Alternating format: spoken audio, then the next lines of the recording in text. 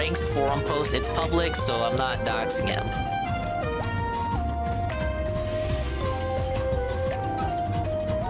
A goon titled this GPM pooping on Starfield. That is his file name, not mine.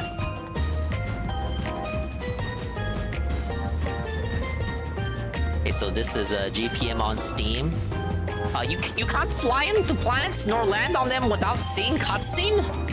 This game is mediocre as hell, ATM. Even though he just said in my chat right now that he likes the game. I can't even land my spaceship myself. Everything is a loading screen, and grab jump is another loading screen. There's no flying on the planet nor landing on them. This sucks. He just said he likes it. Posting privileges, only members of Starfield are allowed to post. This is how it's what done. What accent is that? That's how Frank Castle sounds like Deloria. With visible roads. Oh my gosh. Dude, wait! All right. Wait, I saw that. Maps. Look what he has in his downloads. This is in his library. Busty EV. No way.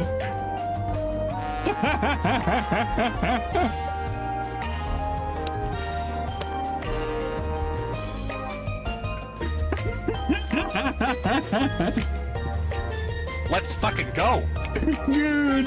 And look how quick he skips away. Now with visible roads. Like he looks over. Oh my gosh! And he skips away. All right, let's get out of here. Yeah, let's get out of here. Okay, I have to reload now.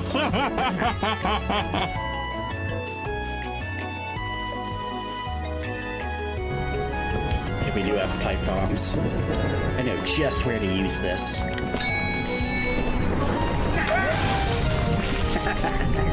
Let's go. Hey, you like that paint job? We gave this elevator a makeover. Let's go. I should be an interior decorator.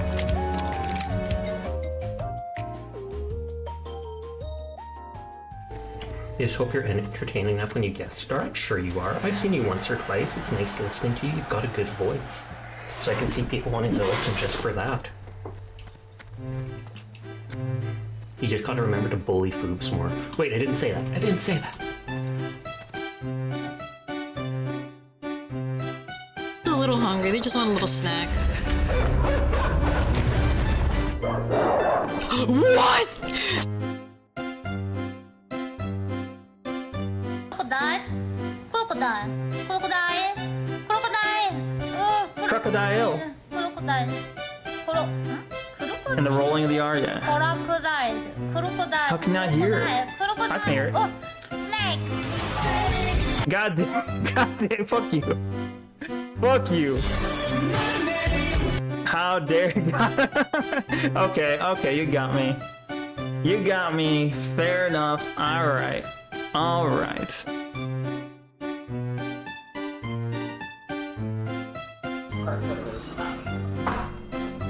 No, you're not. You need to sleep. No, I don't. Sleep is for the weak. Just because I'm streaming without sleep. Just because I'm sleeping without sleep. Just because I'm sleeping without sleep. Fuck! Just because I'm streaming without sleep doesn't mean I'm going to hurt anybody. All right? It doesn't mean I'm going to hurt anybody. Okay? Okay? Fuck. It doesn't mean I'm going to hurt anybody. Anyway. Oh lord. You actually slip and see your face. Oh no! The VTuber has a face! It turns out that I'm wearing like a paper bag. Uh-oh.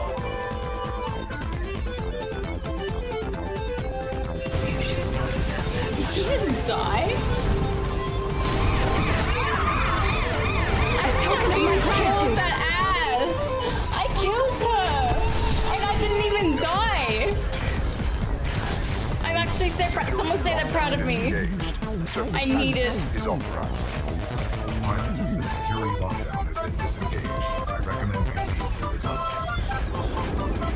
What the fuck? Oh, me.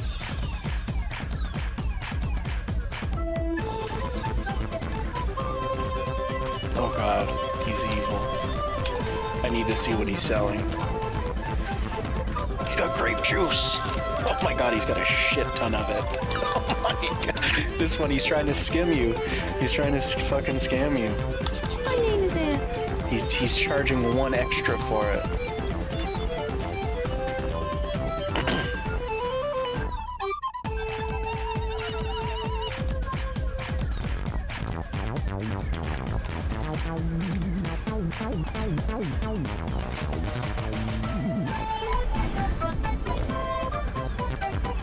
You can teleport the people that are already inside of... Whoa, wait, did I just fucking bug it out? Ah, I broke and bugged it.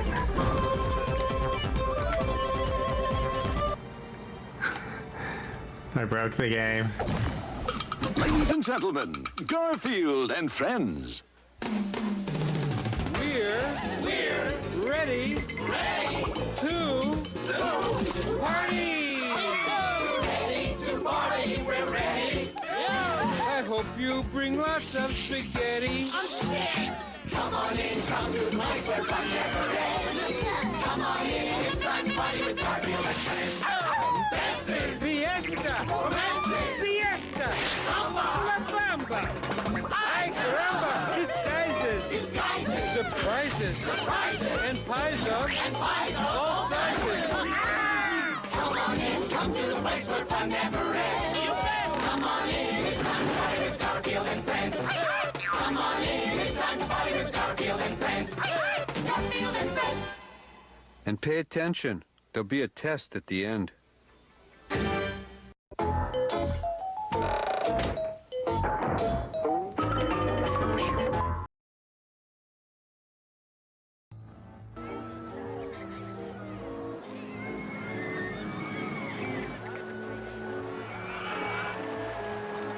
Guys, hello.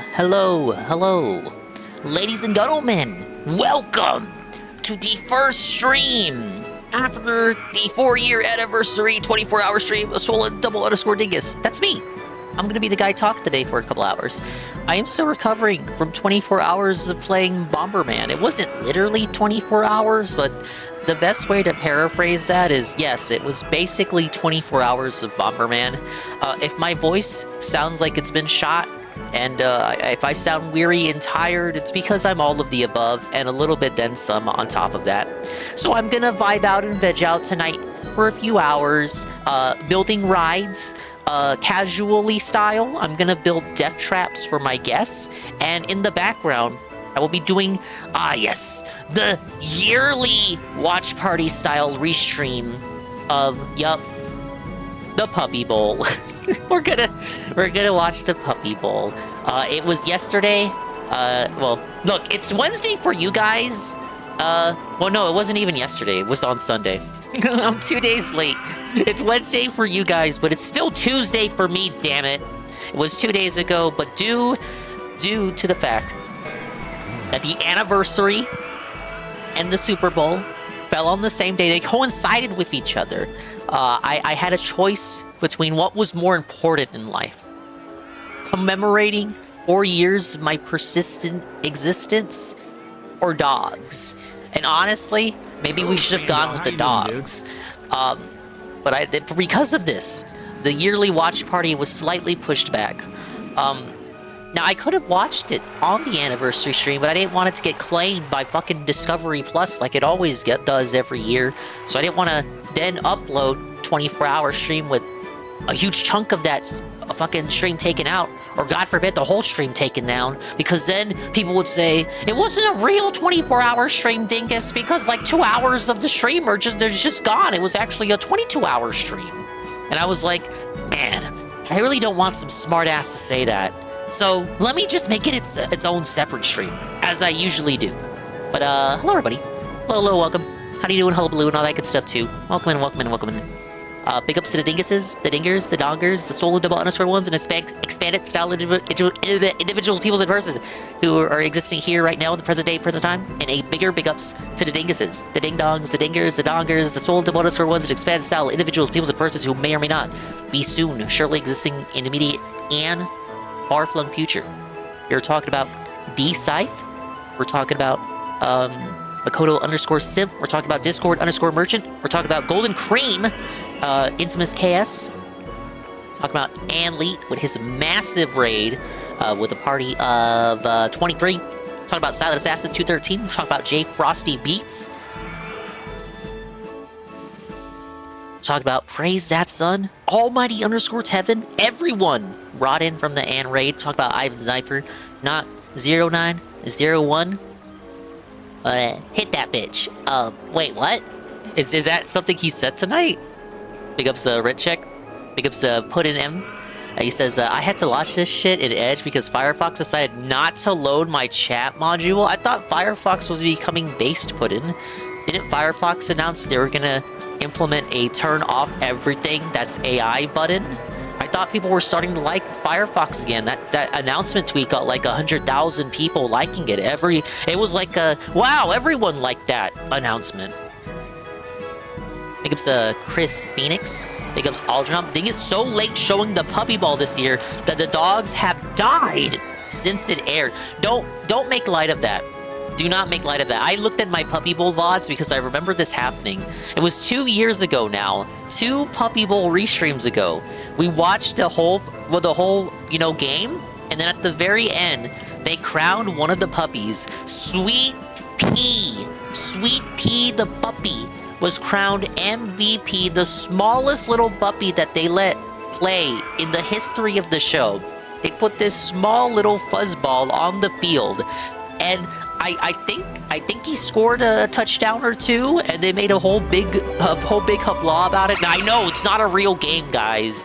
The whole illusion of the fun, it's like wrestling. We pretend it's a game, and we derive amusement from it. It's just supposed to promote adoption and like getting a dog for the family. Though in recent years, it's become more like E3 before it died, where it's basically just an advertising vehicle.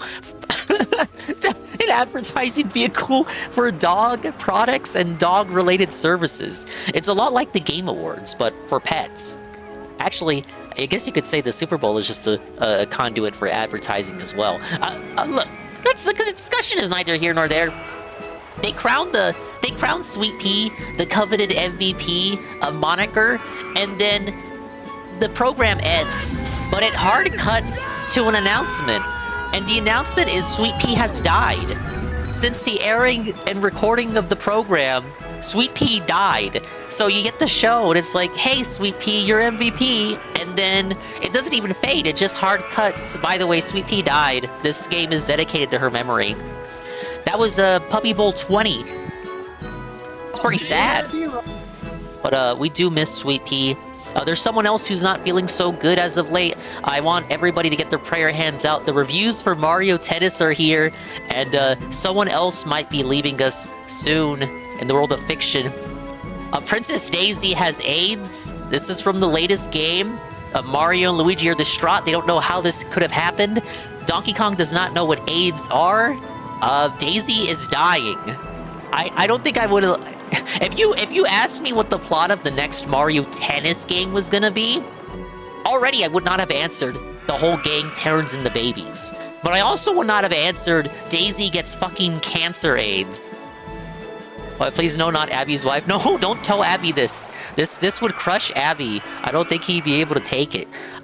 But yes, in my opinion, this is just an excuse to get Daisy out of the plot so that she doesn't turn into babies. Because the plot is, if you saw the Nintendo Direct announcement, Mario, Luigi, Peach, and Wario and Luigi all turn into babies.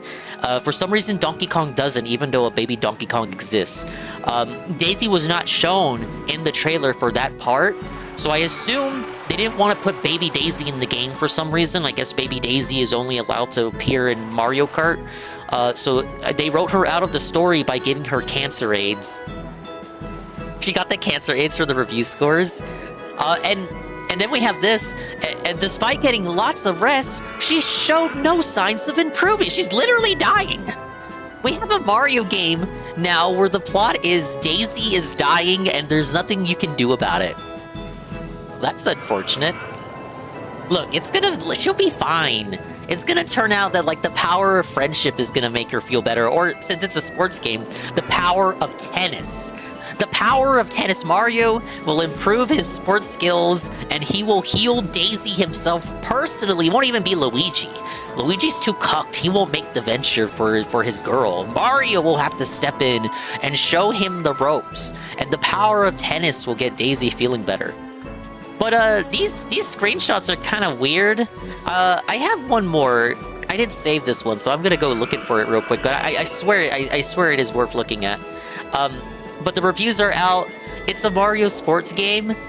Surprise, surprise. So the review scores are mid-70s. Mid-70s. They're not... It's not lighting the world on fire, but to be fair, despite what memories you may have of these games, that no Mario sports game was ever considered a must-get for your console. It's more there to supplement the library, so that eventually at a point in time, you know, you would get a whole library of games, and then it'd be like one of those games would be a Mario sports games, but it wouldn't be the cornerstone. It would not be the cornerstone of your library, right? It wouldn't be the main game that you put on. It's a game that you put on when your friends come over. Oh, I wanted to show this one. Hey, Pim Pam. So we have Wario and Waluigi. Waluigi is hitting his stock pose render. He's like twirling his mustache. That is literally he's hitting the render. That's the stock Waluigi pose. But here we have some dialogue from our foul friends. Yo, she doesn't look good at all. Look, we got a solution for you. I don't know who is saying yo, but if you want my opinion, I don't think either Wario or Waluigi would ever say the word yo. They're trying to be hip with the kids and use like Zoomer lingo. I don't think either of these characters would ever be caught dead saying yo. If this game came out in the mid-2000s, this would not be in either of their dialogue boxes. And we got one more. These are just the guys looking sad. I guess someone got the game early, or it's a review copy. Sorry, this one's differently shaped. But this is just the fellas looking sad.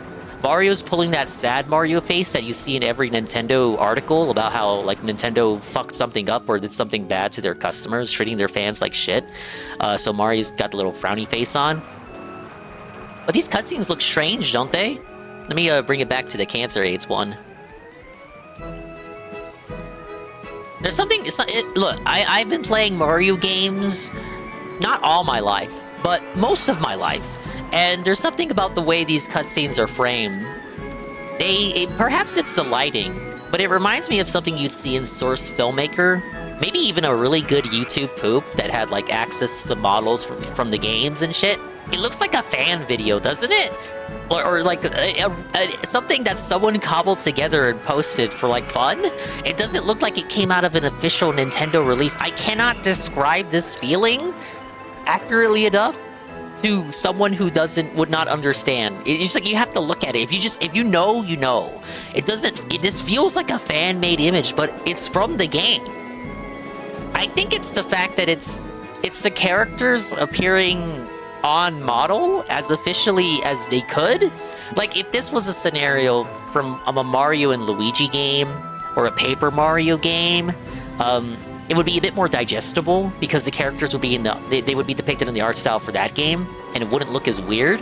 But it's like in a regular Mario sports game where the characters don't have any exaggerated art style differences or anything. It's just like the regular characters, and we're talking about Daisy being sick and she might not ever get better. Like that's already a concept that I never thought would be a plot of one of the games. Not even if it's like the major plot point, just like a plot point, a bullet point to one of these games is Daisy gets sick.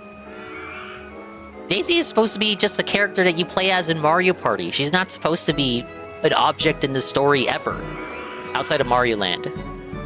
Like, you know what I mean when I say that. Oh well. That's there's some things I saw from the reviews that came out. Everyone's sharing screen caps of the story now. Apparently, it's another one of those fell for it again awards, where the story is only 3 hours long, and it's just meant to be a tutorial to get you ready for the rest of the game. So I don't know why people were surprised going in. Like people, they always fall for it. when they announce a story mode for these Mario Tennis games, people go in expecting a story mode like the handheld games, where it's an RPG, a lot like Pokemon. Not the case with these newer ones. You start up the game expecting a Pokemon-style RPG, and in return you get, what, again, a tutorial to train you for the online. That's what the story of Mario Tennis Aces was like. So yeah, Daisy's dead. She might not ever get better. Don't tell Anne, he's gonna cry. Hey, pass remote. Yeah, yeah, rip Daisy. Okay, so, we have the yearly watch party. I actually signed in for this. This is a legally acquired copy of the Puppy Bowl. I cannot get in trouble for this, even though I always end up getting in trouble for this every year that we do this, but I do it anyway for the love of the game. Because you guys love dogs, and I love dogs too. Or at least I like Poochie. We have the 2-hour game. Team Fluff versus Team Ruff. You go ahead and put the kibosh on the background music. Let's choose a scenario first. But yeah, I logged into my fucking TV provider. I do it the legal way. It's my legally acquired copy. Purchased, of course. I am allowed to share it. Let's see. So Mark Dingle has completed... The only thing I hate more than dogs is hand egg. This might not be... This might not be the program for you then, Puddin'. No, I swear it'll be fun. Between all the advertising and shit that they try to sell you for you and your dog, there are fun moments to be had. What scenario do I want to do? There was one where you're like landlocked into a city that I thought was cool. I don't think we should do any expert ones. Giving your info away for the puppy? Yeah, hopefully we don't get any advertising. It said all I had to do was watch 3 ads and then I get, like, free ad viewing. But imagine if an ad comes up and it just completely doxes me based on my location, you guys. I would be so felted, I'd have to edit the fucking VOD. Speaking of VODs, I chopped up the 24-hour stream to 3 parts. So eventually, at some point, maybe in immediate far-flung future, that will be available for viewing. But guys, it's like 24 hours, and on YouTube, I gotta split that up. So I split it up into 3 parts.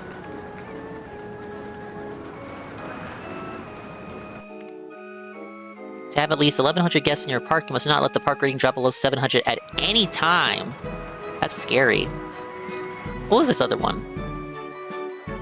I saw Japan. 2,500 guests in your park by the end of October year 5 with a park rating of at least 600. I tried the Antarctica map, but I just got felted. I think I gotta come back to that one.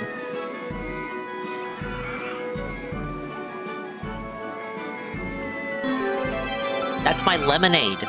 Look, Aqua Lemonade. I have lemonade.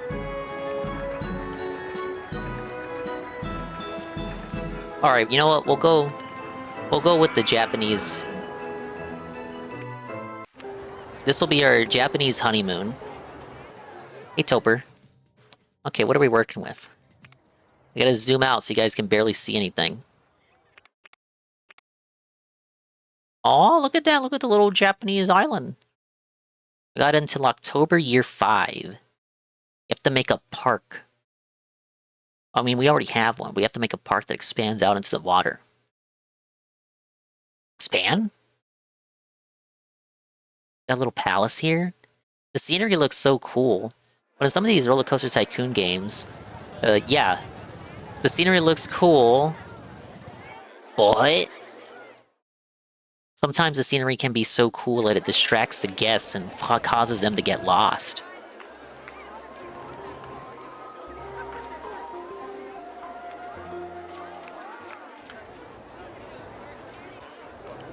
Speaking of lost, much like Japan in reality, seems like there's not much room for these people to exist in. That goes a lot with the scenario we were given. There's barely any space for these guys. What do I have available to me? We have a bullet coaster. This isn't J-pop. What music am I hearing? Car ride? Japanese people don't drive cars. Haven't you been to Japan? They just walk everywhere. You have the fighting kite? I gotta be careful with how I pronounce that. Guess they're complaining about the length of queues? Don't go to a theme park in Japan then. There's hardly any space. Oh, they have go-karts in Japan? Go-karts and go-karts, comma, Japan. I haven't played this since I was too young to be any good at video games. How bad is it? It's very much an enjoyable game. I played back when we had the family PC growing up. You know, I played PC games. I'm not much of a PC gamer now, but I was back then. So I would play games like this, Lego Island, Lego Rock Raiders. Amazing. My first ever strategy game right there. Top-down strategy game. Lego Stunt Rally, SeaWorld Tycoon. Now, of all of the games I have mentioned, all these Lego games in this game, don't play SeaWorld Tycoon. That one is actually a bad game. I streamed it once, but I had to do a lot to get it working on the current day MSI, and I think I had to like download a program that let me run. I had to download the ISO and mount the ISO or burn it or whatever the hell you're supposed to do, and then download a program that tricks the computer into acting like a Windows XP computer. I'm not describing it well at all, but basically I had to jerry-rig it to get the game working, and then it crashed anyway.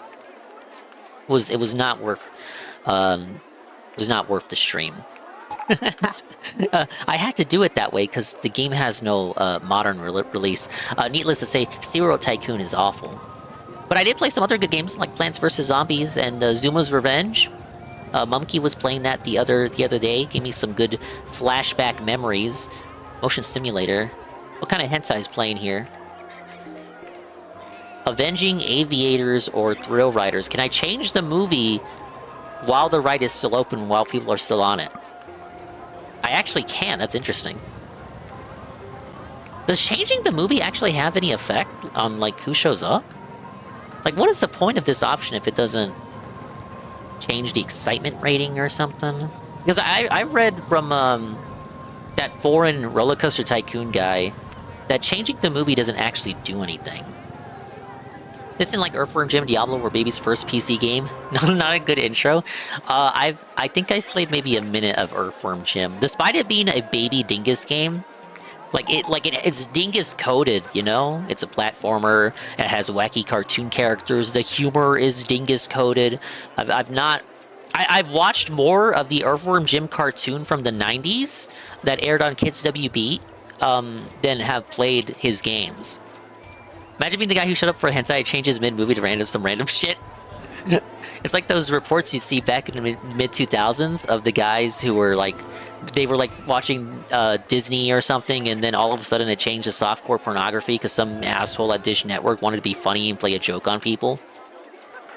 I don't think people do that anymore. But it used to be kind of like, you would see reports about that back in the day. Hey, Astro. I think it's playing God again, huh? Sociopath alert. Sociopath alert. Sociopath alert. Okay, we have the balloon stall. Beef noodles. Hey, Dogsplained. I don't know, Dinker. Will we get a visit from the category fascists if you play the Puppy Bowl? Oh, we might. Don't worry. Look. I was just more so confused by that individual than anything. Because, you know, 4 years of streaming positively on the Twitch.tv purple platform, I've never had someone come into the stream to say that. And like, I watch other people too, both in and out of the sector. And again, like, even with people not adjacent to us, I've never seen someone randomly stumble in and their first message is basically policing. Like it's very backseat coded, right? You know how people are like, oh, don't backseat me on playing the game unless I specifically request for it. And like that I get. So you don't want people being annoying in your chat about it, especially if they're not like a regular, a trusted, known individual. So I was more so like confused by like, why would you think that would be appreciated for you to come in and have that be your first message? Like, what did you think the response was gonna be? Than like actually like mad about it. But I trust Goon's judgment on these things. So I showed it to Goon, and Goon was like, yeah, you should have banned him. I thought Goon was gonna like A-log me and like say, oh, why did you let him big dog you? But no, Goon just said like, no, I wouldn't have tolerated that. I would have just banned him. It's about the guy from the last 20 minutes of the stream. So I just got back to it. Yeah. I brought it up because Dogsplain mentioned it. Yeah, someone showed up at the last 20 minutes to to demand why I was in the retro category, watching Kino Casino, and not playing a retro game. Little did he know or care to look at the timer. It was hour 24 of a 24-hour stream in which the majority of those 24 hours was a retro game that he was not there for. I mean, what? Did he think I was just reacting for 24 straight hours? Like, if you actually parse through it and think about the context of the situation, it doesn't make any sense. I was just reacting in the category for 24 hours? And did he think he was the first person to notice that? Like, he was the first hero with the golden broomstick to see that and call that out? It doesn't make sense. He probably didn't even see the stream link. Did he read the title? Did he see the title where it listed what I was doing? It doesn't make sense, you guys. Don't rewind and spoilers for Mario Tennis stuff. Yeah, I talked about Mario Tennis stuff. Well, Ann saw it. Ann saw it. I was just messing with them. Hey, Konako. Oh, I like the little nope emote. Big ups Big Rocket Man Turbo HD Remix. I just showed them this 7. Daisy is very sick. Daisy is dead. Daisy is dying. And the reason why I didn't ban is because, like, I'm not really prone to doing that. The only people that get banned here are the people, honestly, the people that you ban, Anne, because you're the only mod that mods. Not to imply that the other mods should mod, but you know, I said it yesterday talking about how things are in this neck of the woods. I mean, you guys are all grown men. You know how things should go. I don't have to tell you to follow the toss. A lot of you are older than me. So the only people that get swept up are the people, the spammers who get swept up by the auto mod on frame 1, and the weird guys that don't get swept up that you end up leaning on. Is this loss? I know. Is it lost, Konako? I was surprised Dingus didn't say shit immediately. Well, I mean, I was just kind of confused because you would have done. Wait, no, what? No one's redeemed this in ages. I don't think anyone's ever redeemed this. Ivan Zypher? We haven't even started the Puppy Bowl. Yeah, he stun-locked me, basically. If you look at the VOD, I am kind of stun-locked thinking, how is it even worth it to crash out on this person? But I was at the end of the stream. I was like, even if you want to look at it as, oh, you're not playing a retro game, yada yada. Well, I was playing a retro game, and it was the ending hour of the stream, so I wanted to talk to chat, which other streamers do. Streamers in the retro category will spend an hour talking to their chat, and there's nothing wrong with that. And they will also end their stream talking to the chat with no retro game prominently displayed. So to come in there and say that and think you're like a hero for doing so, it doesn't make sense to me. Like, the timer was present too. So it's like, listen, it's like, look here, listen. Hey, Zerazi. It's okay. I'm not mad though. I'm really not. Okay. Ivan has, redeemed the final brush. I actually have to turn off the brush redeem now. Ivan has the last brush that I can confer onto a viewer. So I must now turn on off this redeem for forever.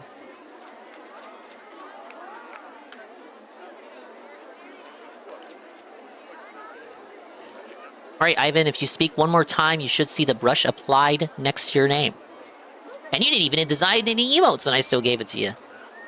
But big ups Ivan Zypher. Let's get a round of applause for Ivan Zypher, the newest artiste. Yes. You need to change your category every time you change what you are doing, even if it's about 5% of your stream.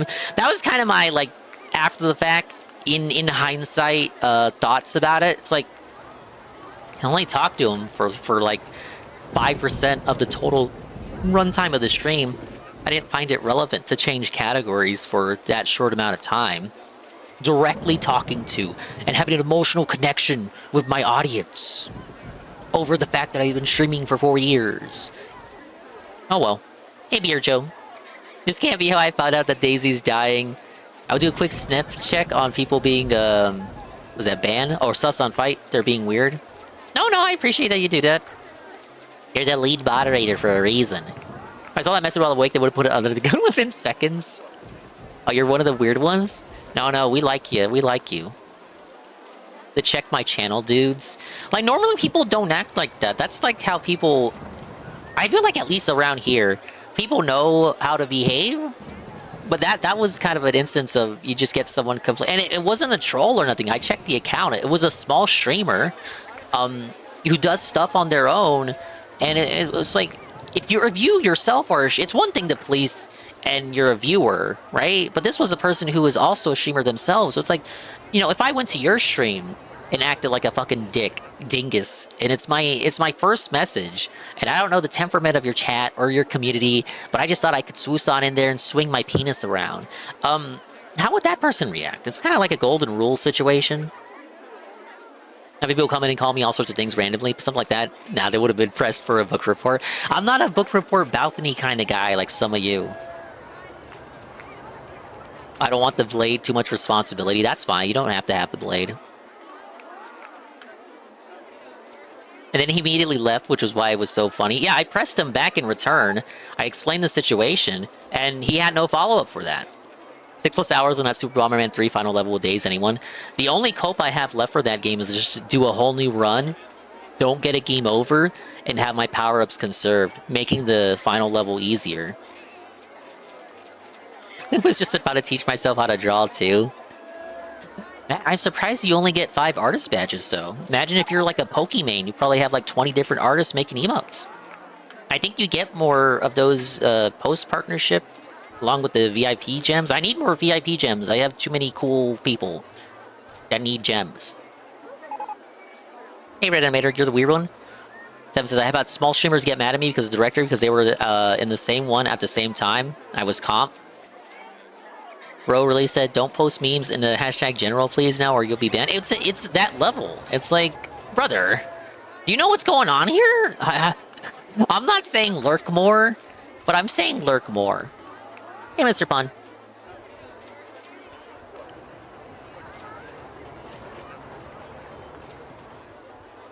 Oh, during the Quake Champion stuff? I think I remember that.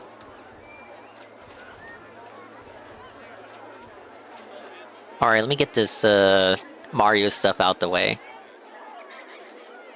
Freaking Waluigi. You're not supposed to say yo! I guess the plot is going to be trying to find a way to get the cure for Daisy, this golden apple, whatever it is. Hi, UNF. I still can't get over how these cutscenes look, though. They look like something straight out of like YouTube, like source filmmaker meme video. I think it's the lighting and the way the lighting reflects off the models. I think it's download Mario Kart Wii X Deluxe. I have it already. I think that's the one Seru showed to me one time. Seru downloaded something on his Dolphin of Mario Kart Wii, and was using it to. I think he played online. Yeah, I think he used it to play online. Daisy got coup-felted. I joked that she had cancer AIDS. Then the reason why the people of the Mushroom Kingdom are so confused is, you know, it's Mushroom Kingdom. Nobody has sex in the Mushroom Kingdom, so how would they know what cancer AIDS are? Well, they probably would know what cancer is, but not AIDS. I'm sorry, Luigi, but the Daisy has a stage 3 terminal cancer. Mamma mia. But at least in the Mushroom Kingdom, you probably just eat like a mushroom and feel better, right? There has to be some kind of mushroom out there that would cure cancer. That's what the Prevent Cancer Foundation is for in the Mushroom Kingdom. It's to locate a mushroom power-up that cures cancer. Mario's a doctor, so yeah, that'll be kind of awkward. Actually, Mr. Miyamoto-san has said countless times that Mario is not a real doctor. And you should not ever go to Mario for a doctoral advice. You should not be put under the knife by Mario. If Mario puts you under the knife to operate on you, run away. Run far, far, far, far away. Okay, I'm stalling. Let's get started. So the objective is to get an amount of people. Oh, most beautiful park award. Yeah, that happens when you're anything in Japan. 2,500 guests in the park at the end of October, year 5. It's May 15, year 1. Rating of at least 600.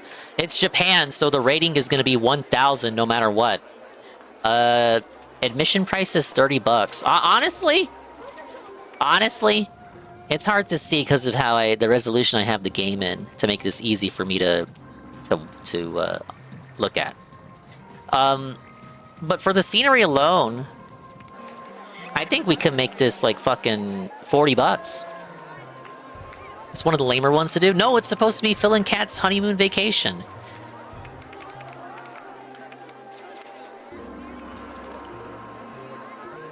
Okinawa Coast. We're gonna call this Japan-style honeymoon land.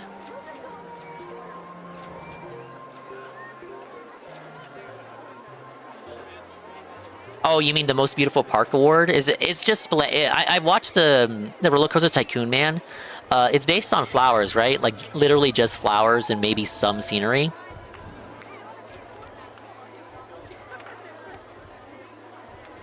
Yeah, it's based on like RNG on the awards you get. Okay, so park rating is 934. Despite how small the park is and people complaining about lines, they actually like the park.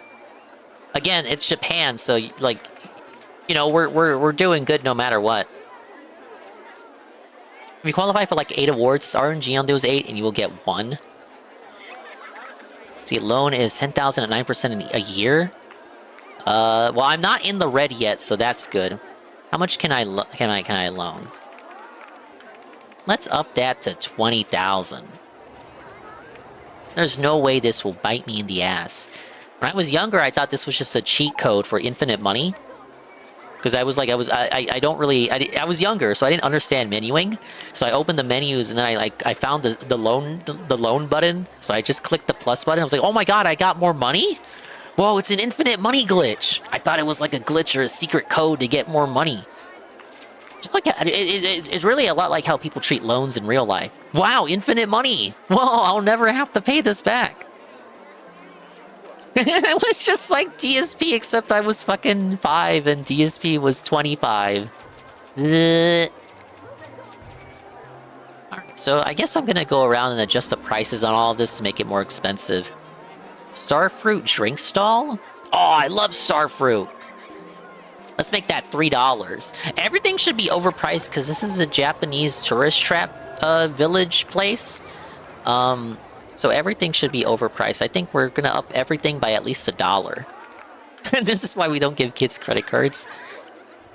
When I worked retail, we would sell those funky Fortnite and Roblox cards, and I would occasionally get a parent coming in telling me a story about how their kid charged $1 gazillion on their credit card, so they have to get these prepaid cards for the kids every Friday or something as like a weekly reward, which is, by the way, the concept of that is fucking ridiculous. Like, wow, you get a prepaid card every Friday just for existing? Sometimes it wouldn't even be like if they did good in school or something. They would just get a card every Friday. What the hell? I should have gotten a Nexon card every Friday for my MapleStory account. But yeah, they would tell me a story occasionally about how the kid spent their credit card on like Fortnite or something, and they would have to get in touch with Sony in regards to refunding that. And you guys know how it is getting in touch with the platforms in regards to a refund. From what I hear, PlayStation was the worst to deal with. And PlayStation absolutely refuses to give refunds on stuff like that. Oh my god, little Timmy charged $10 on the credit card over the course of 12 months, so now I'm $1 gazillion in debt. And it's like, listen, buddy, I don't care if it was 5 minutes ago, you guys. We can't refund you. Big ups, Rennie-kun is here. Brave with a party of 4. We're playing Roller Coaster Tycoon.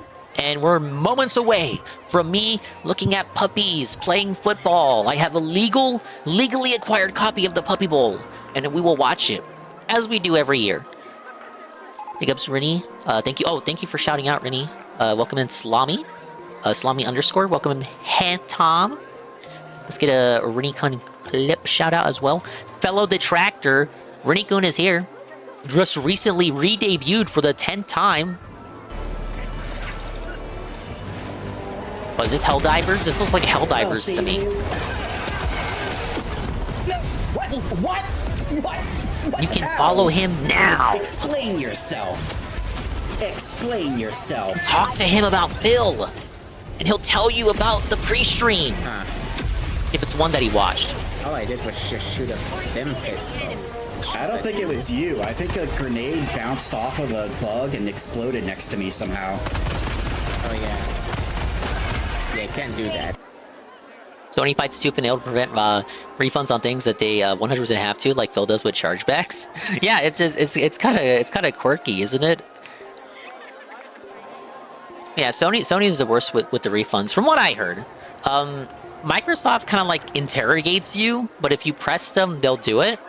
And I don't think I heard too many people dealing with Nintendo on that. We already have a modern example of what you're saying, Dinger. RTU said live on a stream that his son took his baby mama iPad and spent 1,300 in super chats to stay. Oh yeah, you'll see that. You'll see that too with not even just like games, but like you're saying, you'll see that with there was that Derek style guy who murdered his family and took his parents' credit cards to give money to streamers. Girl streamers, of course, not dinguses like me. I want money from a potential murderer. It's blood money, but it's a good thing. I'm depriving the murderer of money so he could not use it to further his illicit and evil purposes. I'm putting it to a better purpose and a better place. Coincidentally, we were playing the Cyber Stand event in Helldivers 2 today. Yet another cool thing that Phil will not experience because he's seen everything in the game. We know what the game is. We know about the meat of the game. We know everything there is to know about the game, and like we don't have to play anymore. Like we're done. We can move on to something else. There's no investment. We didn't lose anything. It's a Game Pass game.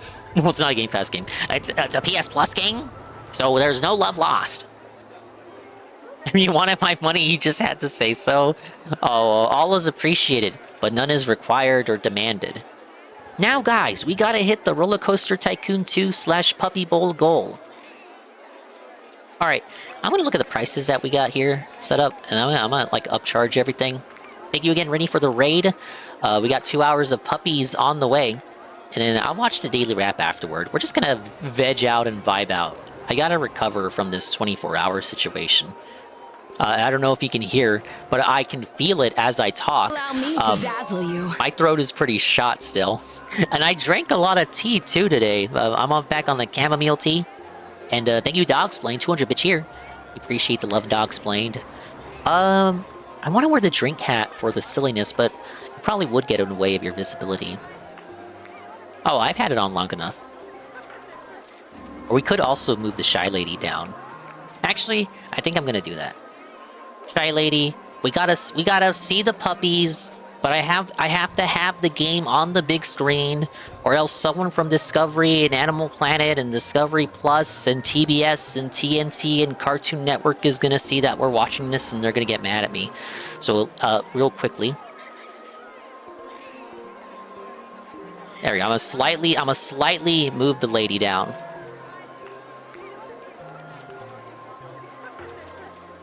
I need to get in my default position.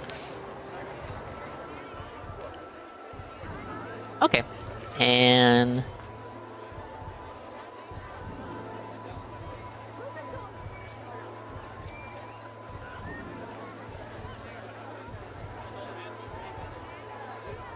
all right, let me just make sure that that's saved. Yeah, this is the Pupper Bowl position. There we go. Yeah, the VTuber model of fair use. True. I know you showed it last stream, but I'm regarded. How's the push going? Pretty good. I think, so we're at the state where, The days are falling off. The days from December are falling off. So at its peak, I had it at like 3 out of 6 for the 60-day, 31 to 60-day period. But some streams rolled off from December, so I think it's back down to 1 out of 6 for 31 to 60-day period. Basically, well, I guess I should just show the screen cap to make it make sense, as the kids say. Yeah, because I had the screen cap I shared was from a few days ago. I really should pay attention to this stuff more often, rather than goofing off.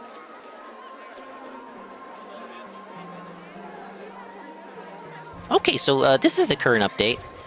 So you might remember that it said 3 out of 6 previously from a few days ago.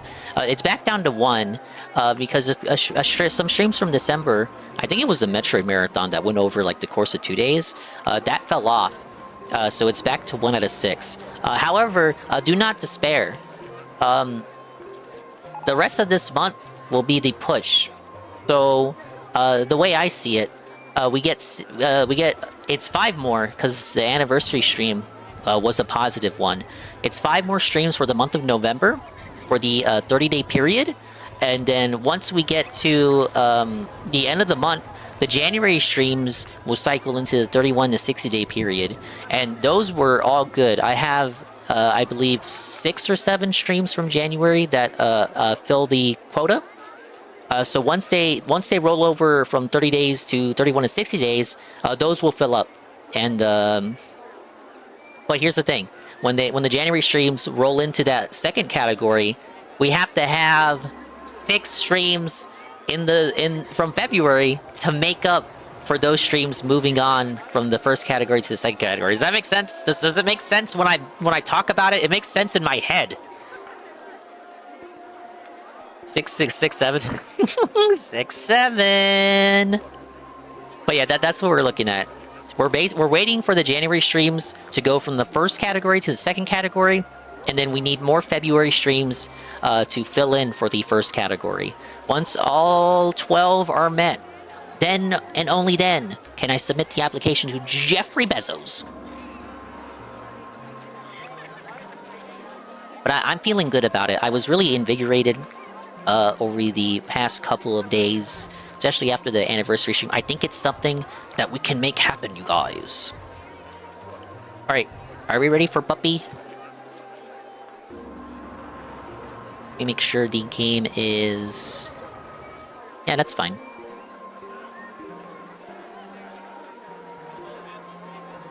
Okay, how am I gonna do this? We're gonna have this right here. Fair use puppy vision. Rated TV PG? Someone's gonna get shot. They're gonna kick one of the puppies. The puppies are gonna kick each other. Bowl Sunday, and this is the Puppy Bowl Hotel, where our players stay and sit before the big game. But now it's time to round up these pups. First up, Puppy Bowl team floor. Oh, you look ready. But where's the rest of the squad? Come on, let's go. Look at that little wiener dog. What are you doing? What is this? Guys, we talked just got a about hotel this for at the team dogs? meeting. Nobody's packed. Wasn't that a movie? Status gets you a late checkout, or we gotta get those pods in motion. Someone in the shower. I will continue to be here for every stream. Thank you, Puddin. I want more of my follows to make it to the check mark. I was going to add a derogatory word to that, but I thought better of it. Oh, thank you so much, Puddin. Again, yeah, you and anybody else supporting the push are, of course, welcome here and dearly appreciated. Dog hotels exist. I know that because I watched, it wasn't Defunct Land, but it was a guy who does videos that's basically Defunct Land. He did a video on the Disneyland Kennel Club and how there, still to this day, there is a hotel right outside the Disneyland entrance where you can go to and check your dogs in. And they get like a little treat and a little can of food. And that's all they get. Anything else is extra. They have to pay extra for the poor pups. Hey, you love your dog, don't you? You want to feed him the good chow, right? Oh, aren't you adorable in your little shower cap? On-ride photo $2? Oh, we gotta go. Come on. We can do more than that. 350. I see what's going on here. Studying every pup formation in the playbook. I love a rookie that does their homework. Let's see, we got the flea flicker, squeaky blitz. That's a new one. All this prep's not gonna matter if you miss kickoff. Let's go, come on. Of course you'd be in here. Look, I know it's nice to be by the pool. These will be all our heroes. This is their way. This is how they introduce them every year with a little skit. Could have at least signed off the live stream. Wow. Let's go, pups! Wag those tails! Unleash That those puppy was zoomies. playing Valorant. Yes, destiny awaits! No, he's playing Deadlock. Pudding, this is 2 hours long. I watch it every year with the chat. Feeling nervous? That's okay. Today's the It big always day, gets but I claimed. know you're ready. Ignore the camera, forget the lights. So this might be unarchived content. Just needed a little Or, up well, talk. it'll be archived because it only gets claimed for America. So if you're European, you should be able to watch the VOD, no problem. Like, you know, a regular style person. Brit only VOD, basically. Hey, circadian sequence. Theme parks are a portal to hell. True. Depends on well, it depends on the SCP we're talking about. Hey, Rent Check. Hey, Golem. Does this guy kind of sound like an Arlo? Or am I too sleep deprived? You are too sleep deprived. I don't really hear it. He's been the referee every year. Let's go. Next stop, Puppy Bowl. I'm sure there's still a window seat for you on the team shuttle. Snacks? TBD. Did everyone go potty? Show of Puppy paws. Bowl 20? 20? Fans, 22. I wanted to say 2022. Over. Get ready for show-stopping puppy action as Team Fluff and Team Ruff go paw to paw. We need for a Ruff. chance at I'm Puppy Bowl always glory. on Team Ruffian. Fuck Team Fluff. For We hate those 20 guys. Years, rescue puppies from across the country have come together on the gridiron. Let's see, in a battle 220? royale to 220 see for the who beef will noodles. come out on top. Put everything at 220. And today, the If they'll pay storied 150, battle they'll pay 220. continues as 125 puppies representing 72 shelters across 40 states and territories compete in the cutest competition in sports. Team Ruff is looking for redemption after their dreams were dashed last year by Yeah, I Fluff's was- dude, buzzer-beating score. I was Paws fucking has the donut devastated. with room to run. Check this. The 20, the 10, touchdown, touchdown. Bullshit. Unbelievable. Congratulations once again, Team Fluff, champions of Puppy Bowl. They 20. always win. Destiny hangs in the balance as these two titans prepare to make history. But only one will claim the most prestigious piece of metal in all of puppy sports, the Walmart Lombardi Trophy. The Walmart Lombardi Trophy. This Don't miss is appearances from ridiculous. Supergirl star Millie Alcock, What? Buffalo Bills wide receiver Khalil Shakir, and Millie Bobby Brown, who've all come out to support rescue pups across the country. Do we like those people? Okay, Taylor, it's time. Let's go down All right, the Braga, field where it's the time. entrance tunnel is packed with puppy anticipation. And here come the cheer squads.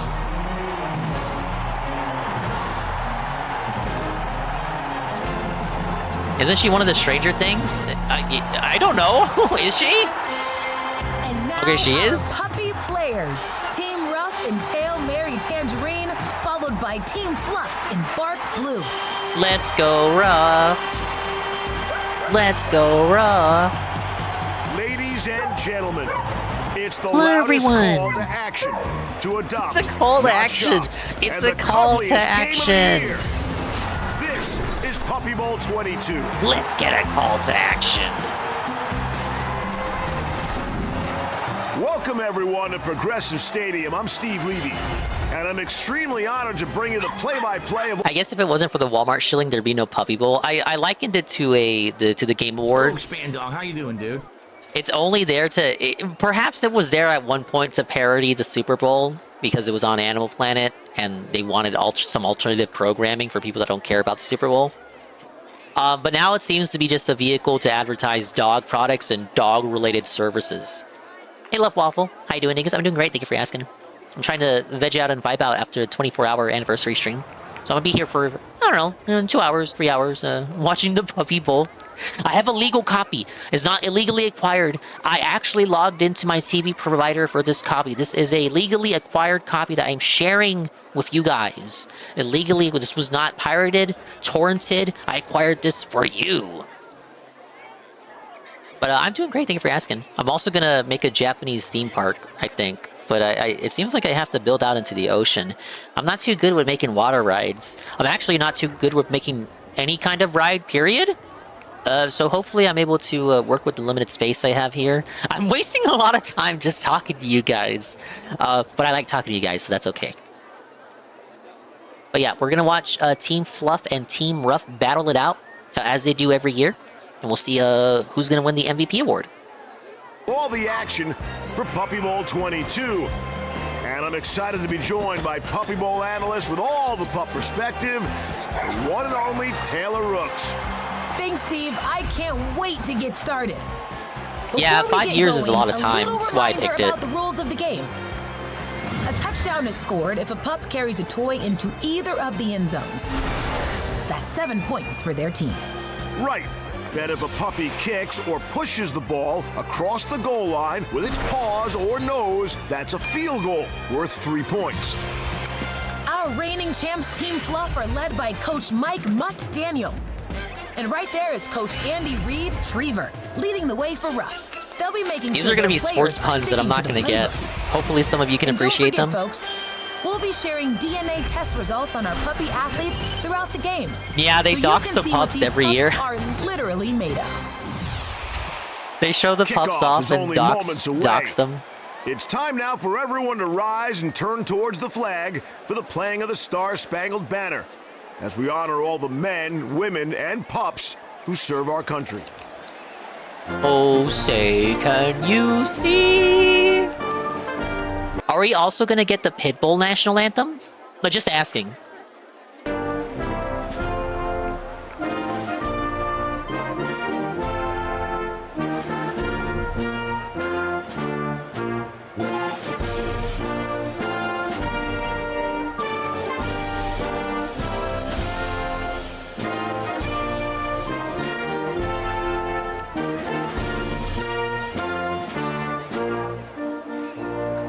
Why do we have 4 bathrooms? Is this just the style of Japan? There's just bathrooms everywhere? When the Puppy Bowl respects the national anthem more than the NFL? Is this true? Because I heard Papa Dingus, he was listening to, of course, Papa Dingus watches Fox News, you guys. But they were talking about the Super Bowl, and I, to my understanding, the Black National Anthem was played, but there was also some actual literal disrespect to the national anthem. Are you telling me the fucking dog show respects the national anthem more than the Super Bowl?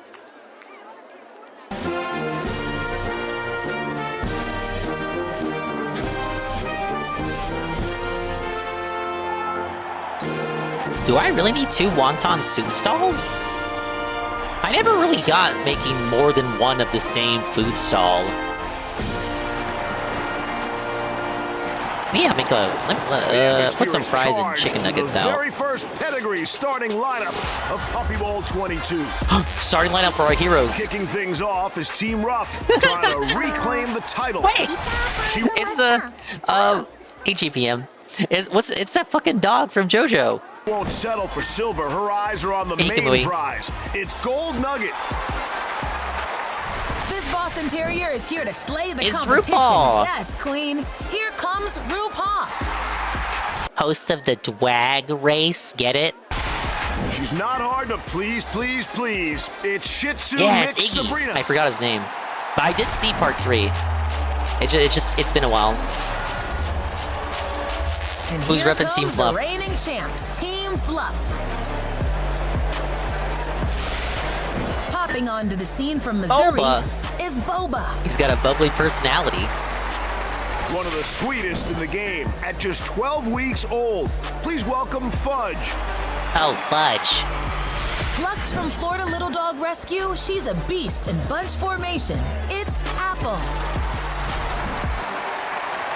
We are moments away from kickoff. Fluff won the coin toss and has elected to Oh, receive. fuck you. Fluff winning the coin toss. Sacrifice Team Fluff to the Pupper Bowl corn. 22 is officially underway. Fluff's Apple fields the opening kick and fumbles on the 45. Team Ruff seizes the opportunity and picks up a toy on the 25. That's not just any player, Steve. It's Apple's sister, Sabrina.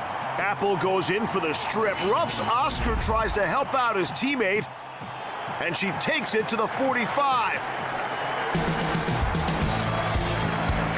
Now Ruff's Clementine has possession of a toy. Apple again with some tight coverage. Clementine comes away with it.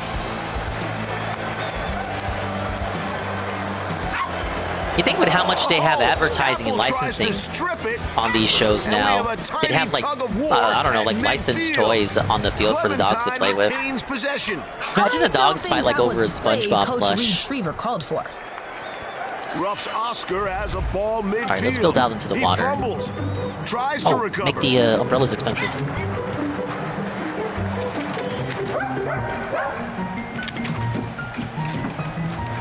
Finally gains control at the 13. Reverses field. Come on, Ruff. Fumbles it out of bounds. What the fuck? Hoping to provide a spark to his team, Coach Yeah, we need a felt Retriever Fluff. brings in fan favorite Gold Nugget. At just 1.8 pounds, Gold Nugget is the smallest player on the field today.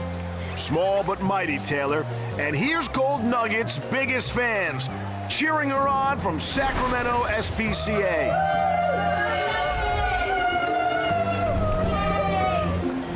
And it looks like teammate Oscar is taking the tiny pup under his paw. I think we charge him. We charge him to go to the bathroom. I'm thinking 30 cents. Looking to take advantage of the size differential, Coach Mutt Daniel calls the signal to star running bark Boba, and she's got a toy midfield.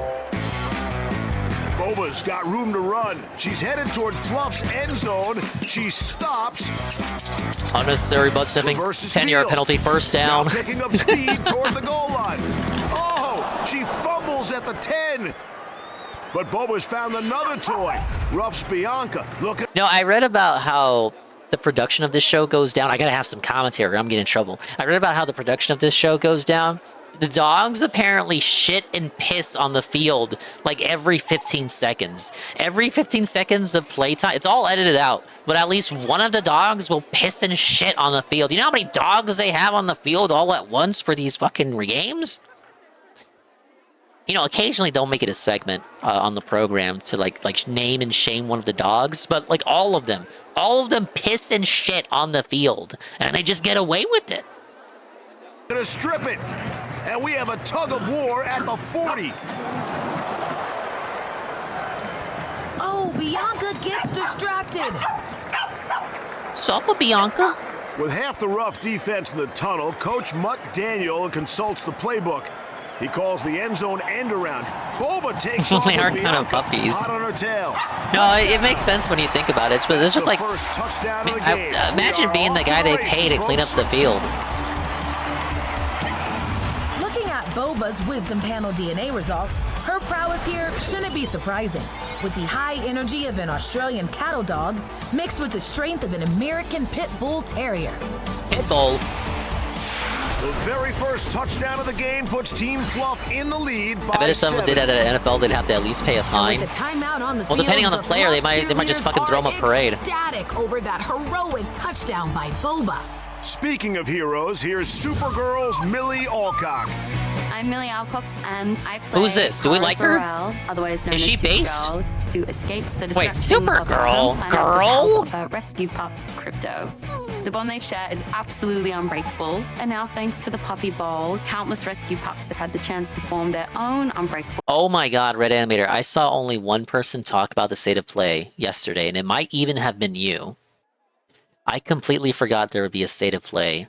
Is this going to be a Saru restream? When is this?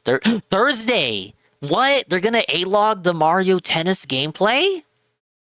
I guess I have to restream it. That'll be, you know, I got the day free Thursday.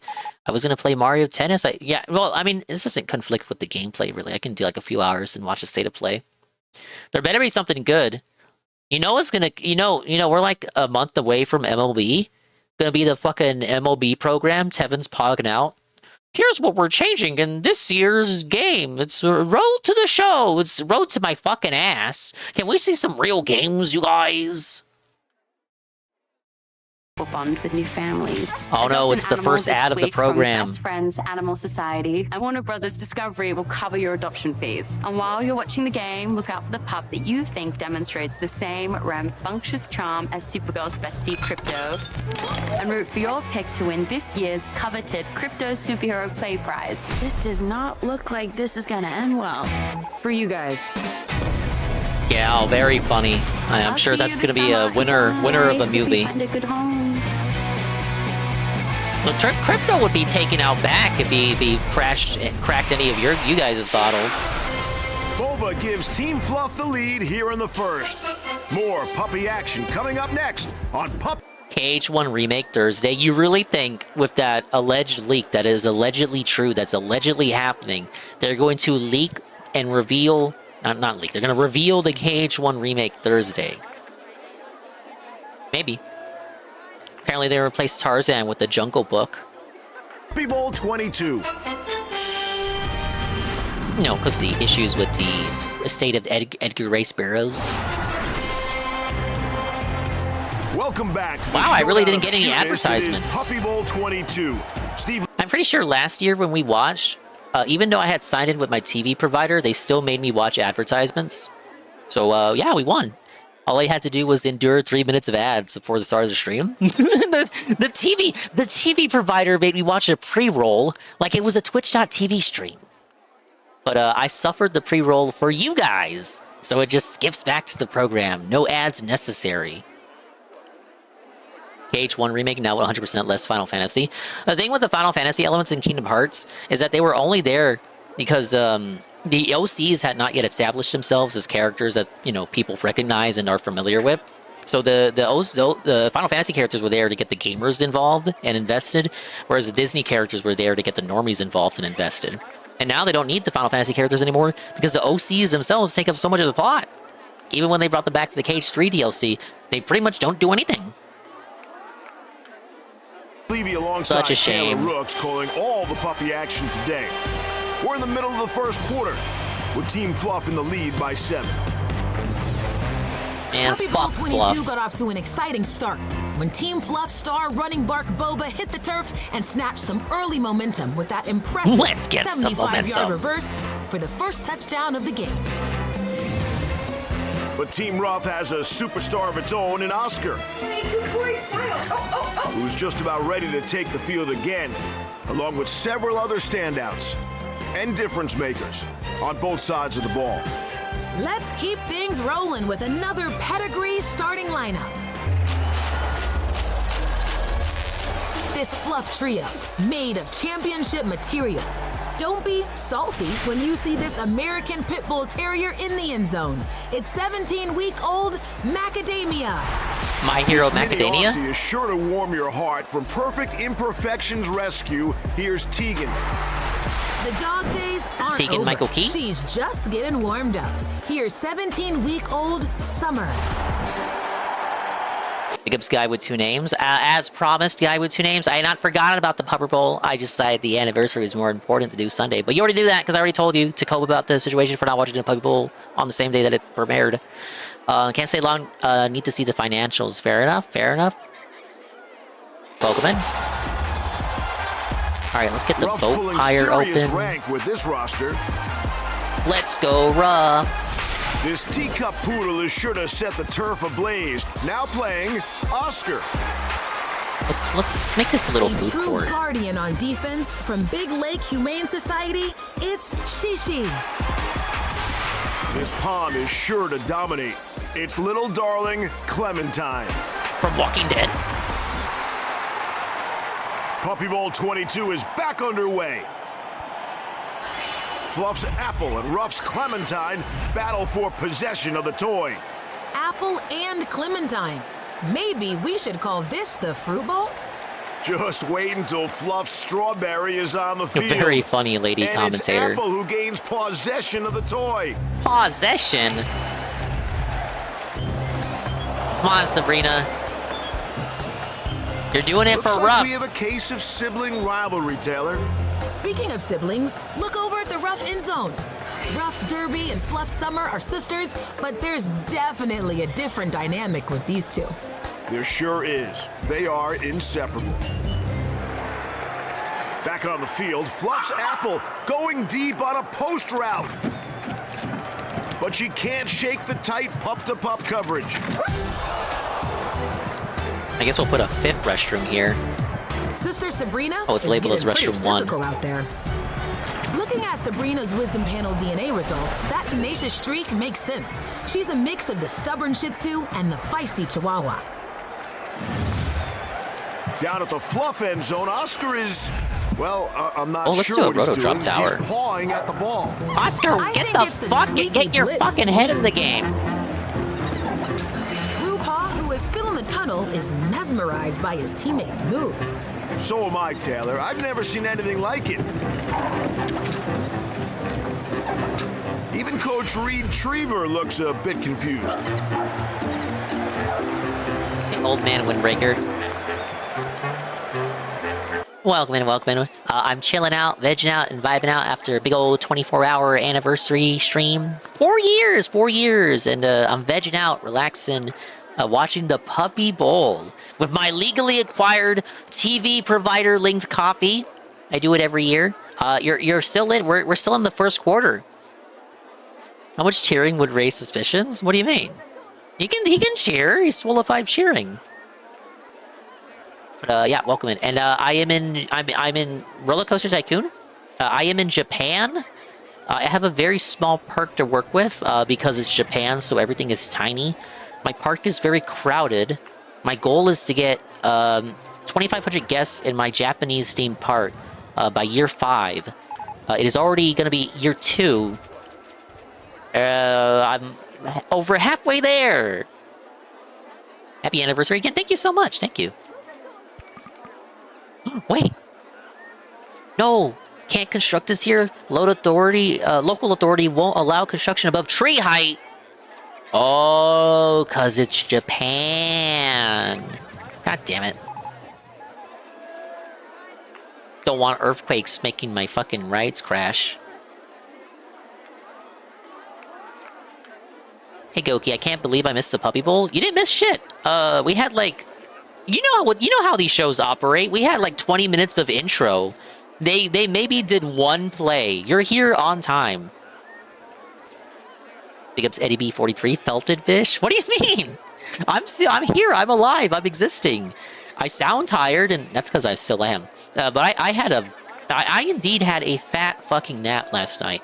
But I got my hours in. I am awake and existing. I'm ready. I'm ready, guys. Does this game simulate natural disasters? Nah, it's not like SimCity, unfortunately. We're not gonna have Bowser come in and stomp everywhere.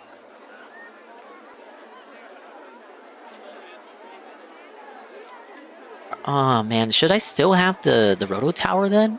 Even though they won't let me build higher than the treetops? You know what? I'm gonna keep it. The Japanese might appreciate it. But yeah, welcome in, Goki and Windbreaker. Puppy Bowl resuming. You know, Team Ruff could really use RuPaw right about now.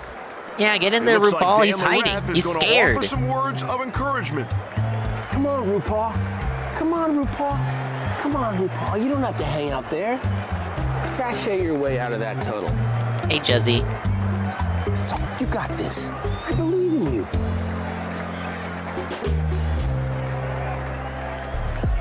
Oscar picks up a toy on the Fluff 30. He runs towards the Ruff end zone. Oh, come on. Then takes Come on, it Oscar. out of bounds. Come on. Come on. No. He seems to have pretty good control of that No. He sure does. Oscar again with the Why carry. does Ruff He always sprints to the fumble? 50. No. Reverses No, come on. Go, go, go, go, go, go, go, go, go, go, go, go, go. Yes. Yes. I don't believe it, Taylor. So His fumbling was all part of an elaborate trick play. Great lead blocking by Clementine. And so Ruff evens the score. Oh, at 7-all. man, I was seething because Fluff got the first Ruff touchdown. cheerleaders finally get a chance to show off their moves. Whoa, Baba. Is your pet a Puppy Bowl superfan? Post your furry friend on social media using hashtag Puppy Bowl. Look at that guy's back ear. That guy had like floppy Now, ears. Fluff Tegan is taking the Oh field. fuck! It's already crowded You here. gotta love the Shit, I gotta welcome open from the Ruff ride. Squad. Sports really have a way of bringing people and puppies When are together. the big dogs showing up? It's Right called the about Puppy that. Bowl. And Tegan has a really amazing backstory. Let's find out more in our Pup Close and Personal, brought to you by Subaru. Not that Subaru. In the picturesque suburb of Watertown, Connecticut, is New England charm, beautiful scenery, and I didn't spam Matilda under the hashtag.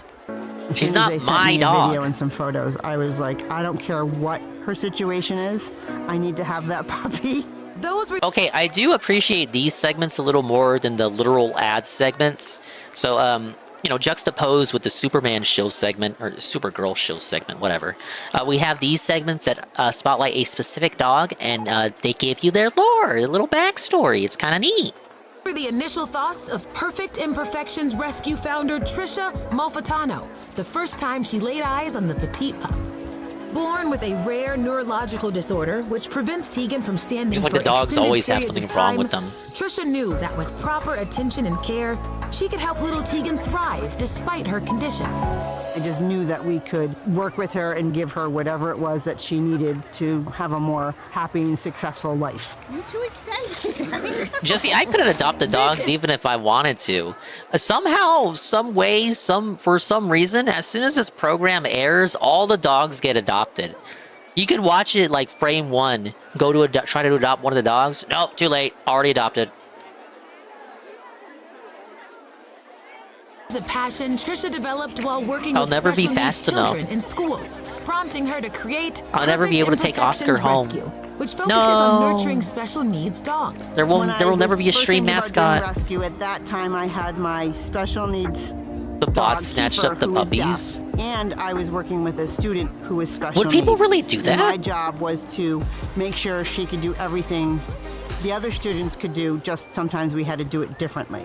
Imagine And making. That's why the rescue owner partnered with K9. Imagine making bots to scrape up the adoptions of dogs from the Puppy Bowl.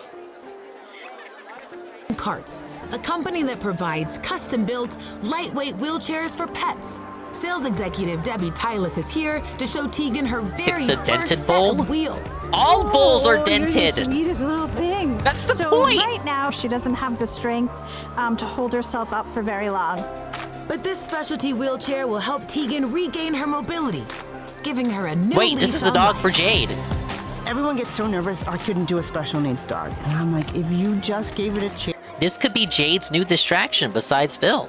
And no matter why they're disabled or what they've been through, they love, and they love hard. Tegan is ready to put the pedal to the metal today. She sure is. If you'd like to adopt a pup of your very own, head to puppybowl.com/adopt to find out Talk and more. I built the cues. Taylor, look across the field. Siblings Derby and Summer are still huddled on the sidelines together. Huddling or cuddling? All right, this is just too much wallflowering. You're adorable, and we love No watching you PDA on the sidelines, field. but we'd love you No out PDA there. on the field. Derby, Summer, your teams need you. Derby and Summer are our first contenders for this year's Underdog Award. Stay tuned to find out who wins the prize. Man, they never give the underdog award to a dog that I care about. Back to the action. Fluff's Boba takes a So toy far, to I gotta give it to 25. Oscar. Oscar's my Puppy Bowl Oshi tonight. Ruff That could change. She comes in for the takeaway. Boba comes away with a toy. Spins to avoid the tackle. Asmongold needs to give the Puppy Bowl the Asmon boost.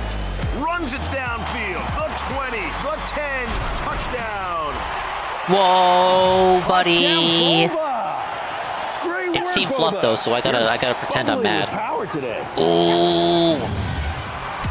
And the Fluff cheerleaders with something to shout about.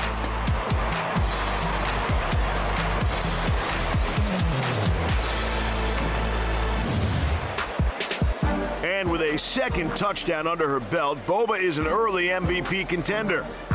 Fans at home, let us know who you think is the most valuable pup. The player with the best game day performance will be announced at the end of the game. Head to @AnimalPlanet on Instagram Stories to cast your vote.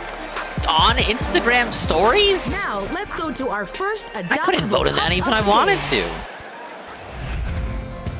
This little pup is Ernie, a Chihuahua mix from Haven Animal Rescue in Nebraska. I didn't want to spam Ernie that. may look tiny, but he has a big personality. And he's full of confidence, curiosity, and charm. If you're interested in adopting Ernie, go to puppybowl.com/adopt. Where's Bird at? It's 14-7 Team Fluff. Stay tuned to see if Ruff can answer when Puppy Bowl 22 returns. Why can't it be 6-7? That'll give Fluff the lead. I mean, it'll give Ruff the lead. Steve Levy here with Taylor. Did Ernie do anything predictive on the field, though? For those segments where they advertise a dog before the commercial break, those are dogs that are not in the game, just like dogs that are like the dogs in the game.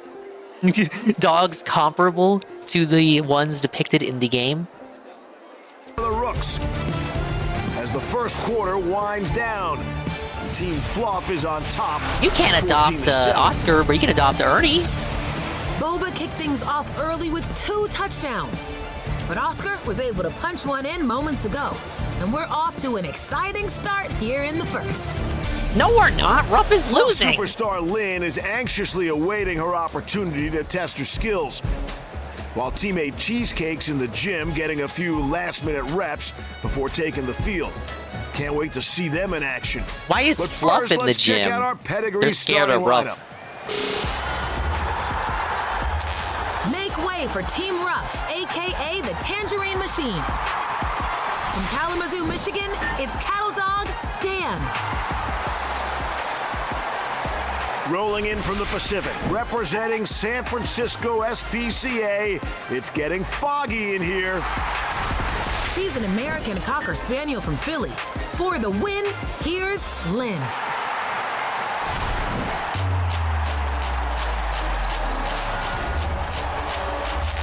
Guys, I think I'm in the green. I'm making a lot of money. Oh, wait, no, I'm in the red. Oh, well. She's HOTDOGO, the one and only Chapel Bone. A force of pint-sized power. Did Team Ruff win any of the Puppy Bowl games? They've won in the past, but not in recent years. They seem to always want to give it to Fluff for some reason. Hopefully that changes this year. Wait, we need variety. From Barky Pine's Animal Rescue, Tiny. On the gridiron, she's always a good idea. Say bonjour to 19-week-old Shih Tzu Paris.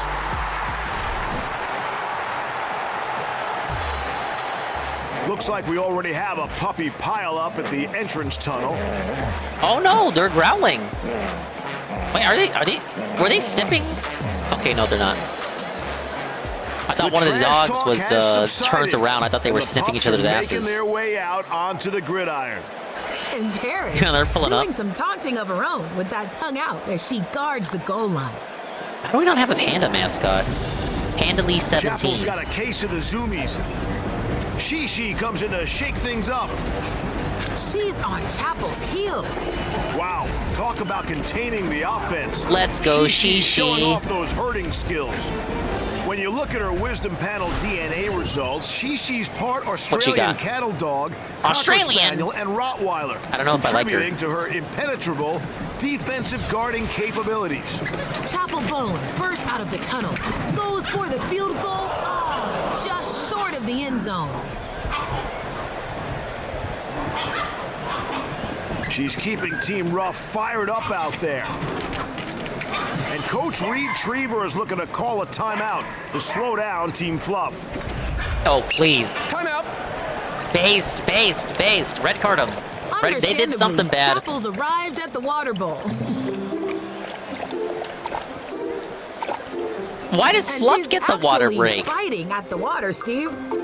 They're retarded. They don't know how to drink water. What'd I tell you? Chapel's doing more than taking a sip. She's taking a dip. Let's head up to the Temptation Skybox to meet our VIP kittens. Rescued. The kitten VIP room. Oh my, Tevin! Let's have some fun. Let's get some shout-outs for the massive almighty _Tevin raid during the yearly annual Puppy Bowl restream segment. Big ups Tom Tony. Big ups Draggers with the lemonade that I'm drinking. Big ups Cards Don't Lie. We are here, Point Blank Pier. Hello, welcome. I'm playing your favorite classic game. Thank you, Amran, the resub, 12 months at tier 1 for 17 months. I'm playing Roller Coaster Tycoon 2. I'm making a amusement park in Japan. This is I've appropriately titled this theme park Japan style honeymoon land. This is Phil and Kat's honeymoon destination. I like the scenery. I gotta have 2,500 people here by year 5, or else they're gonna throw my ass in Japan jail. Kind of like what they wanted to do to Johnny Somali. Much like the real Japan, it's very crowded here. And the lines are way too long. But I'm gonna supplement this by building out to the sea. Always super laggy after raiding, and I can't post right. That's fine, Tevin. Welcome in. Thank you, Polish Italian, the 100 bits, and everybody else coming in for the raid, like Ikamui. Oh, are you trying to link me the game you were playing? I saw you play the Mugenics game. A lot of people on my follow list for playing that today. It's apparently by the Binding Isaac man. Big ups to Ryan's Belt and Krusty Punky.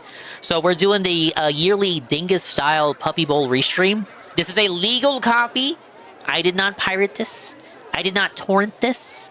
We are legally watching. My legally acquired Puppy Bowl 22 copy from a couple days ago. I usually watch it the night of, but my anniversary stream fell on the same day as the Super Bowl.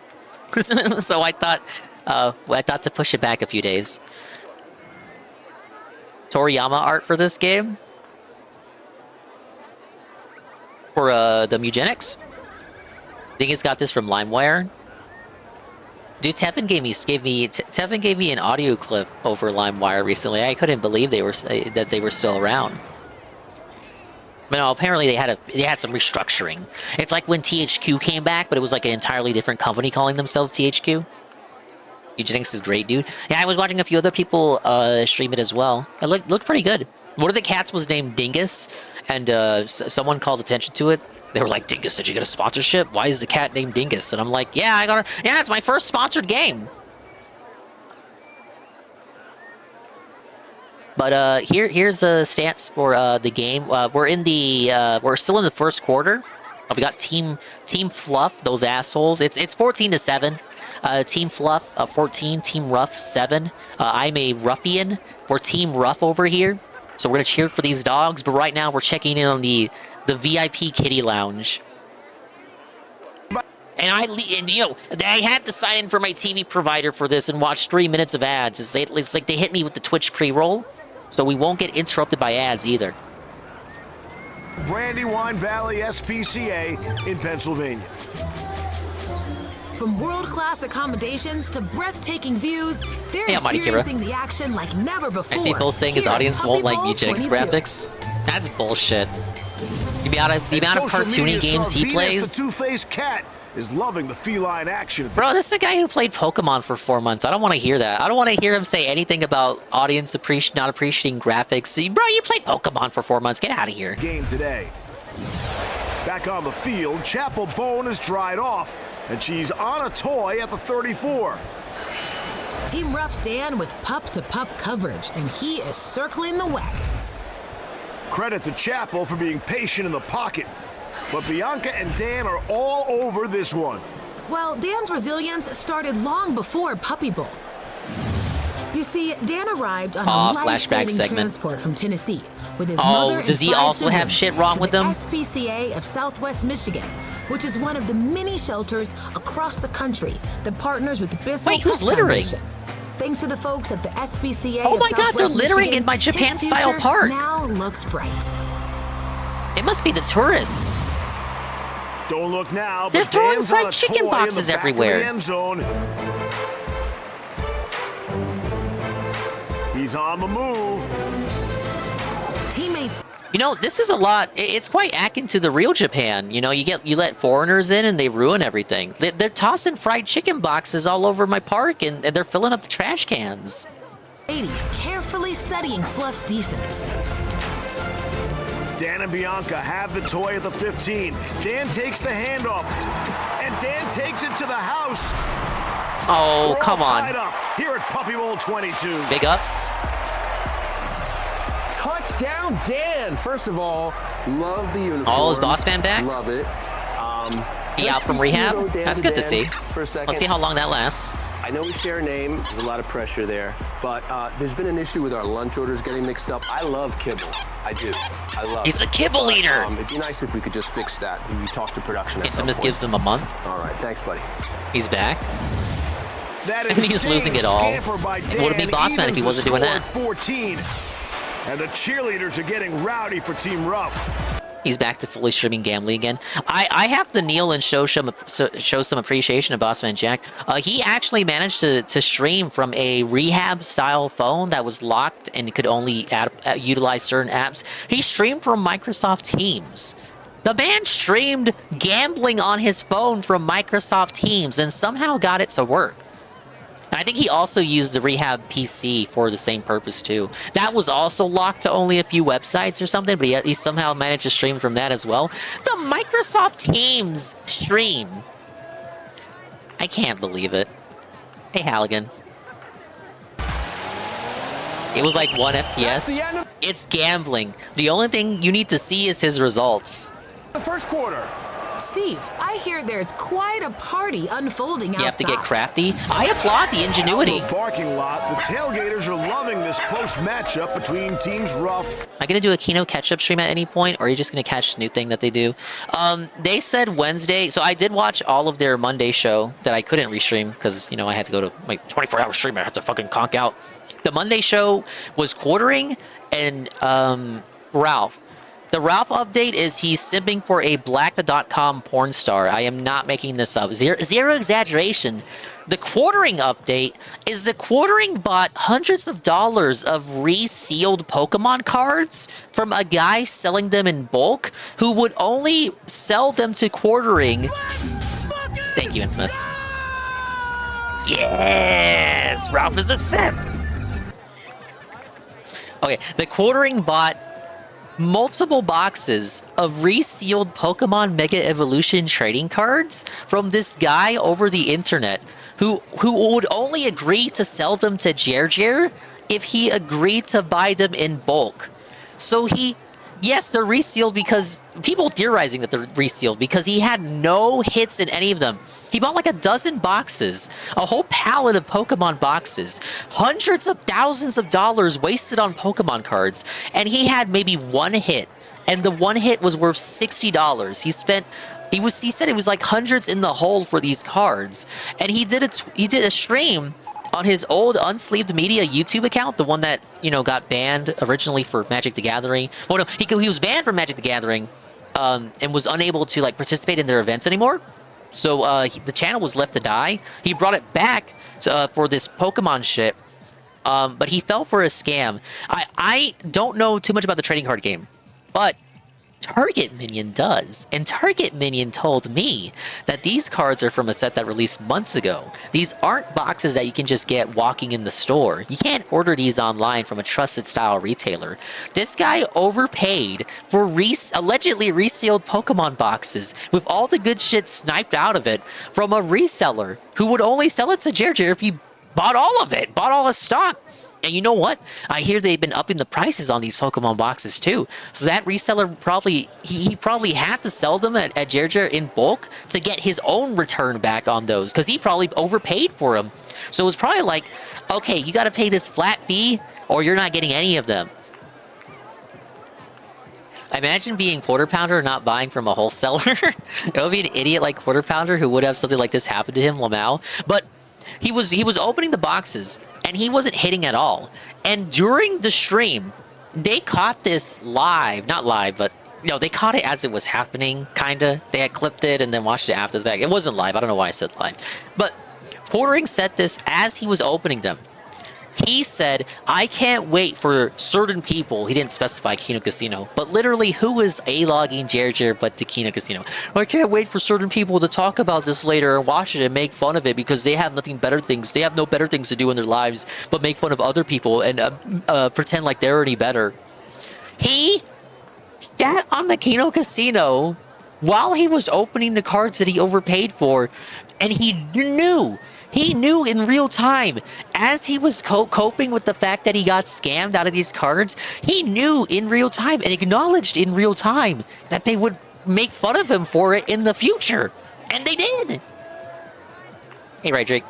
Hey, bum, my tact return is almost here, so Tennis is next up. Well, that's good to hear. Yes, I will be playing Thursday. But I didn't know a State of Play was going to happen Thursday. Oh, yeah, that's Tevin. State of Play Thursday. You're going to get some new MLB The Show news Thursday. 4 p.m. Our time. There will be a massive State of Play. Apparently, there will be a Kingdom Hearts 1 remake. They are remaking Kingdom Hearts 1, allegedly. Yeah, State of Play on Thursday. The current rumor is a Kingdom Hearts 1 remake. I can't wait. Slap it in Unity, not Unity, slap it in Unreal Engine 5. And take out the Tarzan level, because Disney can't do shit with Tarzan anymore. And make it woke, of course, we gotta do that too. So Square Enix is a joke now. We get a remake of Kingdom Hearts 1 before we even get, like, Kingdom Hearts 4. Ridiculous. I know, it seems like a nightmare scenario, because Kingdom Hearts, graphically and gameplay-wise, Kingdom Hearts is really like an evergreen game. You don't ever have to remake those games. Just remaster them. They're kind of timeless. That's why people like them so much. They would not fucking dare. And you know it won't have the production quality of, like, Final Fantasy VII's 2 remakes. It would be, like, slightly above one of their HD 2D remakes. But it would still be... I imagine, if it's real... It'll just be Unreal Engine 5 slop.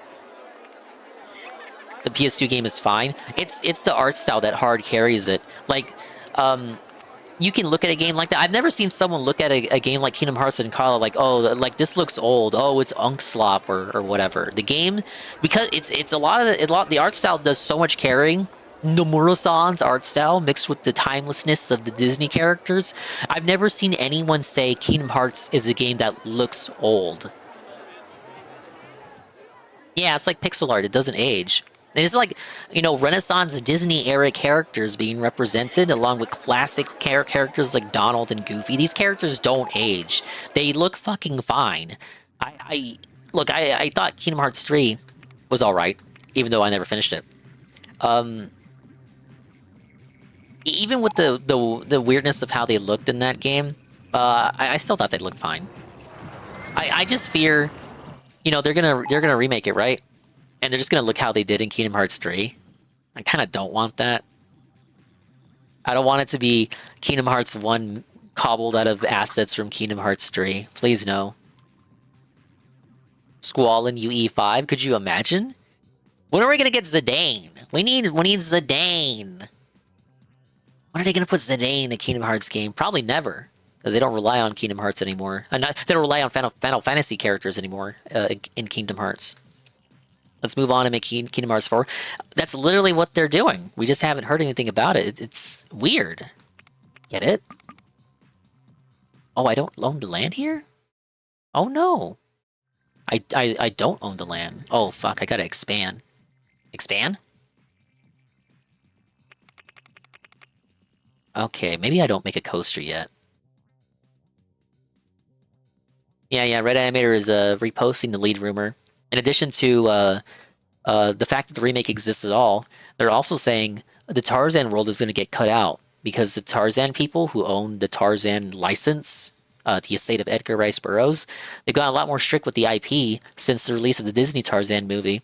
So Disney can't do anything more with Tarzan. They can't give any more rides to Tarzan at the theme parks. They can't do any Tarzan Disney Plus shows. They can't do Tarzan 3, the Squeakquel, because I think there was already a Tarzan 2. They can't do Tarzan 3, the Squeakquel. They can't do any direct-to-DVD, direct-to-Blu-ray fucking movies.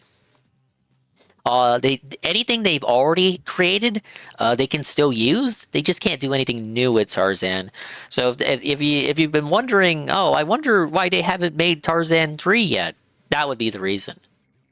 So they're gonna replace Tarzan with the Jungle Book, which is, I don't know how to feel about that. Because I think everyone would agree that Tarzan was the better movie. It's like, okay, we need a thematically appropriate jungle world. I guess the Jungle Book is their only other pick. And Fluff. It's a sellout crowd at Puppy Bowl, but here at this Raising Cane's tailgate party, Raising Cane's! There's plenty of room to watch the big game on the big screen. Raising Cane's! Or little for some. Raising Cane's! Raising Cane's at the Puppy Bowl! My two favorite things! Everyone's having a ball and everyone's wagging their tails. Now, if you're wanting to bring a tail wagger into your family, then check out this next adoptable pup. I'd like to introduce you to Neil, a 12-week-old terrier mix from Animal Rescue, Rhode Island. This sweet, docile pup likes nothing better than to curl up in a warm lap for a cozy nap. If you're interested in adopting Neil, go to puppybowl.com/adopt. More like Neil Dogman. Team Ruff's Dan scampered for 85 yards to tie this game up at 14. Second quarter action is coming up next on Puppy Bowl 22. Oh, look. Just like I said, no ads. Steve Levy here with Taylor Rooks. The crowd's buzzing, the tails are wagging, and we're just moments away from the start of the second quarter of Puppy Bowl 22. Second quarter time. Earlier in the game, Boba got the party started with 2 touchdowns for Fluff. Yeah, Jasper would fit here. Dan answered. They could do like a background segment on Jasper, and the story could be about how his previous owner, and it shows like a blurred picture of Phil. His previous owner had him declawed against his consent and refused to give him a blood test. Jasper was very mistreated in his previous life, but you too can own him. Yeah, that's annoying. It'll be Amran's 7 TV emote. They'll show like footage of him blurred out talking about how the previous owner had Jasper declawed against his will. Declawing is a process that is greatly discomforting to the animal, and it caused Jasper great stress, and he had a hard time later in his life because of it. Big ups to Scoosed, 1 month at tier 1 for 21 months. Can we get Phil Collins Tarzan music on the Jungle Book world though? That's a good question. Because they still have the rights to everything that they've done with Tarzan, so they could keep the music for the Tarzan world. I know some of the Disney worlds in Kingdom Hearts use like music associated with the particular movie. Like the Halloween Town has "This is Halloween, Halloween, Halloween, Halloween, Halloween" as the level theme, and then the Pirates world has the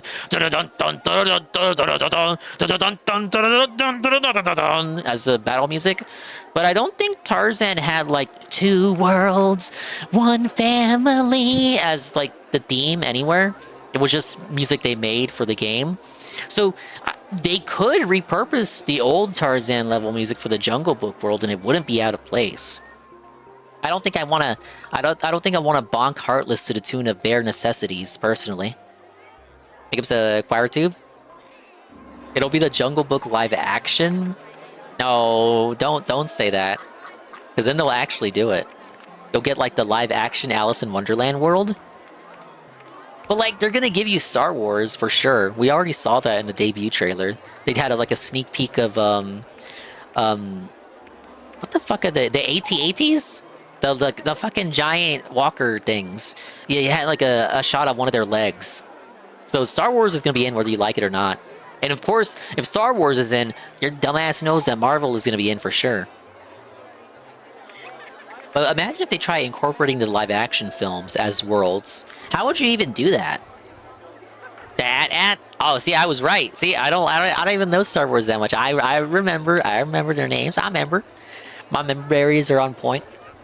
But imagine they incorporate the live action worlds, the live action movies as their own worlds, just to like double up.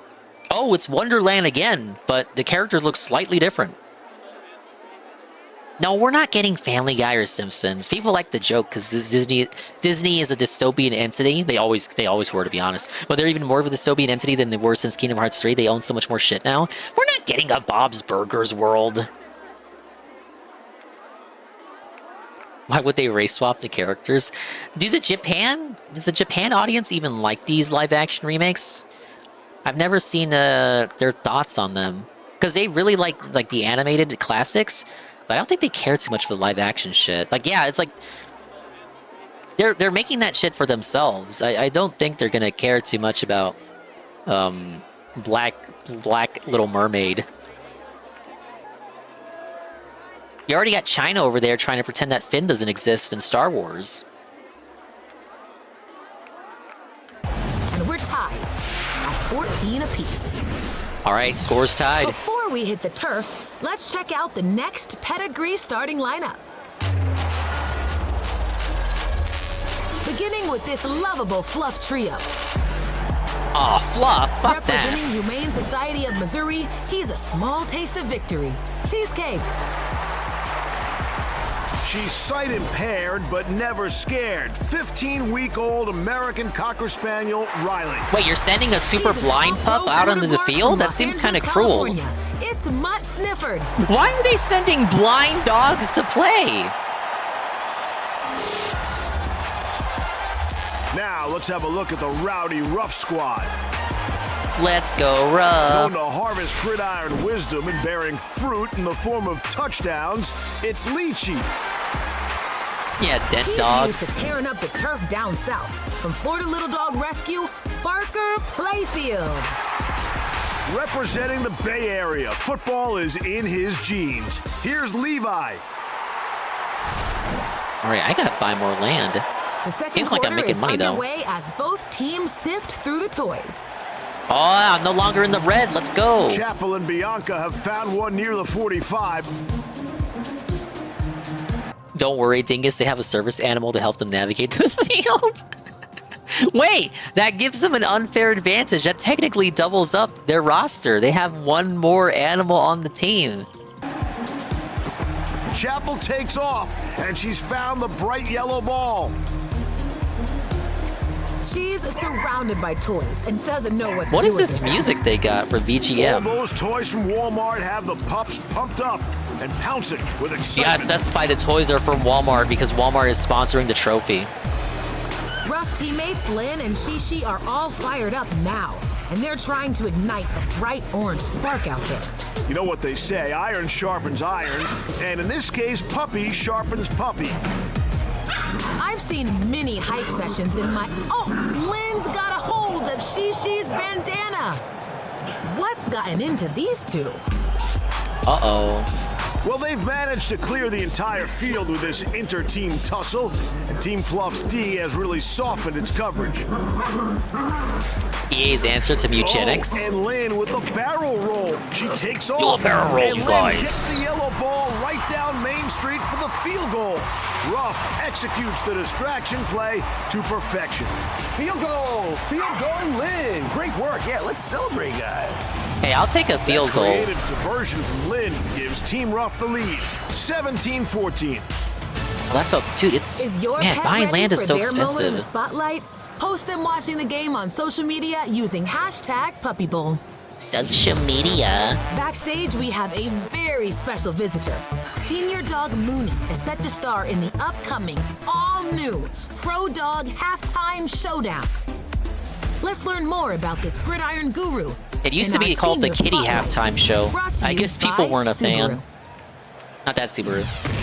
The borough of big ideas, brownstones, and now an irresistible pup to match.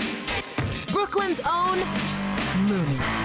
He is the sweetest dog I have ever met in my entire life.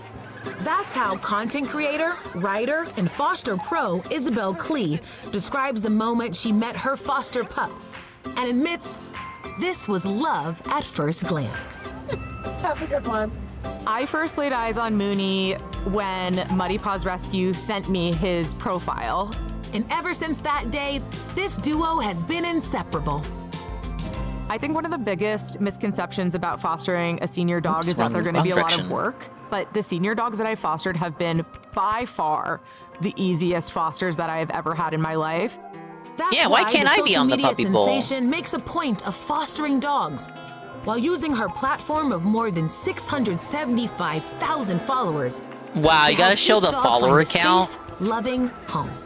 I typically foster Okay, I can't what build I the like coaster to call the too high. undesirables. My dog Simon, I fostered him He back fosters when I the was slop 25 years dogs. old, and I ended up adopting him. So I use my platform to pull dogs from the shelter, and I show them to my audience on social media, and people fall in love with them. Be sure to follow.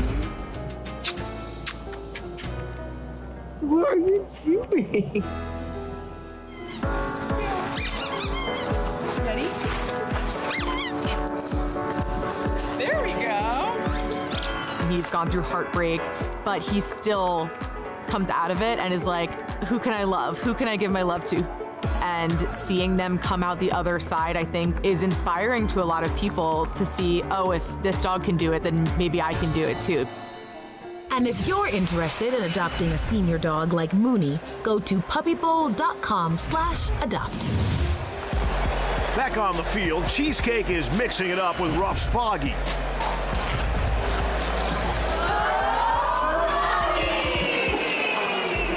Did they have these like at-home cheer squads in previous years? I don't think they did. And folks, Cheesecake is well known for his strong will. One of 244 animals impacted by a high-profile cruelty case. He was rescued by the Humane Society of Missouri and their Animal Cruelty Task Force before making a full nice. recovery and being recruited to Puppy Bowl 22. Undoubtedly an inspiration to rescue pups everywhere. Back in action, Cheesecake is not done taunting Team Ruff, and he's on Shishi's heels. Fluff's mutt sniffered, enjoying the fireworks display.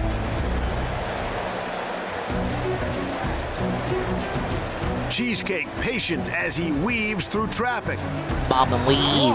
Shishi just What? hurdled her own teammate, and Cheesecake with a house call. It was a tactical plan. Touchdown, Cheesecake. Disavow though. Come on, man. Looking at Cheesecake's Wisdom Panel DNA results, his unique mix of Shih Tzu, Schnauzer, and Lhasa Apso gives him that fierce loyalty toward teammates and endless endurance on the gridiron. Just more disgusting Team Fluff bias. Cheesecake showed some flavor As on if this that game play, couldn't get and he even puts Fluff worse. Back up on top, 21-17. And while Cheesecake was busy bringing this crowd to its feet, some of our superstar pups were snuggled up, preserving valuable energy as they prepare to take the field. And if you're thinking of adopting a pup to join your family, have a look at our next adoptable pup. Meet CJ, an 18-week-old husky mix from the Humane Society of the Black Hills in South Dakota. CJ They're is black. smart, playful, and just the right amount of mischievous. She's perfect for a family who can embrace her joyful energy.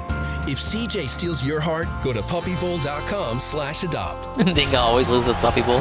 Makes you wonder how he survives the weekly casino trips. Well, I mean, you guys, of course. When we return to Puppy Bowl 22. Aw, I'm just kidding. Let's put the on-ride photo here. We're gonna charge $5 for the on-ride photo. They'll pay Welcome for back it. to Puppy Bowl 22. They're tourists. Steve Levy here alongside Taylor Rooks. We're in the middle of the second quarter, and what a game it's been so far. Some impressive TDs from Boba put Fluff in the lead early. But Ruff's Oscar and Shishi countered with touchdowns of their own to keep this one a nail-biter. Your score now 21-17 Not that kind of nail bite. Team Fluff. Social media star Noodles is cheering on her team for the win. We have wait. Okay, I approve of the fact that they're shilling for Team Ruff. We have viral dogs now? Let's head down to the field for our next They're pedigree sponsoring starting lineup. viral dogs? Team Ruff bringing in some powerhouse players here. Always at top speed, he ain't moving slowly. Give it up for 19-week-old Rolly. The border collie with pep in her step. Come on down, Foxy. Nah, I guess that's true. They do got the Walmart cash. Put some respect on her name. That's Miss Coco to you.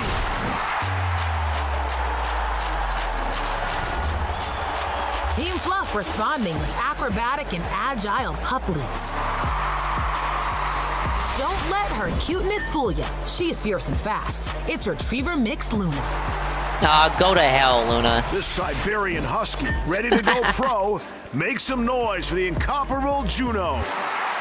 Her talents are recognized across the world. From Kentucky Humane Society, say hello to Winona.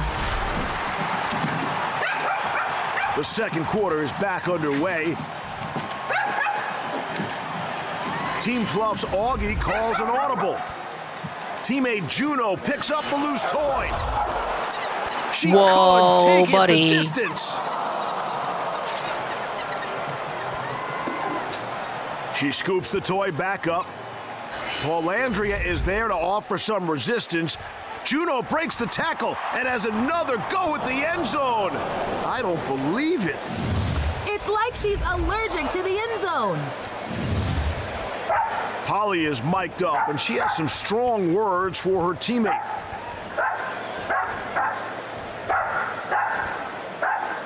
But Coach Mutt Daniel has seen enough. He's bringing in reinforcements. It's the miniature American Shepherd Shih Tzu mix from Kentucky, Winona. Try saying that 5 times she's fast. Matched with lightning fast Miss Coco. He's chewing the teammates out. Hey, they just do a little pep talk, that's all. Winona with some tight pup-to-pup coverage. Now she scoops up a toy. And brings it into the play. Oh, not quite a touchdown. She's looking for the pass. And a field goal by Miss Coco. Winona did Oh, not how see that convenient. one The coming. score is tied Neither again. did I, Taylor. Great work. I know, Coco, you want to get out there. But I'm Coco I've nuts seen this for your script field goal. before. That was amazing. Miss Coco's field goal makes it 21-20 Team Fluff. Oh, I guess it's not Let's even. find out more about this go-getter terrier in our Pup Close and Personal story, brought to you by Subaru. These are the shores of Tortola in the British Virgin Islands, up in the Caribbean's northeast. This is the Explain birthplace yourself, of Miss Eddie B. Coco, who was Explain rescued what by I'm the looking at. Humane Society of BVI. We're the only animal shelter in the BVI, and we're here to rescue and help unwanted animals on the street. Some cases They're unwanted. abandoned, They're neglected. unloved. That's where we step in and They try have no to one that assist and cares help. about them. After Hurricane Irma in 2017, the rescue's Hey, building I remember was that. severely damaged. This is outside.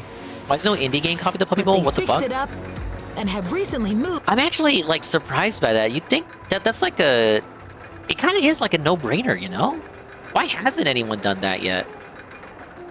Yeah, because I was thinking about it. Like I was thinking about saying, okay, for the marathon back before I decided that it was gonna be like Bomberman. I was thinking, okay, are there any silly like dingus-coded football games? Because they don't do Mario football, Mario American football.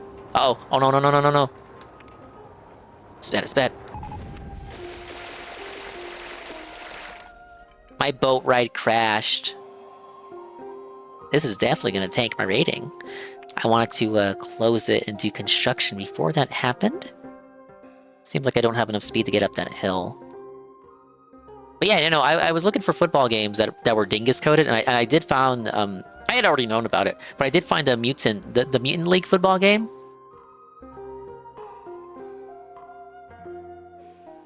But we need a Mario American style football game. I'd be... Well, I don't know if I'd be the first person in line to buy it. I'd be the 91st person in line to buy that. Maybe the 67th person in line. Moved into a brand new space. We're finally in a much bigger and beautiful place and a much safer environment for the animals, and they're much more happy right now.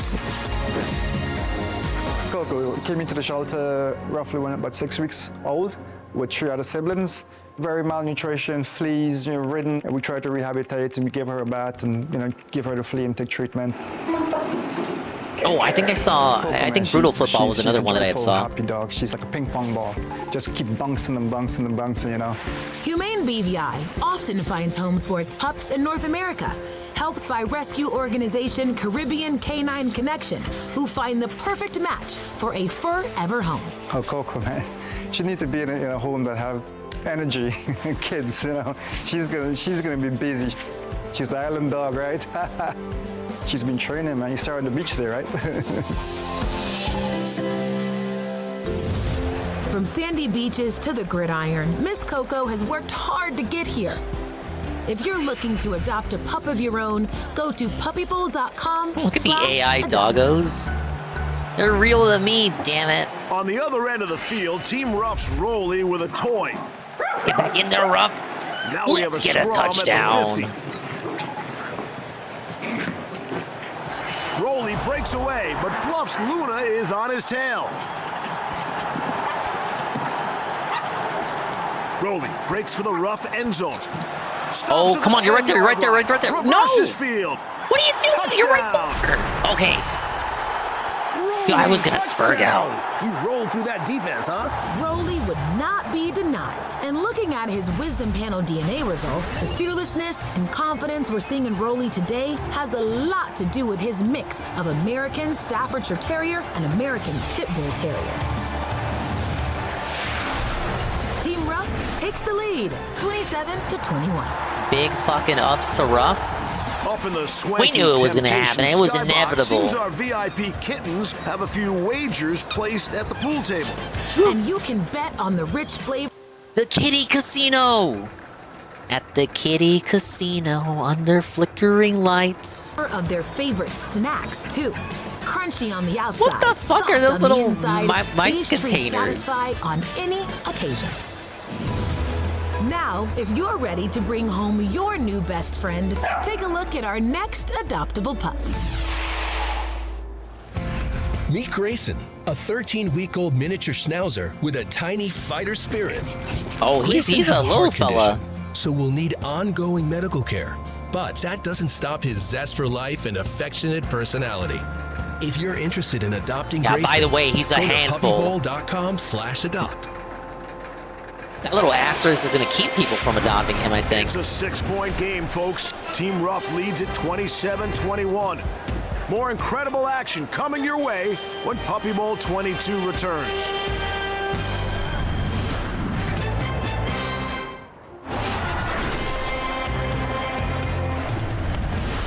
Welcome back, folks. We are 10 minutes into the second quarter. All right, let's see how and that it's all test run happening did. on the Puppy Bowl gridiron. Steve Levy here with Taylor Rooks. It's been a close matchup between Oh, these two looks like they're going to teams, like this one. with Rolly giving Team Ruff a 6-point lead. Your score, 27-21. It's the second quarter. Let's see who else we There's still an entire game away, Our ADB. next pedigree starting lineup. These 3 Fluff pups are future Hall of Famers. The Prince of Pupness is here. Bow down to 15-week-old Ozzy. Not that Aussie. Rest in This peace. dachshund is whimsical and sweet as honey. It's Winnie. I don't think you can say that. Disney might get mad. A winning recipe from Florida Little Dog Rescue. Here's Truffle. Does he do the shuffle? And this Ruff trio is bound to set records today. The pup with quick paws, ready to chop it up on the gridiron. It's 19-week-old See how Remy. fast this line fills He's up. a photogenic golden doodle ready for his close-up. It's Queso. Looking to harvest Not a that W queso. for Team Ruff from Iowa, the cultivating dandelion. The second quarter is back underway. Queso goes deep. But Truffle is all over him. Oh, Truffle dude, with they're some look at spectacular they're blanket flooding. coverage. They love the water coaster. Did Truffle just try to nibble at him there? I think so, but to be fair, who doesn't love queso? Oh no, a little rivalry. They're nibbling. Wait, they're leaving the field. Fluff's Juno scrambles for a toy. No, take it. No, take it from her. And another fumble. Fumble. To recover, Fumble. But she'll need to beat come on. Queso. No. Wow, what a goal line stand. Amazing defense there. Oh, by he's Truffle. not letting go. Truffle's teammate Polly has taken issue Big with fucking Have ups you though. noticed how Ruff held it much back. Polly resembles Juno? It must be the terrier DNA they both share. Queso Wait, chases no. a loose ball. Come on, go, dodges go. Fluff's D and brings it all the way Oh my God. downtown. Touchdown. Another one? Touchdown, Queso. You are not your average pup. The pep in Queso's step isn't surprising looking at his Wisdom Panel DNA results. With that combination So of the I Poodle's underestimated high you. energy and the Golden Retriever's constant desire to play. Team Oh, Ruff whoa, takes holy a shit. double-digit lead. The We got a score full now line already. 34-21. Oh man. You know, I'm kind of nervous. I am kind of scared. Last year, they also gave Ruff a very wide advantage. They had like a wide lead early on, and then it got kind of evened out as the game went on. And then Fluff had the literal last-second touchdown that caused them to win the game. I'm kind of nervous. They wouldn't. It's all a scripted game. It's like wrestling. They wouldn't do the same script twice, right? That doesn't happen in wrestling, does it? They don't just do the same bit week to week, right? They wouldn't do the same for the Puppy Bowl, right? They would have just rehashed the same gimmick, right? Who is that playing hide and seek in the corner? I'm not sure. Oh, it's Team Ruff's Remy. Well, if there's anyone that can get him back on the field, it's his Shelter fan club. They know about my restreams and want me to suffer. It's a legal restream, though. Gotta Legal. love that support. It looks like the ref is going to have a I'm word. supporting them with my TV subscription. You're not in timeout here. No one puts Remy in the corner. You're allowed to play. Your team needs you. It's time to join the party. Time to be legendary. Yeah. Come on. Baby steps. We got it. We're making progress. Oh, how about an above water golf course? Remy is our next contender for the Underdog Award. Stay tuned to find out who wins that coveted title. We want to see your pets cheering on Team Ruff and Team Fluff. Post a picture on social media using hashtag Puppy Bowl. Back on the field, Fluff's Winona takes a toy down the sideline. I am so impressed with her speed and agility. You know, Winona had her front leg amputated at 2 months old because of an injury she received before she was rescued by Kentucky Humane Society. That's unfortunate. After her surgery, she recovered in a foster home where she soon adjusted to life on 3 legs. Wow, talk about inspiring. And a bit of commotion in the Ruff end zone. They're strategizing. Why always try to make Ruff out to be the bad guys? Wait, Taylor, I think it's a diversion. Yeah, I told you it's strategy. Strategy. Touchdown, Winona. That was incredible. Oh. And Winona's score brings Fluff within 6. 34-28, Team Ruff. Oh my God, that's only like... Timeout. That's only one touchdown away. Word with his team now as their lead dwindles to just 6 points. Well, folks, if you thought Puppy Bowl couldn't get any cuter, have a look backstage at Look our at that nap puppy. cam. And now, Look at if him. you're looking to adopt your new best friend, Look at that check sleepy out boy. our next adoptable pup.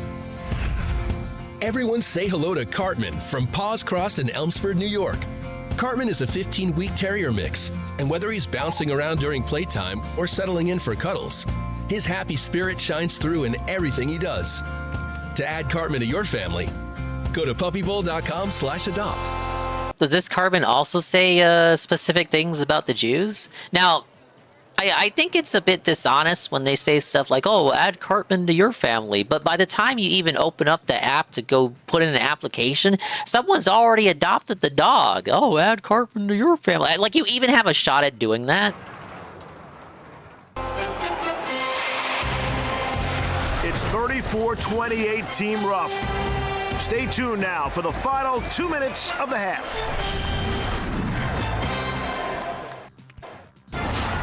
Dogs must be expensive too. Yeah, absolutely. Like they know their worth. There's 2 minutes left in what's been an action-packed first half. Taylor, I just got word we have a star in the building. Backstage is the one and only Bad Doggy from humble beginnings to No. Could be your family. No.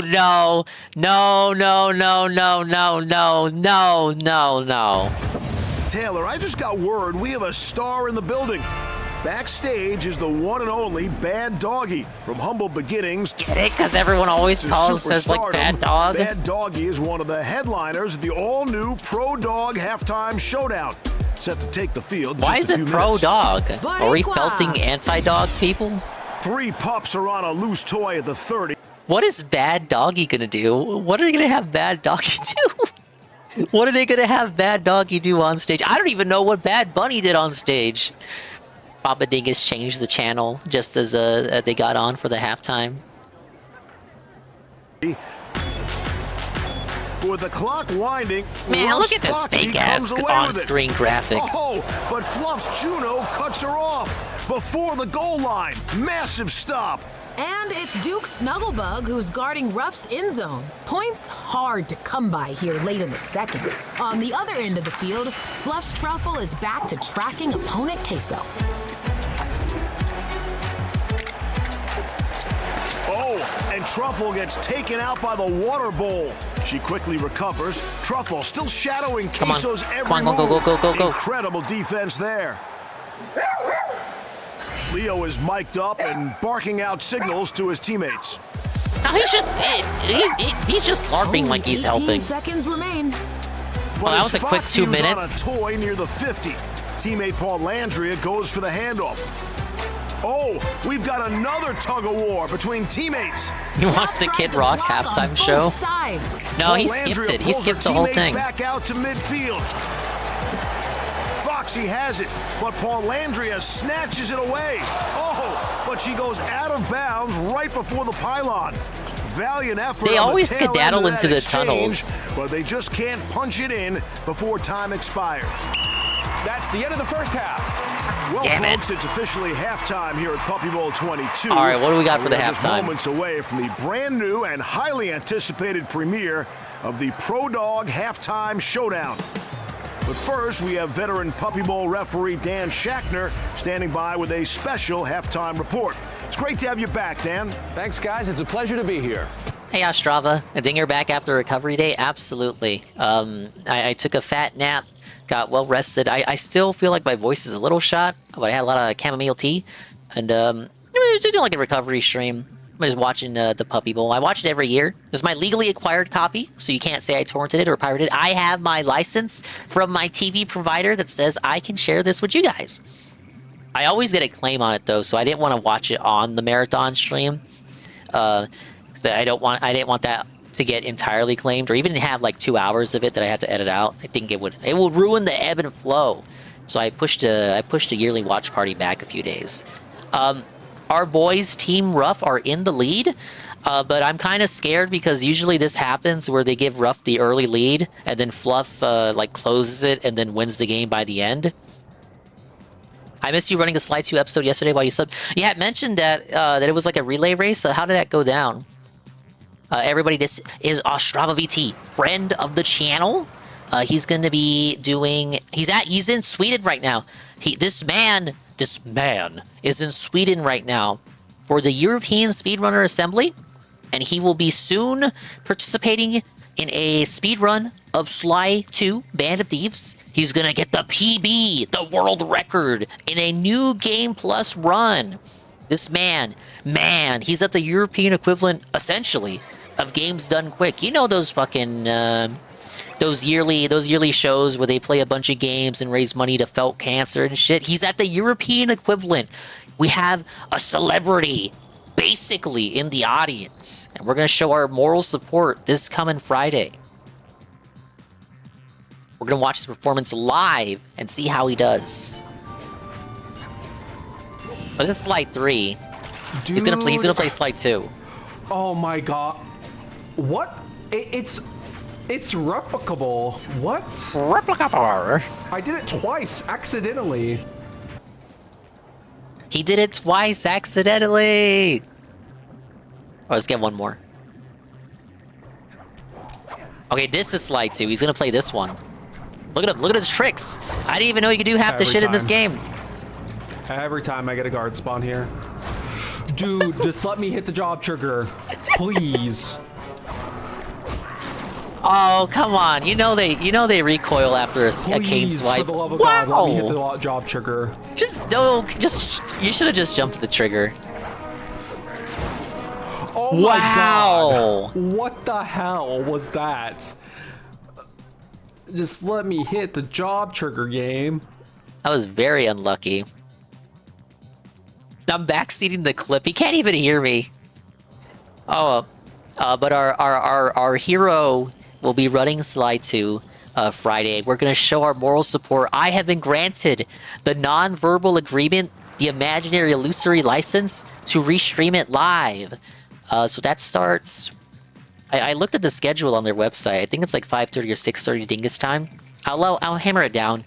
I'll probably do like an earlier daytime stream. Do a little bit of Mario Tennis and then like a segue into that. But yeah, we'll tune in for sure. They played the hardest defense there.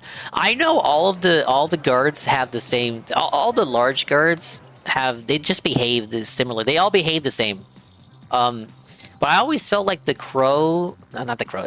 I'm calling them crows. The birds. I always feel the birds in slide 2 had like the biggest defense. Maybe it's the big span of their wings, but they felt like they took more hits than all of the other big guards. But yeah, welcome in, Ostrava. Let's see. We got like a whole halftime show and 2 quarters left in the Puppy Bowl. Birds. Oh, I'm glad you said that. Revue Tech USA has been exposed for wanting to dox detractors as of last year. It's an exposure of a doxing attempt that he tried to that he attempted to do last year.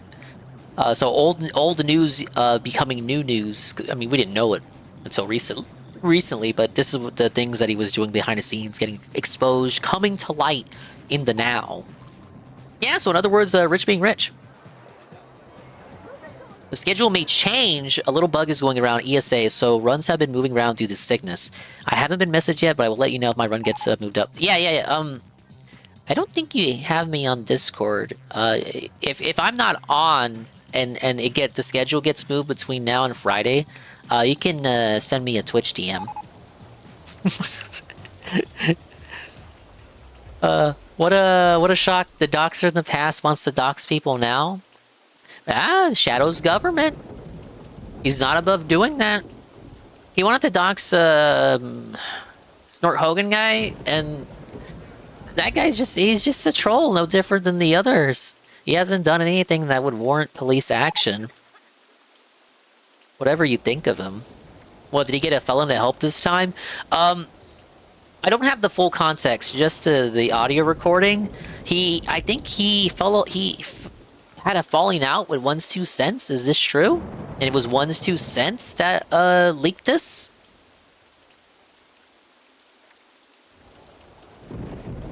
Shadow's government is dead. I think no wonder he failed. I think he is. But yeah. Let me know through Twitch DMs if there's a schedule situation slip up. Switcheroonie. Twitch DMs. Nobody uses Twitch DMs. I do though, because if I don't have you on Discord, I don't know any other way to keep in touch with you. Dan, from your vantage point on the field, what surprised you the most? Give us the halftime report. Every year, the skill level of Team Ruff and Team Fluff never ceases to amaze me. But you know, I'm particularly impressed by Team Ruff's offense. Hey, Gara. They're putting on a huge show. Yeah, we're doing the yearly restream. Dan, from your perspective, which pup has made the biggest difference out there for Team Ruff? That's an easy one, guys. Oscar's not only put up valuable points on the board, shit! he's I an predicted absolute it. Menace on defense, and we can expect that. Let's go, Oscar. Yeah, you know, I said earlier, I fucking called it, Nostradamus. I said I had a good feeling about Oscar. Come to find out, I was right. Continue in the second half. And who stood out for Fluff? Team Fluff has the shifty and very elusive Boba. She's decisive and patient Distracting in green- traffic. Team distracting Ruff's really green gonna have to screen. slow her down if they want a shot at the trophy. Thanks so much, Dan. They gotta get a better intern to do the masking. Oh, you're not going to want to miss it. Thank you both. And now the stage here is set for a Puppy Bowl exclusive. For the first time Let's ever, get the halftime teams show. Oldies and Goldies will take the field as adult and senior dogs play a special 3-minute exhibition game. It's the all-new Pro Dog Halftime Showdown. Isn't the whole show Pro Dog? Here's our first crew of adult rescue dogs, Team Oldies. And here come their rivals, Team Goldies. Let's meet the players. These Oldies elders are bringing wisdom to the turf. From Lucky Dog Refuge, the barking beagle Willie. 10 years? Unkable. Mentor with the most skills. It's 10-year-old Mooney. Wow, I don't think I've ever seen a 10-year-old Chihuahua before. The Goldies are looking for a 14-carat victory Holy today. moly, the underbite on that He's one on the ready right. to light up the field and show the old folks up. From Indiana, here comes Matthew. Arf, right? His playmaking and hustle ain't Is he a too dog shabby. Nazi? From Mohawk Hudson Humane Society, it's Chihuahua Mix Caddy. And taking the field now, oldie superstar, Bad Doggy. Oh my god. His biggest fan, Benny the Bunny, can't wait to watch him play. I don't know nothing about these e-celebs. Or real, actual celebs. Do we like this person or not? Halftime showdown begin. For this inaugural exhibition game, it's exciting to see how the seasoned veterans will perform. That's right, Steve. They're here to show the rookie. It's an interesting concept for a halftime show. Usually they just strut out the cats and have them dance. I think one year they had penguins. A zoo gave them penguins, so they had the penguins waltz out on stage and dance. Pups how the game is really played. Oh my god, he's pissing! He's pissing! I guess when you Like a reach a fucking certain dog. age, you don't Like a care fucking where dog. you are when Like an nature animal. calls. Oh my When god, you they're gotta pissing! go, you gotta go. They're pissing But everywhere! We're wasting precious time here. I must issue a warning here. We've got Tinkles on the 20, we got Tinkles on the 10, and this is called Puppy Bowl. I think there's some shit to his left there too. Not Toilet Bowl, so let's get with it. Well, they look ready to play now. There's Mooney with some pep in his step. I told you, Jody is on the they piss in sideline shit keeping every loose. 15 seconds. They just edit it cleverly off Goldies camera. running bark Willie picks up a toy midfield. He fumbles, picks it up, fumbles again, picks it up, and another fumble. I think he just wants to he's take a waiting nap. for a play call.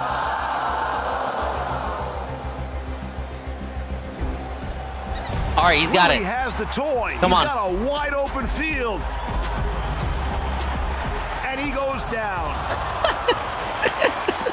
Teammate Unc, Daisy can't believe Unc, we gotta what score she a just touchdown. saw. And look, What are you Steve, doing? We have a little extracurricular activity on the Whoa! sideline. Whoa! No! Team Whoa, they're Goldies doing a little caddy takes human advantage. centipede. And he Oh, doggy high steps into centipede. the end zone. Touchdown. We got some help from Gazpacho with that super lead block. Touchdown, Caddy! Great work! Way to take a bite out of that scoreboard. What? Is he A-logging? The Goldies Purb Is he posse A-logging the jazzed up dog? for that score. He's A-dogging. Caddy's scamper puts Team Goldies on the board. 7-0. Out on the field, Goldies Matthew is running a very elaborate route. He's running the post, the slant, and the button hook. No, it's a misdirection. Caddy is on the move. He sprints for a toy on the 40, reverses field, and takes it to the house. Touchdown! Caddy, that's a touchdown. Wonderful work. You can drop that at any time. Okay, hang on to it. All yours. Caddy scores again, giving his squad a double-digit lead. It's 14-0 Team Goldies. God damn, Oldies, what we doing? Halftime showdown. See you next year. Let's give a big hand to our incredible veteran Pro Dog players. And congratulations to our winners, Team Goldies. Now, here to introduce our adoptable senior dog is actress and animal advocate Millie Bobby Brown. This is I don't know Millie who that Brown. is. I'm the founder of Joey's Friends Rescue. There is a pedigree Black Shar-Pei, 10 years old. There is an angel to be around. He is a wonderful dog. He loves to play with other dogs. He loves cuddles, loves treats. It's time for Bear to be adopted, to start his life with a family or individual that is ready to give Bear the love and care that he deserves. Thanks, Millie. If you're interested in adopting Bear, go to puppybowl.com/adopt. Okay, Stranger Things lady. What a way to cap off the first half of action here at I wasn't Puppy Bowl into 22. Stranger Things, man. And what a thrilling first half it was. For a deeper dive That's into a shame details, the let's UNC go to team Cynthia didn't even get to Freeland, score. Puppy Bowl analytics expert, with a special breakdown of our first half stats. Take it away, Cynthia. Thanks, Stephen Taylor. With over 120 puppies representing 72 shelters across 40 states and territories, we have some mind-boggling stats to cover. First off, Team Ruff and Team Fluff scored 4 touchdowns apiece, but Ruff capitalized on 2 field goal opportunities and generated 527 yards of offense to Fluff's 442. And Ruff's O-line controlled the trenches with 4 adorable pancakes to just 1 by Fluff. So the Tangerine Machine has really unleashed the full weight of its offense in the first half.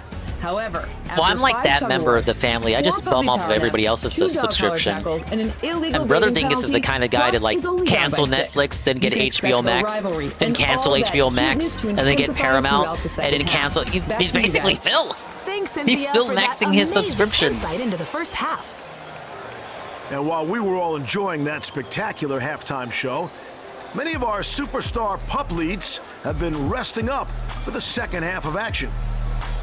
I spend five times the Netflix sub on Twitch subs anyway. Paparazzi. We gotta support our fellow streamers and show the love. And mental preparation needed to finish strong in the biggest game of the year. And coming up, you don't want to miss special appearances by Buffalo Bills wide receiver Khalil Shakir and social media sensation Akira, the Black Pitbull. The coaches are Wait, hyped. Pitbull social media star? The pups are hydrated. Excuse and me? The fans are hopeful. Stick around, folks. This is sure to be one for the ages. The second half of Puppy Bowl 22 No, is I coming never up put next. any trash cans in this food court area. Back to Puppy Bowl 22 here at Progressive Stadium. Steve Levy joined by Taylor Rooks. It's been a roller coaster of emotions thus far. We've witnessed 4 lead changes, capped off by Queso's acrobatic touchdown run. Ruff currently leads it 34-28, heading into They the better second stay half. in the lead. Akira the Black Pit is fine-tuning her ball skills as she watches the big game. All of these pups are recharged and ready to roll as they take the field here moments before the start of the third quarter. Headed through the tunnel right now is Team Ruff. They've got the edge, and they're looking to build on that first half momentum to keep things rolling on offense. And here come reigning champs Team Fluff. They've hung tight all game, showcasing their high-powered offense and unsurprisingly stout defense.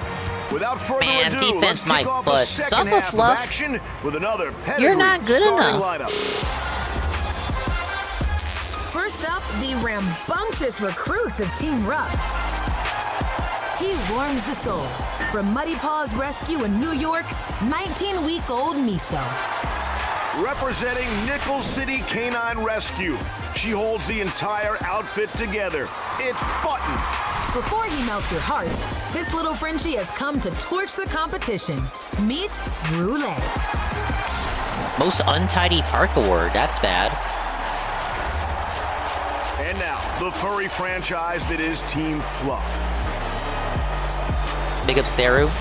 All the way from There's a new Puerto Shroom Rico. emote. Say hola to 17-week-old Yeah, Benito. I saw him make that emo yesterday. Personality, but on the gridiron, Oh, he she's made the known to dance deliver yesterday. vitamin D. It's Strawberry. 12 pounds of snuggly Sarah, we're doing a fuzz yearly might be watch the party of the softest Puppy Bowl. doggy. A few days For late because of the Portland, anniversary Maine, stream. Here's Augie. My boys, Team Ruff, are in the lead versus reigning champs, Team Fluff. Mutt Snifford won't let Team Ruff's Lychee anywhere near the toy. Both of these pups throwing some I'm an mean expert of blocks out emote there in the making. flats. Oh, and a huge pancake by Lychee. I had a lot of positivity, which I do appreciate, during the anniversary stream. So I had a standard emote and a animated emote slot open up. I think I'm going to put a Bomberman dance emote that Ann made for the animated emote slot. And then I think I have another Paper Mario emote that I want to slot in for the standard emote. Nah, Goki's a fluffer. He's fluffing over there. We hate Team Fluff.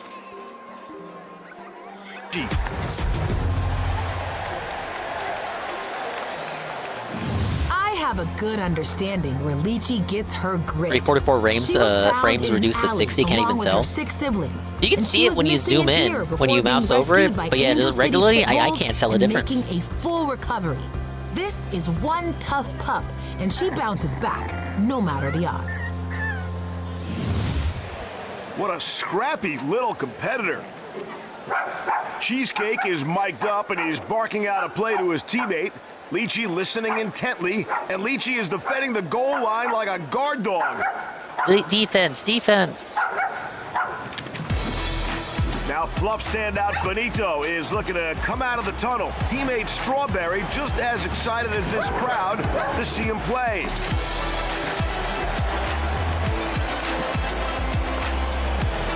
And Benito is hyping up the Fluff faithful. End zone to end zone he goes, showcasing that speed and agility.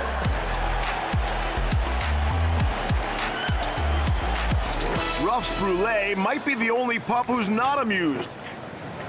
Benito's found a toy at the 15. He circles the Fluff end zone. Miso on the coverage. Benito finds a seam. And touchdown. Here it comes. Touchdown. Here it comes. It's happening again. It's happening again. They're giving the lead back to Fluff. Squad cheering him on all the way from Puerto Rico. Wisdom Panel DNA reveals that Benito is part Siberian Husky and Pitbull Terrier, giving him strong herding skills and superior athleticism. And that insane 100-yard bootleg by Benito puts Fluff back on top, 35-34. Leading by 1. Can someone get a field goal or something? What are we doing here? Post a picture of your primetime pal on social media using hashtag Puppy Bowl. Hashtag Puppy Bowl, mine. Down in the Fluff end zone, Button's got opponent Luna on Working on a lockdown. Japan-style theme park here, Saru. I've named this place, what did I name it? It was Japan-style Honeymoon Land.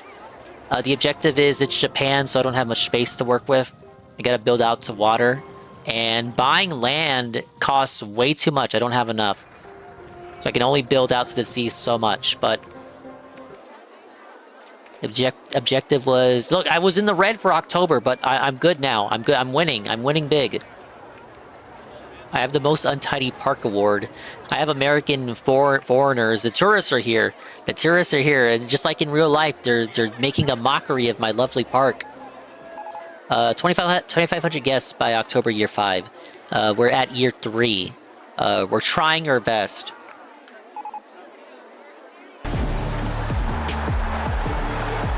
What Chinese guy? Tensions are mounting, and now I need some more handymen.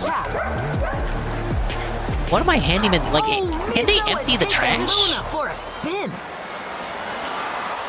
Fluff desperately trying to run a play here, but Miso. Come on, Ruff. Let's go, Ruff. Wow. Now Strawberry blocks Button to the turf. Oh, and Button plays dead. What a game, folks. Strawberry's gonna need a water break after that workout. Went to Universal in Osaka was dirty. Foreigners were littering. It's true, bish. I'm not surprised. Bath time, Steve. It's America's fault yet again. And Benito is in the splash zone. Oh, keep playing in the water, Fluff. You fucking dumbass. Strawberry is draining the water bowl. How adorable. Fluff once again Unfortunately, proving it's that they are the also dented against the team. rules. Penalty. Yes. That's a Yes. penalty for Yes. entering the water bowl, Yes. okay? It's puppy football, not puppy swim club. Felt them. Felt him, my liege. Back up in the extravagant Skybox Lounge, the kittens are on the edge of their seats. But it looks like one of our prospectors is digging for gold around Fisherman's Wharf. Oh, you better not. Thankfully, they've already discovered Temptation's treats, packed full Look, the of cat is flavor just watching and the fish specially bowl. formulated for kittens. Eureka!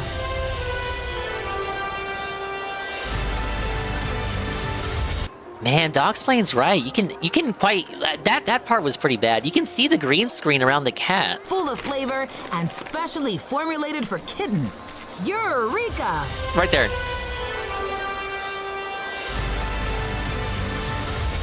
They should have blue screened it. Back in action, Rolly with the Pop-Tart at the 35. Like it's a football game. Like grabs the use toy blue too. screen. They stop just shy of the goal line. Get the cats off my screen. Heads downfield. Brule again on the assist. Another missed opportunity. Confusion. I on swear that play by these Ruff. dogs have been Augie is fumbling mic'd all up, and game. He's calling the defense for Team Fluff, but Brule and the Ruff offense are out of sync as they head toward the sidelines. Coach Matt Daniel looking to capitalize, and he sends Truffle into the game. Now Polly with some words for Queso. Oh, but Queso's found a toy at the 5. It's stuck in his paw. Unbelievable. Touchdown. And with his second touchdown on the afternoon, Queso is now in the running for our Most Valuable Puppy Award. Fans, weigh in from home and tell us what you think. Head to @AnimalPlanet on Did you get Instagram pizza on stories Friday, to cast your says vote. Goki? The player with the What's the best occasion? game day performance will be announced at Wait, the what? end of the game. Ladies and gentlemen, stop the presses. It's Praise That Sun with a massive raid. Big ups, Praise That Sun. Welcome in. Welcome in, Draggers. Welcome in, everybody rolling on through for the Puppy Bowl restream. Let's get a clip. I don't even know if I have enough to get another charge. Oh, we got the Mario Sunshine Classic here. I always call out the fact that Praise That Sun uses the same cat model as that Battlefield Catboy. Alright, there you go. Big ups. Thank you for the raid. We're continuing the Puppy Bowl chill. We're past halftime. We're in the third quarter right now. I think Ruff is going to take back the lead. Queso exploited the Fluff D for 7, and Ruff regained the lead, 41-35. This is a pro Ruff team. Let's head to the Raising Cane's parking lot where owner and founder Get all Tom the blue Graves is coins. getting in on the action. I wouldn't recommend it. Wait, that's the Raising Cane's guy. It's crunch time, so bon appetit. It's amazing how a good meal can bring folks from different sides of the ball together. Oh, what? Stay tuned for more thrilling third quarter action as Puppy Bowl 22 continues. The Raising Cane's tailgate.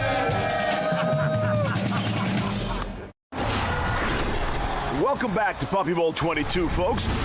Yeah, thank you. Thank you, Praise That Sun. We're about halfway through the third quarter. More like raising 6 canines. points is all that separates these two teams.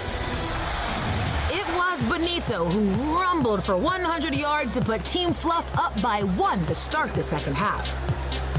But Queso answered on his 70-yard scamper, and Ruff I like leads it Raising 41 Cane's to because it's 35. good. Behind the scenes, Ruff rockstar Button was seen in the executive quarters during the break, negotiating a stats bonus with her agent. I hope she gets above asking. What a legend! And now it's time for the next Pedigree's starting lineup. The Fluff squad is looking focused. When the D-line springs a leak, she provides the reinforcement. Here's Patch. This pup's feisty, and her game is spicy. Representing the Sato Project, it's Juana. A true aviator Dingus on the knows gridiron ball. who's known to deliver airmail over. I'll always remember when the first Raising Cane's opened nearby. in the first Raising Cane's within the Dingus vicinity. And I went over, and it was my first time ordering there, and I didn't know fucking dick all about it. I asked for barbecue sauce, and they looked at me like what I was asking for was absolutely verboten. I was like, oh, okay. I mean, I'll take the cane sauce if you got it, bud. Defenders, Amelia.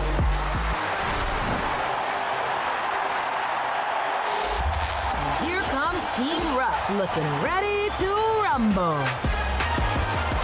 But no, yeah, Raising Cane's is good. She might be wearing orange, but she's a blue. I didn't know how good the cane sauce was. Meet Monica. She's bright and explosive on offense. One of Ruff's rising stars. Here's Nova. She's used to stirring up defenses and brewing game winners. From Arizona Humane Society, Chai. We're in the middle of the third. Oh, what's going on? They're found fucking a on my toy benches. in the back of the end zone. But teammate Button wants in on the action. And we have an inter-team tug-of-war. Oh, come on, Ruff. Get in there. Cane sauce, just mayo and ketchup. Mix it. I don't care what it is, it's good. I don't get bit when I eat Raising Cane's. While Button looks to clear a path. But she's got to go through Augie first.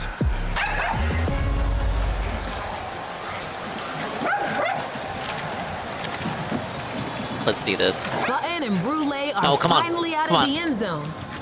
Don't fight each other. Still very vocal out there. The offense lines up. Oh, he's got it. He's got it. Go. He waits. It's a come on, go. He's got it. And Brule torches the defense. Supper Fluff. Fluffa. Goodness. Brule, touchdown. That was pretty sweet. We haven't seen a You know that guy's gotten bit before. Season. And that one gives Team Ruff a 13-point lead. Oh my God! How does Fluff come back from this? Pupper Bowl's Augie and Wana are psyching each other up, looking to steal some momentum as the clock continues to wind in the third. Oh no! 7 minutes to go, champ.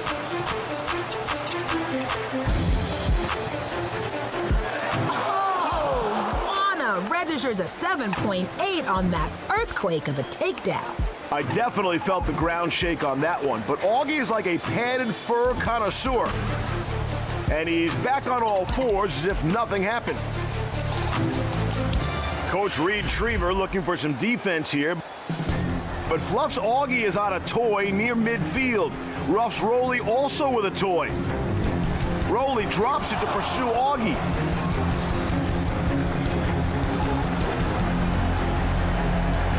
Now Monica tries to pry it away from Augie. But Augie maintains He's gonna possession. go to Fluff. It's last chance to get a touchdown for Team Fluff here. But Augie flexing those puppy muscles, and he hangs on. Augie's offensive proficiency makes sense when you look at his Wisdom Panel DNA results. He is part Poodle, Labrador Retriever, and Bichon Frise, giving him that playful spirit and undeniable nose for sport. Augie doing his part to ignite the Big Blue Crew. Well, teammate and power pup Amelia looks inspired. Amelia takes the field. All right, 2:30 for the Hats. Sniffing around for a scoring opportunity. Soybean milk stall. Soy. She barks out the play. Scours the defense. They're eating soy. Amelia takes possession of the toy. She's got room to run. And Amelia hits pay dirt. Now that's what you call an impact player. Touchdown. Amelia hovers over the gridiron, undetected, and touches down in the end zone, putting Fluff back on the radar. With your score now, 48-42, Team Ruff. Exactly what I say happens every year. They give Ruff the lead, then progressively, Fluff fucking closes the lead. What a shock. Dinger, what do you think of the Bad Bunny halftime show? Too many Puerto Ricans, am I right? So we're watching it. The shit started, draggers. Papa Dingus, like, he fucking flipped the channel to Discovery Turbo and watched the car show till that shit was over. So I couldn't tell you how the Bad Bunny show went. he banned it on fight frame 1 and refused to let us watch it. The Fluff cheerleaders are reaching for the skies after that score. And with a break in the action, let's meet our next adoptable pup. Papa knows what I mean. Asami, a sweet 8-week-old German Shepherd. I'm sure he liked the Kid Rock Anti-Cruelty segment. Society in Chicago. Asami is looking for a home that can keep up with her playful streak and energetic personality. To adopt Asami, go to puppybowl.com/adopt. $5 a month. Play for Team Ruff. But Amelia swoops in. How do you have infinite time to watch streams when you don't have $5? We're back, Puppy Bowl fans. I'm Steve Levy alongside Taylor Rooks. And let me tell you, Team Ruff is fired up and ready to rumble. You can say that again. Team Fluff took an early lead before Team Ruff fired back, but Team Fluff's Amelia quickly answered with a nifty touchdown just moments ago, bringing your score to 48-42 Team Ruff. But first, Team Fluff's Rhett is striking a pose before making his big debut on the field. Let's see if the pups in our next pedigree starting lineup can hold their own under the spotlight. First up, Team Ruff. Look at that trio. Those game faces say it all. All the way from Portland, it's Bulldog Mix Lobster Roll. Oh, I like lobster rolls. I reviewed one. Stepping onto the scene with moves Dingus that'll tries leave you it. shook is 18-week-old Brooke. There are layers to this Siberian Husky's game. No need for thanks. De nada. Here's Tosta. What? Ay, ay, ay. Moving on to Team Fluff. Wow, check out those fierce, fuzzy faces. Hailing from Homeward Bound, he's one you won't forget. It's the one and only Basset Hound Rhett. Blooming on the field and putting the pedal to the metal is 16-week-old Violet. Coming up next, it's Fluff's secret weapon. Bill doesn't do the Findom? Beagle Pitbull What do you mean? He's Dynamo, married. Josh Howland. With Team Ruff hanging on to a tight 6-point lead, the pressure is on in the final stretch. Team Fluff needs their best pup leads out there to make a comeback. Fluff is trying to make a play with only 5 minutes and 3 seconds left in the third quarter. Oh, I don't think they're gonna make Team it. Ruff's Brooke and Team Fluff's Violet are in full force and showing no signs Hold it down, of Ruff. slowing down. Wow, these two are remarkably fast. I hear they both majored in zoology. We've been seeing a lot of pups really cashing in on those zoomy degrees in this game. Oh, Brooke goes in for the tackle. Downfield, well, sounds like he's putting the Howlin' in Josh Howlin' with all that trash talk. Oh, jet skis for the boat hire? Brooke with the block, but Violet is just too quick. She breaks away. Oh yeah, let's open jet skis. Ooh, I'd need a water break after that, too. Fluff star Pupley Rhett now making his grand entrance onto the field. Wow, we haven't had a Basset Hound in the game since Puppy Bowl 19. He looks great out there. Let the hound loose. Looks like Team Ruff's Vernon is up for the challenge, already on Rhett's tail. Rhett isn't giving an inch. That totally checks out with his Wisdom Panel DNA results. With 100% Basset Hound in his genes, no wonder he's so loyal and protective. This pup was born to be a part of a team. Oh, Vernon with the leap. Now they're both vying for that toy. Rhett's got it. Oh. Now, Rhett fumbles. Oh, snap. He's headed back. All right, he's back in possession. Or he's got a plan. What's his next move gonna be? He just Surely. might make it into the end zone. Touchdown. Touchdown, Rhett. Oh man, I jinxed it. I shouldn't have said anything. That was a bit of a gentle push into the end zone, but you made it, bud. The teams are neck and neck with only 1 point between them. Your score now 49-48 Team Fluff. The crowds electric, and the cheerleaders are leading the charge. Let's check on our kittens up in the VIP section. With this tight matchup, the excitement keeps escalating here in the skybox. Looks like the kitties are scratching some vinyl.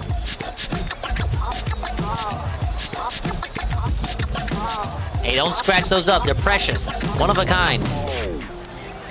Yeah, they can score on either side. It doesn't matter. Good thing It's there's scripted, Dogs Play. They don't take it seriously. It's all make-believe, you guys. Back in action, things are really starting to sizzle between Lobster Roll and Asiago on the gridiron.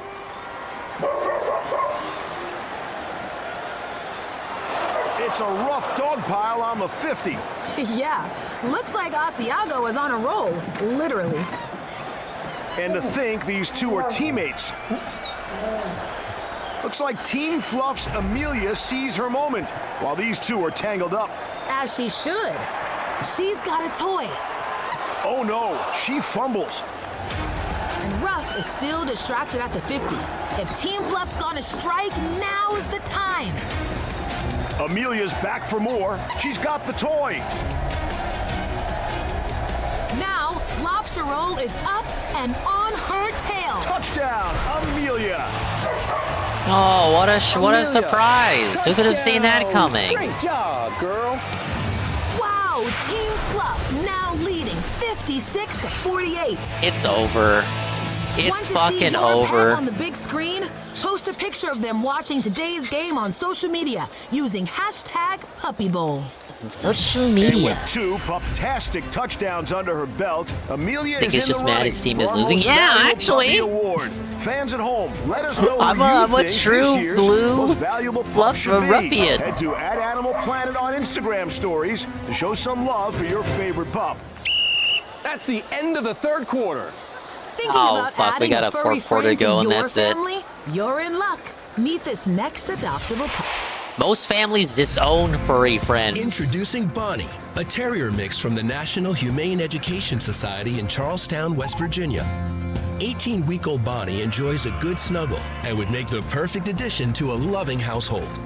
If you're interested in adopting think about how I Bonnie, wanna go position to this. puppybowl.com/adopt. Because the boats always get It's a real stuck. nail-biter as Team Fluff and Team Ruff are racing to the furry finish line of this tight game. Don't go anywhere. The fourth quarter of Puppy Bowl 22 kicks off right after this. Man, they better have Ruff win at the last minute. Tail-wagging action at Puppy Bowl 22. I'm Steve Levy alongside Taylor Rooks, and these pups are giving it their all out there. No doubt about it. Team Fluff. Oh, yeah, I know it's 'cause the storms guests are back after stupid. The Blue Crew's Rhett and Amelia each scored touchdowns late in But the I third. had there were people complaining that they couldn't get back to the exit. Fluff leads 56-48. And now, Team Fluff's Brooke is looking to add to that lead as she captures behind-the-scenes content before trotting back out to this the shit, I'm turf, clocking and you hit out. it now. Another W for Fluff. I'll keep the stream on though. Thank you, Let's Pip meet the next pack of possum pup leads in our pedigree starting lineup. Starting with Team Let's see if they Fluff, prefer this layout. look at those cuddly contenders stealing the spotlight. Hailing from Dallas, Texas, make some noise for the tenacious, tail-wagging Rottweiler mix, Slugger. Stepping onto the field with heavenly hustle and a halo of cuteness. Bless your hearts for the divine Anson. Fresh out of Buffalo and ready to relish the competition, it's Pickles.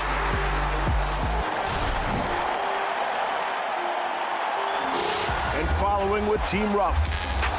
Full of pep, paws, and puppy power. Would you ever play RCT3 and experience the great guitar solo in the Keep sky? your eyes on this 19-week-old dynamo. I don't have the context for what you mean. Say hello to Dottie. But I'm a bit For his biased skills against the on 3D field, you'll roller wanna coaster give this dog a tycoons. bone. Here comes Knick Knack.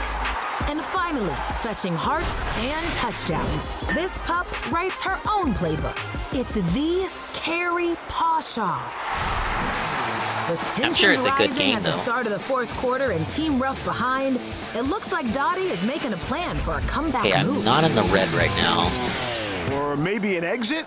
She already wants out. Right? She spotted that exit immediately. But Slugger and Carrie Pawshaw, on the other hand... Oh, yes. I just saw Carrie backstage sipping her favorite drink, a Posmo.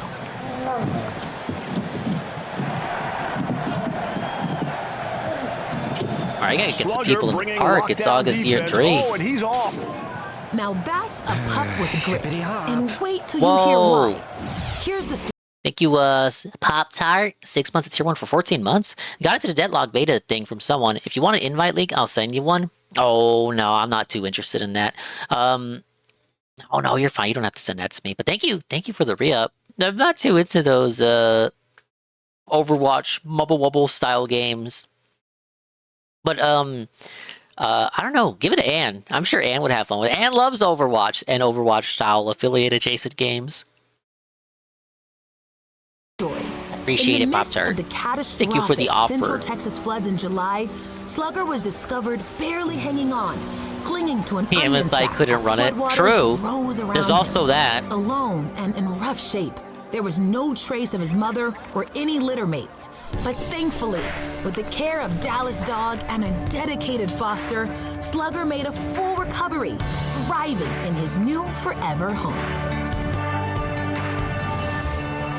Back in play, it looks like Slugger is going to put up a fight to win this Puppy Bowl. Whoa, that leap. And Carrie with some incredible defense here. No surprise she's bringing the heat out there. Her Wisdom Panel DNA results show a mix of Norwegian Elkhound and American Eskimo. That combo's all about confidence and hustle.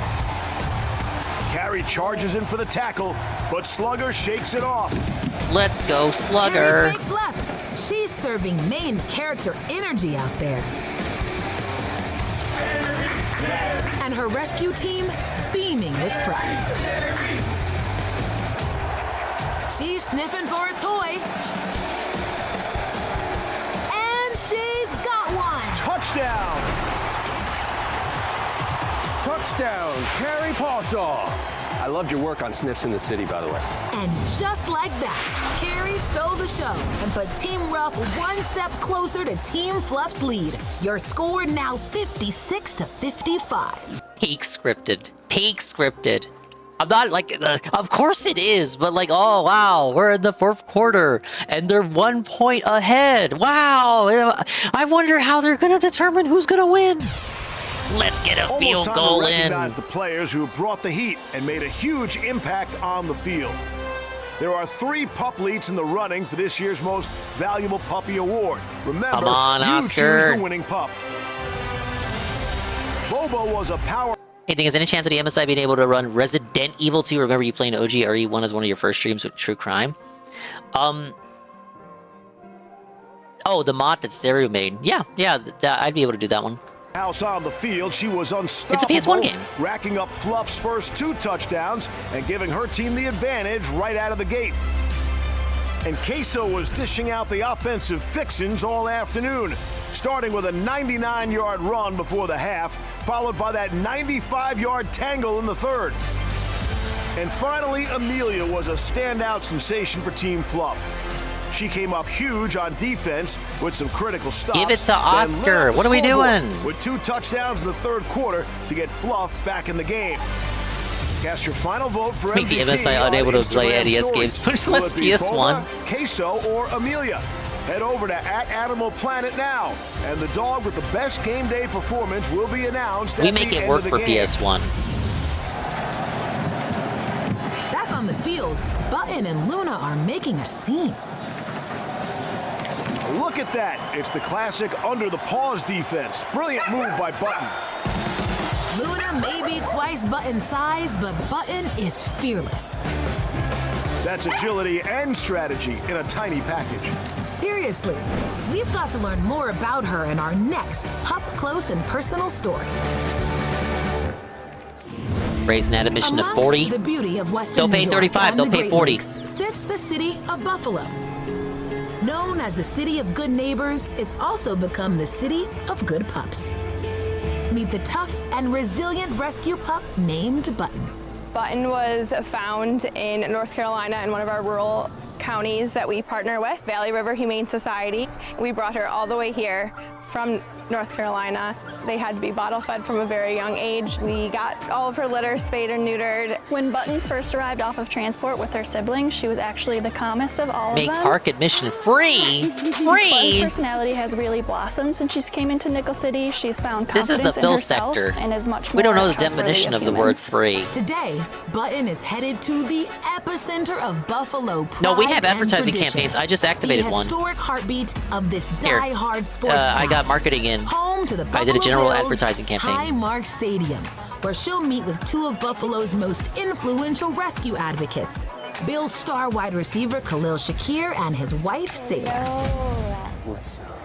The thing with working with rescues and being around rescue pups is I don't think people realize like just how loving these dogs are, you know, and all they want is an opportunity. Last year, we walked into a random adoption event and we left with an 11-week-old puppy that was the inspiration behind this whole foundation. I'll go Our all in on Missy, She's advertising. a little pit bull mix. She's a year and a half. And then we also have Penny, which is our 3-year-old golden retriever. The companionship and Vouchers for free unconditional love that they bring, tentacles. there's just so much happiness and joy in our household. And Khalil and Sailor are here to prepare Button for Puppy Bowl 22. I think what will benefit And her then the most what could use at Puppy people? Bowl would just be her overall Advertising like, for stature. car She's ride very low 1. to the ground. Girl. Which allows her Big ass to line with move nobody a lot in it. quicker and, you know, be steady on her feet. Good girl. There we go. She actually did great. Ran through the little tunnel. Now guess, I need She's families to spend definitely a good minimum of listener. She's $150 a quick for day. sure. But if you Don't get me to blink. $300, I'll miss stop her. mentioning And it, all right? finally, Khalil wants to see if Button has what it takes to be a wideout in the league. Button's a little on the smaller side, so I actually think it's perfect. I think she'd be a slot receiver. So it kind of just makes sense, right, that I was out here coaching her and kind of showing her how it's done. But she might have showed me up a couple times. Button's experience today is sure to help her succeed at finding the end zone and her forever home. Look at you. You're going to be a little superstar in the Puppy Bowl, huh? Button would make an awesome little family member for a potential adopter. She nonstop was Man, giving these us guests kisses are left and right all dented. day. She's just the sweetest thing. All rescue pups deserve Oh a my God, chance, they're super to be in a dented. loving home. People need to realize just how like precious like these animals Why are. even have boat rides if they just get stuck in them all the time? And if you're interested in adopting a pup like I Button, could put them on a go to track, but that's not as fun. puppybowl.com/adopt. Back in play. Well, not much play from Pickles. Wait, is he actually falling asleep in there? I think he heard us. Did you catch that side eye? Wonder if the ref has the magic words. Listen, we need some play making out of you, all right? We don't care if it's sweet or sour, but we need you out there on the field. Oh, I get what you're saying. Pickles may be a little shy, but he's still a big deal. And that's why Pickles is our final underdog contender of the game. Keep watching to Something to find kinda out lead who them out. wins the underdog award. I wanted to Back fool on the around field, here. Superstar pup lead Rhett getting hydrated before getting back to it. Yeah, no, I get it. That's not just a water I didn't think you break. could do that. It's an irrigation system. We'll leave him to it. Oh my goodness, Taylor, is that Pickles I see on the field with Team Ruff's Brooke? I don't believe it. Yes, I guess that pup talk worked. Oh, but Brooks paw to the... Oh! No whistle. I thought for sure we'd see a penalty on that one. See, this We like is the why chat overlay? Pickles Thank was you. living his soft This is one of the ones I pup worked a era little earlier. harder Back than into the usual tunnel he on. goes. Like I had to find the font, and then I had to find all the Brooks not slowing graphics. And when I couldn't find the graphics, I just screen capped them myself. The Zombies have taken over this game. It's a classic play used to spin opponents out. Don't look now, Taylor, but Brooks got a toy. Touchdown. Touchdown! Touchdown, Brooke! Keep those touchdowns flowing. Ruff just punched it in and is now on top in the fourth quarter. Ruff What does keeping it Fluff real. need to do to get a win? We're about to find out. Your score now, 62-56. Team Ruff. Akira the Pit is ecstatic. Yeah, I'm kind of just using the track. I'm curving it like this because it's And the cheerleaders are eating it up I generally too. want them like that way rather than in like near the bridge, anywhere they could get stuck on. Let's go to the sidelines for an official pedigree fuel break. The pups can This one's barely fine, wait 'cause to this- get the a whole taste thing of this is a Pedigree track. Puppy dry food, chicken, rice, and vegetable flavor, made with high-quality protein to help support muscle development on and off the field. And don't forget pedigree look, this puppy worked out. morsels in sauce. Okay. Top it, mix it, or serve it on its Wait a own minute, to you power guys, the you endless gotta, energy where of are any you pup. going? Exactly what these puppies back need over there. to get through the remainder of this intense matchup. Dog chow shilling Backstage, segment. Eleanor is catching some Z's before her big Puppy Bowl debut. And if you're interested in adopting a pup of your very own, check out our next adoptable pup. This lovely pup is Mateo. He's a 16-week-old retriever mix from Pet Haven in Minneapolis. Mateo is friendly and super affectionate and has the sweetest eyes you've ever seen. To add Mateo to your family, go to puppybowl.com/adopt. Super Bowl ads, am I right? Ruff No has made an kidding. incredible comeback, but this game is far from over, folks. Stick around to see which team will claim victory when Puppy Bowl 22 returns.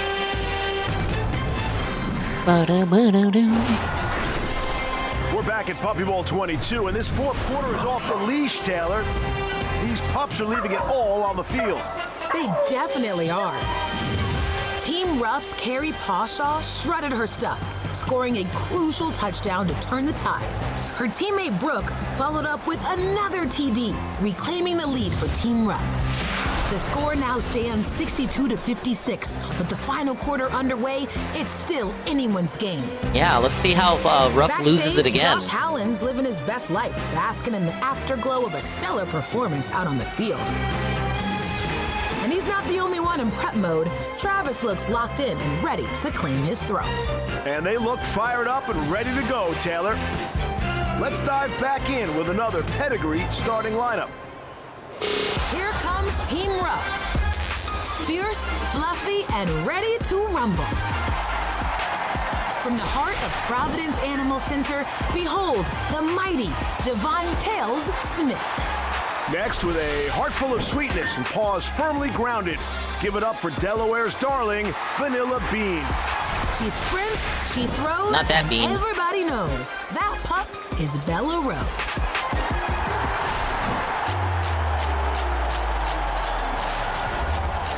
Watch out, world. This crew is fluff and adorable and game day ready. All the way from Dallas, Texas.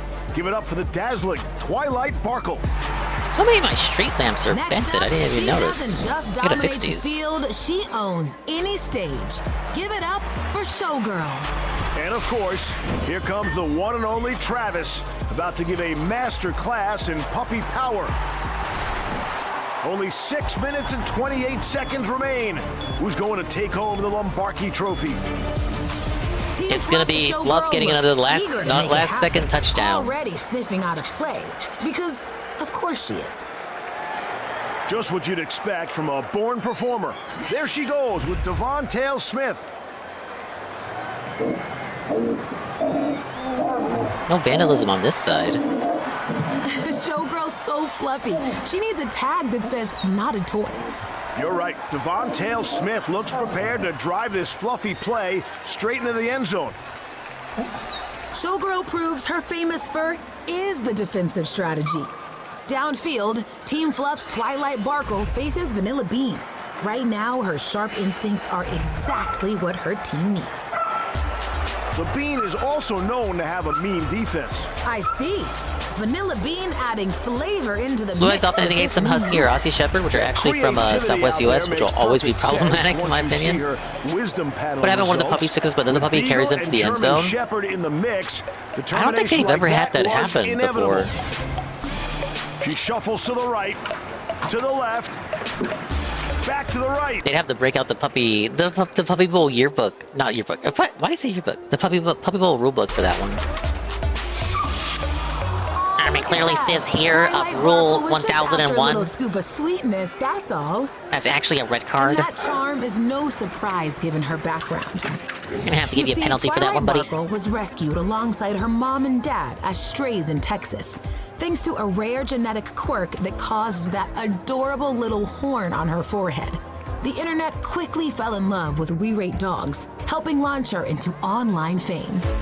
Now this unicorn pup is charming fans all over the country as she waits for her forever home. Wow, what an inspiration. And after all that action on the field, Twilight's having a well-deserved hydration moment.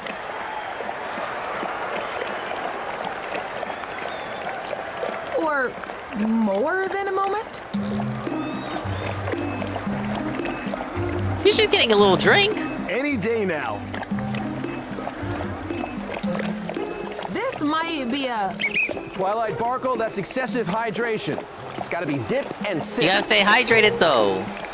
Back on the turf, some Remember when pup-to-pup re-rate dogs motivation give me in the count tunnel. suffer from TDS? I remember. I actually don't remember. But guess who's getting back onto the field? Pickles! Unbelievable! She's using her paws for the fluff. There's my paws lemonade. now, Taylor. I'm These staying four hydrated are right now. locked in. Rhett's got the strawberry. Oh, he fumbles. Brooke with the tackle. Brooke reverses field. Man, I do an advertising campaign for the she's on monorail. Pickles' tail. Instantly breaks down as soon as I turned it on. Oh my! That's a field goal. Field goal, Pickles. Wow! Been a while since we had a field goal. Incredible ball work by Pickles. Pickles. This isn't bad though. It's happening. It's happening. The Fluff lead. The blue crew is hot on Team Ruff's tail with the score now 62-59. Oh my God! If Fluff gets one You know more what they field goal, say? it's tied. More pups, please. Post a picture of your pet cheering on their favorite pup on Instagram using hashtag. Are we actually gonna Pupperb. have a tied game? And that's not all worth celebrating. Some pups took the field today with what looked like superpowers. In the second quarter was Truffle, who wowed the crowd with an unforgettable leap, showing off some serious vertical skills out on the field. Then there was Button with her under the opponent play and a jaw-dropping display of puppy powers that left Luna stunned. But Crypto's Superhero Play Award has to go to Miss Coco. With lightning Dr. fast Sexy speed, Coco. She outpaced every opponent on the turf today. Congratulations, Miss Coco. You've won Crypto's Superhero Play. Ready to add a super pup to your home team? Now let's check out our next adoptable pup. This pup is 19-week-old Bailey, a healer mix from One Tail at a Time PDX in Oregon. Bailey. Bailey is cat-friendly, loves other dogs, and Oh, brings yeah, a in level case of you have sweetness that cats. any family would love. To bring Bailey into your home, go to puppybowl.com/adopt.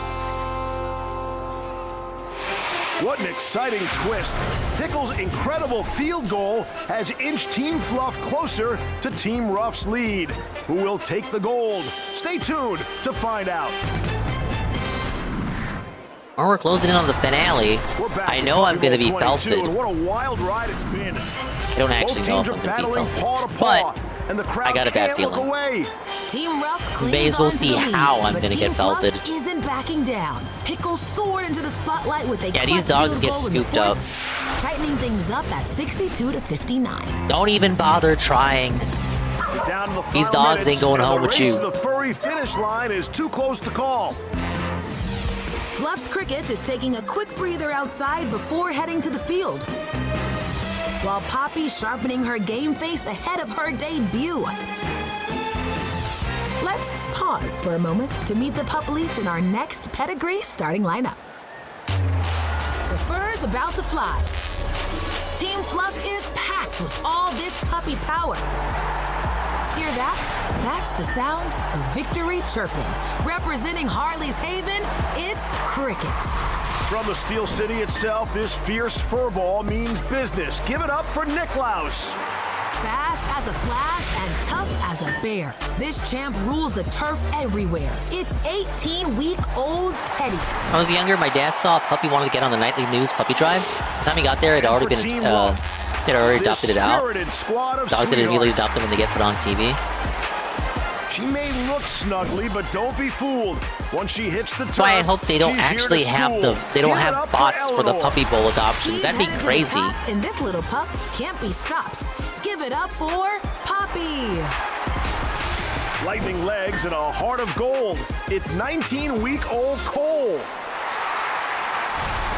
With a K in without the E?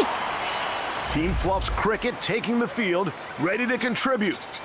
With just minutes left in the fourth, this game is wide open. All right, I'm closing in on my goal. Cricket's I'm year on a 4 toy. right now. Lobster roll tries to steal. Not today. Tensions are high at this point in the game. The pups have no idea what's going on, man. They just want to play, Cricket man. is so busy sniffing. They just have a good time, have a good game. Downfield, looks like Lobster Roll has turned her attention to teammate Poppy this time. Poppy's explosive paws are bringing the heat. Yeah, they're just here for That the love of the game. intensity's no shocker when you look at Poppy's Wisdom Panel DNA results. A Border Collie German Shepherd combo? That's a recipe for non-stop alertness and drive. How's the park coming along? Poppy fields a toy for a Fluff end We zone. did build out to sea like they wanted me to. I got a really good water coaster here that the people Niklaus seem to comes love. in to defend. I just gotta hit 2,500. A lot of boat hires, some more casual rides, They mini double golf team on him. the sea. Poppy picks up a toy, but passes to no one. She grabs You're kind of another. given a park Will that's she already make it to in the stable end zone? condition, though. I didn't have to do too much. Forces another fumble. Wasn't about to give Team Ruff any more leverage. Downfield, I think it's fun to make me want to play RCT2 now. It's a scene. good series. She It's a may good be sight game. and hearing impaired, but her nose is the real MVP. Team Fluff's Cheesecake has a toy near the 50. What is my The pressure's limitations on, on and he's building? got to pull this off for the blue crew. Cheesecake passes to Boba. Okay, about right here. Boba takes it to the 30. Ruff brings the blitz. Whoa! She avoids the sack and takes it to the house. Touchdown. Touchdown. What an unbelievable run. Not looking Team good Fluff for takes the lead, not looking good for 66 Ruff. to 62. With a timeout on the field, let's take a look at our contenders for the drive of the day. Oscar got the ball rolling early when he found the toy and ran the reverse for 50 yards, scoring Team Ruff's first touchdown of the game. And it was Rowley who fooled the defense on that misdirection play in the second quarter, taking it 90 yards to the house and regaining Ruff's lead. But the drive of the day has to go to Benito, who drew the defense toward the far pylons. Why is one team a point ahead of, We're rumbling coast to coast on that. Why is one team 1 point ahead of the other? I think it's because it's just how all the goals and field goals added up. The field goal is what really screws up the points and how the points are calculated. If it was just touchdowns being counted, you would just go off of 7. Like, oh yeah, okay, they're 1 touchdown ahead. That's why it's 21 to 14. That mesmerizing 100-yard bootleg, giving Team Fluff the lead and a much-needed It's the field goals that are that's like the added quantity there. Benito. That makes the scoring kind of weird. We've reached the 2 2 minutes. minute 2 warning. minutes! And then we'll watch Daily Wrap. Cheerleaders, all smiles as they nail the 2-2 twirl. I can't believe I'm actually in the green. This pup is Noodle from Nashville Humane Association. 12-week-old terrier mix Noodle has a calm, lovable personality and an appreciation for the simple things in life. If you're interested in adopting Noodle, go to puppybowl.com/adopt. We're in the final stretch, and just 4 points separate these two incredible teams. Don't go anywhere. One of them is about to fetch the ultimate victory, and I don't just mean the trophy. Stay tuned to see the Pups Forever homes. This is Puppy Bowl 22. Oh yeah, they always do that at the very end. You get to see the dogs that got adopted. You get to see you know, who took him home. Just 2 minutes left in the fourth quarter. We're all on the edge of our seats as both teams are in the hunt for victory. They're even breaking the trash We've cans. witnessed 8 lead changes in this game. One of these so far. guests was really pissed This off. included another touchdown from MVP candidate Boba. Probably because he had to spend his day in a theme park run by me. 66 to 62, but 4 points is all that separate these two teams, and the championship is up for grabs. Ruff star Lobster Roll can't resist visiting the glow-up station before taking the field one last time. She's hoping to impress this crowd here in the final stretch. She's got to look her best if she wants to hold that Lombardi trophy. Before the conclusion of this incredible matchup, let's check out our final pedigree starting lineup. Ruff's got he's some coming out. sleepers stashed away for their final effort. Making his trek from 5 Acres Animal Shelter, give it up for Silas. This German hunting terrier is ready to dig up a win. Put your paws together for Raquel. This is literally your only shot to be useful, Say hello Raquel. to 17-week-old Asiago. Same for you, Asiago. If there's ever a time for you to show up and show out, this would be it. Fluff might have saved their best for last. Literally tossing you in the Looking to game give right Ruff as it's the about to Irish end. Goodbye. Say top of the morning to ya to Patty. He's blind. All the way from No one pressure, tail though. at a time in Illinois, the lovable Pancake Labrador mix. Susie. When you need a playmaker in a pinch, Wasn't there's only Asiago on one the pup other to team call too? upon. It's Beagle Finch. No, they don't usually have the dogs play for both Patty teams. strolls onto the field, You must be sniffing mistaken. for a toy of her own and a scoring opportunity. She's looking totally zen out there and calm under pressure. Near midfield, Ruff's Lobster Roll and Fluff's Grasshopper are locked in. Whoa! Grasshopper showing off his namesake by leaping over Lobster Roll. Grasshopper doing everything he can to keep that defensive net over Ruff. Only 1:30 remains. It's crunch time for these two teams. Lobster Roll's looking to make a move. Grasshopper is all over her. Teammate Asiago tries to help, but Grasshopper wrong way. isn't letting up. Wrong way. Grasshopper with a tackle. That ATM. Can I not put it right there? Another one. And another. The defensive strength is just unmatched here. All Lobster Roll can do is, well, roll. Team Fluff Showgirl with the assist. Lobster Roll has had enough and is up on The her Super Fly feet. Man She's putting reincarnation. pressure on Grasshopper now. But there's a commotion on the other end of the field. Lobster Roll breaks away. She grabs a loose toy. Come and on, rides the Lobster clock Roll. Across the goal line. Oh my goodness. Oh my God! It's in. We're in. We're in. We're in. We're in. We're in. We're in. I love lobsters. I love lobsters. And Lobster Roll can't contain her excitement as she shows Dan the ref some love. Thank you, Lobster Roll. All right, save it for the postgame. She might have sealed it for Team Ruff right there.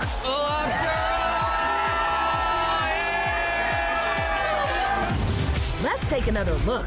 Lobster Roll spots a loose toy right at the Fluff goal line and wastes no time crossing the plane. And Lobster that was touchdown on puts it. Team Ruff in the lead, 69 to 66. Haha, funny number. So it all comes down to this. Just under a minute left. If Okay, here's how we can still lose. Fluff comes in with the field goal. Ruff's defense can hold here, Or even they'll one be the touchdown. new champions. Fluff coach Matt Daniel is calling one last play, and it looks like he's counting on the unicorn pup, Twilight Barkle. She's listening in for the play. No, Fluff's ignore going to it. need a little magic Ignore to it. pull off a Ignore. win Ignore. here. Ignore. Ruff's Don't Vanilla pass Bean go. is guarding the end zone. 33 seconds remain. Victory on the line. Vanilla Bean Come on, is come on, come on. chasing Team Don't, Fluff across the field. don't do it. She might be sweet, but right now she's in beast mode, covering two pup players at the same Come on, time. come on. Look at them. Look at them. They're feeding for it. Vanilla Bean leads Vanilla. Twilight Vanilla Barkle Bean. across the field and goes in with the paws. And Sup Pickles with has Twilight emerged from the Barkle? tunnel. Talk about a dilemma. It's 2-on-1. Pickles is corralling Vanilla Bean into the tunnel. Yeah, Genius distract them in the defensive tunnel. They strategy. always go in the tunnel. But Twilight Barkle emerges. Yeah, you can't corral Vanilla Bean. Twilight Barkle sees a toy. She's headed for the end zone, and she pauses at the goal line. Oh. Don't field goal it. It's a field goal. It's a field goal. Wait. She tries to scoop it up. Field goal. She bobbles it. Field. Touchdown. No.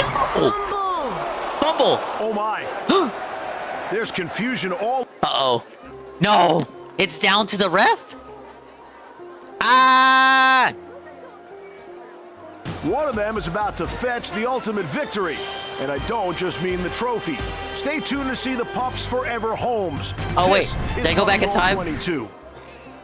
No, did I go back in time? Welcome back to Puppy Bowl 22. Just 2 minutes left in the fourth quarter. Yeah, I went back in time. On the end is up on her. I'm sorry. I was so pumped up. And the Fluff cheerleaders can't contain their excitement. Let's look at that play one last time. Twilight has a toy in the red zone, tries to get a good hold on it, but at the very last second, she stretches her body across the goal line. She held on just long enough to secure the win. Ladies and gentlemen. No! No! No! No, cut back! No! That's not right! That's not right! It's a scam! It's a scam! It should have been a field goal at least.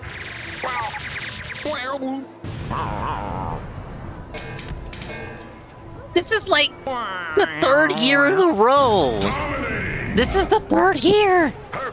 The third year. No, I need an explanation.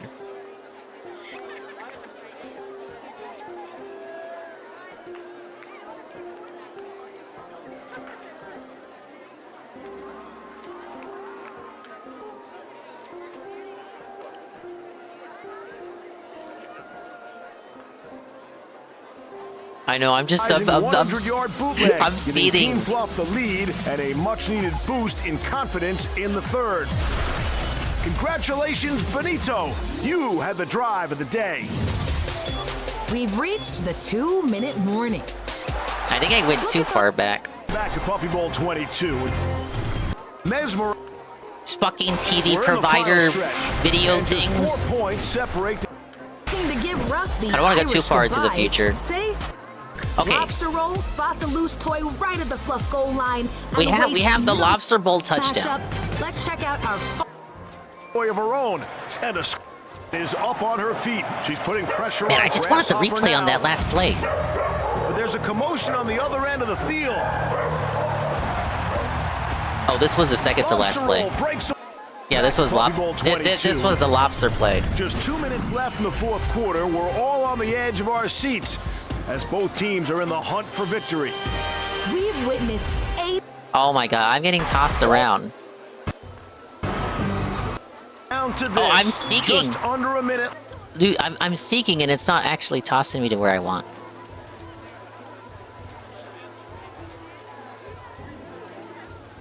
Don't you guys know how to code a website? Alright.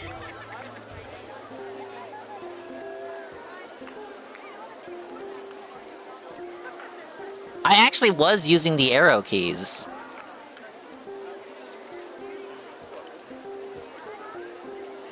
Okay, this was the segment. She's headed for the end zone, and she pauses at the goal line. Yeah, the video player bugged out from what I can see. That's why I was being tripped up. She bobbles it. Touchdown.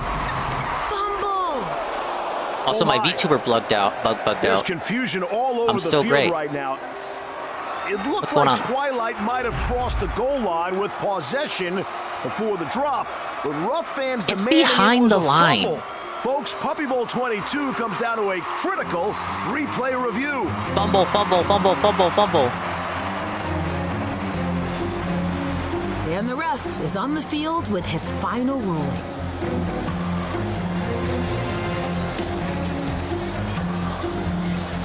Wow, look at this fake drama.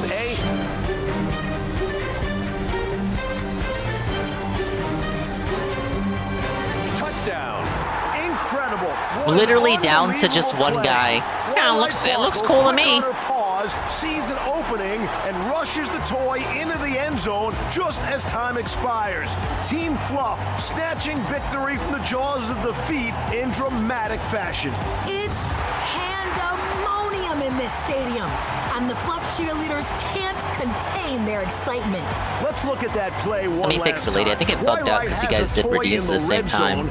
Tries to get a good hold on it, but at the very last second, she stretches her body across the goal line. She held on just I've seen this guy in the parking lot later. to secure the win. Ladies and gentlemen, Team Fluff are repeat world champions. Yeah, repeat is right. At the Raising Cane's tailgate, it is paw I don't even time. want Raising There's pure Cane's. elation erupting in the parking lot for Team Fluff as the fans celebrate their incredible win. Everyone is on their feet and paws. Many of these pups have been inspired by their role models. Go and keep dream that band. one day they too will be able to play on the big field You know what? in a future Puppy Bowl. Yeah, we can do that. I'm sorry, What a Goki. historic game. Both teams went all gas, no brakes for all 4 quarters. Team Ruff can hold their heads high after that one. They put on a show in all 3 phases, even leading this contest by 13 points twice this afternoon. But Team Fluff just would not be denied. They answered the call again They should have and been. again, and ultimately secured victory. Can we get a in what year will where surely where go Ruff down wins? as one of the greatest Puppy Bowls of all time. My ass Now, without further ado, was about as lame let's as go the to real midfield, Super Bowl. where Fluff team captain Miko is trying to soak in this emotional moment. It is my honor and privilege to present to Team Fluff, champions of Puppy Bowl 22, the most adorable award in all the world, the keepsake of cuteness, the one and only Walmart Lombardi Trophy. You gotta make sure to get the Walmart in there. Congratulations, Team Captain Miko, on a near flawless performance and a well-deserved Flawless victory. victory, Tell me, Captain, guys. how does it feel to be a world champion? Phenomenal and monumental. Well, there you have it, folks. End it. Congratulations End once again, it. Team Fluff champions, Puppy Bowl 22. We're not finished yet, folks. We have more awards coming your way. Maybe as we Oscar honor can win additional something. Standouts from today's game, starting with the adorable contenders for the Underdog Award. In the first quarter, we had siblings Derby and Summer, who, instead of hyping the crowd or calling the D, parked in the end zone with their tank on E. And Team Ruff's Remy took the field like a skilled performer, but opted out of the spotlight and hid in the corner. Hey, And just hanging out. finally, there was Pickles, who decided to trade all the blocking and fumbles for a nice long nap in the entrance tunnel. After careful consideration, and Imagine getting a expert shout out just for analysis, goofing the fuck winner off, though. Is Remy, congratulations, Remy, with the Yeah, game on the pity- line. pity- And everything pity at awards stake, for Ruff. Instead of taking a handoff or You running can't the win the fade, game, but we'll give you the huddled in Goofball corner for award, the extended Jester lunch Maxing break. award. And you are our Subaru underdog of the game. over 120 adorable puppy players took the field to showcase their skills this afternoon, but only one can take home the most valuable puppy award. Team Fluff's It better Bobo be a was in Ruffian. beast mode this afternoon. She kicked things off with give the it to first two Oscar a touchdowns lobster of the roll. game. Not to mention that 75-yard trek through traffic to give Fluff the lead late in the fourth quarter. Team Ruff's queso shifted into four-wheel drive today, starting with a 99-yard touchdown near the end of the first half before blowing the doors off the defense on that 95-yard tear in the third. Finally, Amelia took off and spread her wings, providing same-day delivery service on that 75-yard drop in the bucket in the middle of the third before depositing 7 more points into Fluff's mailbox to reclaim the lead just moments later. You voted, America. Who is our MVP? And this year's Most Valuable Puppy Award Why is goes Oscar to... not here? Congratulations, Boba. You are our Bissell MVP. Oh, yeah, Before just we won sign because off he from had the Puppy Bowl funny 22, name. Let's check in to see the homes that our puppy players have found, along with their new biggest fans.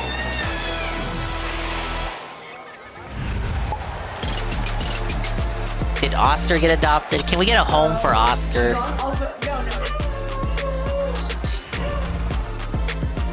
Was that GPM? It's GPM!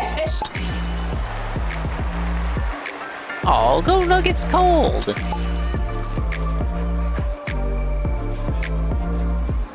Dude, they shouted out Oscar like the whole first quarter. He didn't get diddly squat. Where's Lobster Roll at?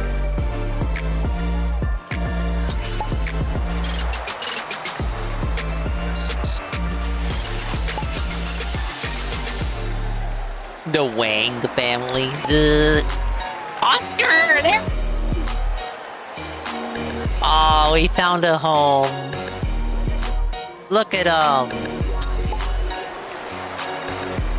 But what about Lobster Roll? Where's Lobster Roll? Hey, Vinio. You're catching us at the end of the Puppy Bowl segment. Now I have to watch the ramp.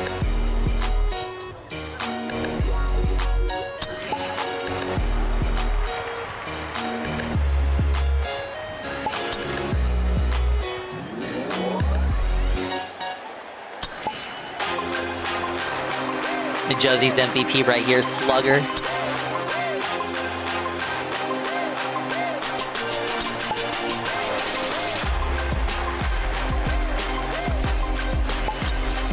It was basically every dog that played today.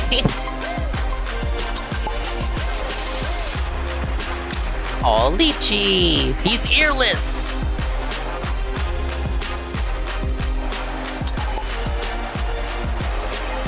I told you, they all get adopted minute 1, frame 1. No dog left behind. Even MVP Boba. Yeah, it was probably the first one they adopted.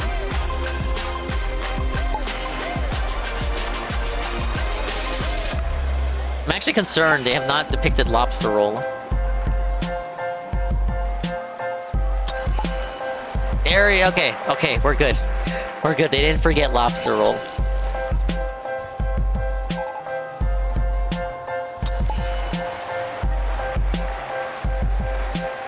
You think they rename the dogs that have pun names when they take them home?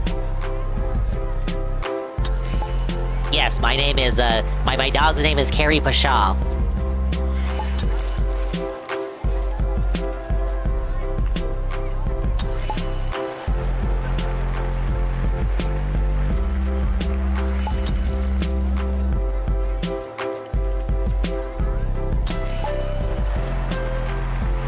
Like something like Summer, like that's fine for a dog. But Mud Sniffered?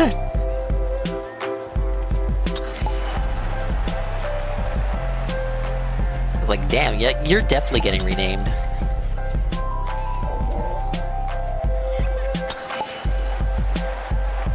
The ones that take actual video of the dogs post-adoption, those are the real heroes. More about adopting a puppy of your very own. Go to puppybowl.com/adopt. Thanks so much for watching. For Animal Planet, I'm Taylor Rooks. And I'm Steve Another Reedy. year, We'll see you another again L. next year for the loudest call to action to adopt, not shop. No, Puppy I Bowl heard a 23. louder. I heard a louder call of action earlier this week.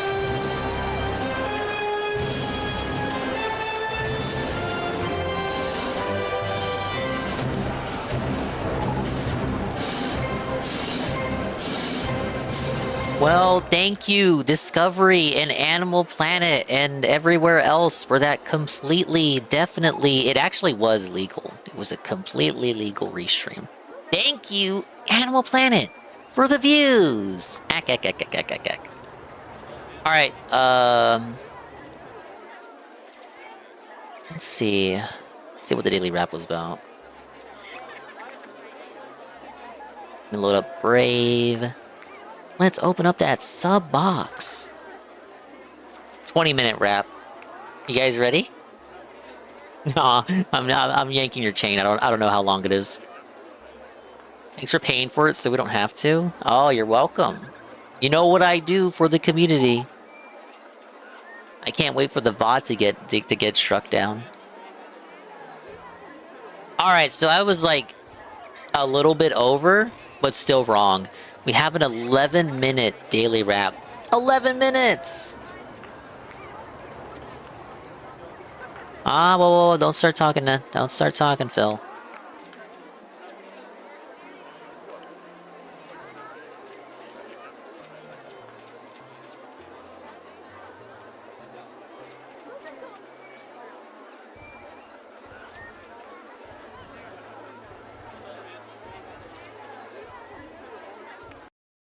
Alright, mute the game. So, Creasol is a lie! Rage at Sim's return in FF6. The Daily Wrap, February 10th, 2026. Good evening, everyone. Phil here, and welcome to the Daily Wrap for what was Sinister Tuesday, Strike. the You just missed 10th it. of February, The 2026. people's over. A day that I honestly do wish had gone differently. Not to say that it was a bad streaming day. By no means was it. But I do wish that the day had gone differently, and I'll explain why in a moment. But let's here's recap why. everything that happened. We started off today with a DSP morning show. And on said morning show, we talked about various different topics, including the fate of 2XKO, which now looks like is falling apart at the He seams. took a victory lap on this game after it got announced that it got shut down. And it's called Directive 8020 from Supermassive Games. We had a bunch of Q&A. It was a pretty good show. Good interaction. Lasted about an hour, and we just chilled until we built up enough attendance. And then we started with the brand new indie game, Crizzle. All right? The game is called, actually, Crizzle Theater of Idols. And what the game is supposed to be about... When he said the name of this, I thought of the vegetable two groups oil. of warring factions of cults. I guess they both Totally worship just fired their the own QA respective people? gods. One is the god of sun, and one is the god of the shows sea. what I know. I didn't And look the game into has it. horror elements. The Frizzle. game has survival elements. What, and the game shizzle your has crizzle? Interesting story and exploration, puzzles, etc. All right. What the game doesn't really have is any semblance of pacing that makes any sense whatsoever. There's no Allow me logical to explain what I pacing. mean by The that. pacing So when you makes watch literally the no trailer sense. for Crizzle, right? It shows you fighting all Who kinds is of the robotic Crizzle? enemies. Now, some of these are like statues DSP that appear to be exposed the human game. underneath, but then also giant, like big robot monsters and things like that. It shows you using multiple different kinds of weapons and the like, and it shows like you're doing some kind of like bloodcraft magic or whatever, and you're led to believe from the trailer, man, this game is probably going to be similar to like BioShock or something like that. Now, it definitely looks like it's a little bit more gory, but for the most part, that's exactly how the trailer is designed to make you think the game is. Well, folks, It's I'm emotional sorry to say, manipulation. You'd know all about that. the trailer's a bait and switch. What? And what I mean by that is that even though maybe the things So it's- that it's- are it's actually its own present unique in the things? trailer are in the game somewhere, they are nowhere to be seen within the first 3.5 hours of the game. What's wrong with that? No exaggeration. The So entire they just first straight up hour lied? is building atmosphere with a little bit of combat, and that's okay. That's But fine. then once you go into the main part of the game, here's what you very quickly realize. Just want to be tossed into the action. What's What? going on? All that action and stuff isn't here. You fight the same exact enemies over and over. They're building and it up. over and over. It's built and up. over again. I And haven't there even aren't seen even that many of them. I've not even It would watched be the one day thing stream. I if can there tell were you like that's built hordes up. of these enemies and you felt overwhelmed. There's really nothing about this game that feels survival horror in any way. There are a few jump scares here or there, but for the most part, the game is just a very boring and repetitive formula of kill a bunch of these very generic statue people, refill your ammo by using your own health, find a way to get your health back by absorbing blood from creatures or just finding vials you inject yourself with, wash, rinse, repeat. Yeah, you explore, you open locks on doors, you solve basic puzzles and stuff, but the game is a very, very narrow and boring gameplay loop. Compare that with BioShock, where right from the get-go, right, you've got multiple weapons. You're getting plasmids that are giving you new abilities and things that are exciting. You have customization options where you can buy things from a vending machine. Oh yeah, to make I the heard he game doesn't want to play differently, Mugenics because of the art style. None of that is present in Crizzle. If you want a more in-depth explanation, Someone said I made earlier. a 10-minute video This guy talking played about Crizzle like- and made it the highlighted video of played my Pokemon channel for 4 months. explaining the game 1,000,000% graphics is a and bait and eugenics switch from what they it's showed in the just trailer. Maybe if they a had step never too shown far. that It's a bridge trailer, too far. you wouldn't have had that expectation. But that's really the reason I bought the game. I just watched the trailer. I'm like, it kind of looks like BioShock from the way they presented it. How am I 3.5 hours? So you bought it just because it resembles another game? I thought you didn't play imitator games. Thought you right? Why play Neo 3 when I can just play Dark Souls? Don't you guys want to see modded Dark Souls 1 or 2 instead? Why'd you play this game instead of just playing BioShock 1 modded again? In, I still only have the starter mod handgun. BioShock 1 on PC right now. I have no abilities whatsoever. Show us BioShock 0, 1 again. And I've only ever fought the regular standard statue enemy. Yeah, he'd be filtered by I'm Neo. bored. That's why And you the rage truth quit Neo is, 2. Not only was I bored, I think Audience the was viewers bored. were even more bored. They were Audience saying was to me, bored. this ain't it. Like, this This is ain't just it, not well designed at all. There's zero pacing. Like, They were talking you about your want stream. pacing so that the excitement ramps up. Not 3.5 hours of exactly the same thing with zero ramping up or anything scary. Like, what is going on? They're okay. But, like, There's define one scary ramping element. up. There is a boss that shows up that you can't fight. Much like a lot of these survival horror games where it's like first person, you just can't Oh, fight he the rage thing. quit the You have to Neo hide DLC? I and didn't know avoid that. it, That and was then try before to my escape time. it. You do that a couple of times. I was but still a honestly, psycho. You've done it in so many games before. It's just not scary in this one anymore. It just doesn't feel original. It feels like they're just biting off of what other people have done. So watch the full review, but just not a very good game. Now, because of that, okay, rage lots quit. of people Rage showed up quit. to watch, but after like an hour, 2 hours, people were Everyone like, what did. happened? This game is so boring. And sadly, the support completely dried up. So Womp I think I womp. made like $80 on the Oh, game, and that was it. Now, failed goal. I did an experiment. I'm going to explain this experiment to you tomorrow on the Level 1 podcast. So everyone remind me tomorrow on the podcast. Say, Phil did something different with this Crizzle string. All right? It's an important experiment, but not so important that he would actively remember to talk about it on tomorrow's pre-stream. Certainly wouldn't be a rehash of the last time he told us he was doing an experiment, right? Something that I probably want to do. Yeah, every moving day is just him forward, toying but with his I don't know if viewers. it's going to work, and I want to run it by everyone. I did Experimenting do it during on the stream, everybody. and it distinctly made the stream feel different. Hey, Dang but we'll Tank. see. All right, I'll talk about it tomorrow on the podcast. It's a topic that I want to discuss, but I only raised like $80 on this stream. Okay, so that being said, So, tonight with Street Fighter 6, I wanted not a it to be a successful really good stream experiment. because I wanted to try to make up for the fact that the first stream was a dud. All right. Tonight, in Street Fighter 6, I played with Dalzim. Now, we all know what happens when you play with Dalzim in Street Fighter 6. There's two scenarios. Scenario number one, you play absolutely perfectly, meaning you make no mistakes. You don't have bad luck. You perfectly time all of your pokes, your fireballs, and you zone the opponent away and make Patchy. it so difficult they can never get in on you. You do combos, you do traps, you push them in the corner, you win. Dalzim dominates. But that doesn't happen every game, does it? No. Unlike the rest of the cast who all rely on a drive rush mechanic to push their opponent to the corner, and then they have a loop of stuff they do, whether it's the throw loop or a neutral jump loop, safe jump, jabbing, whatever. Dalzim has none of it. Okay? None of it. He has to zone you from mid-screen. If he doesn't do that, he can't win. Okay? I'm not spamming, I'm what zoning, happened was, idiot. one of two things. Either it said, fight, and I started playing a perfect game, and it was really awesome, and I won, or fight, one move drops, that's it. They pushed me to the corner, game over. And that was like the whole night. So I'll be honest with you, this is one of the nights where I got angry whenever something went wrong. Like, there were people who outright I had beat, combo drops, The that's shark it, it's smelled over. blood Dalzim in the can't come water. back now. Game over. And that happened multiple times during the night. Yeah, In addition, spoilers. again, people who are just ass at the game, literally playing a simpleton pattern, beat Dalzim because all they got to do is get one lucky hit. Like, it'll be. They were fight. playing a Okay, I'm gonna simpleton, press roundhouse. Oops, mentally they jumped in and hit me ill, with a combo. It's mouth actually the end drilling of the round. pattern.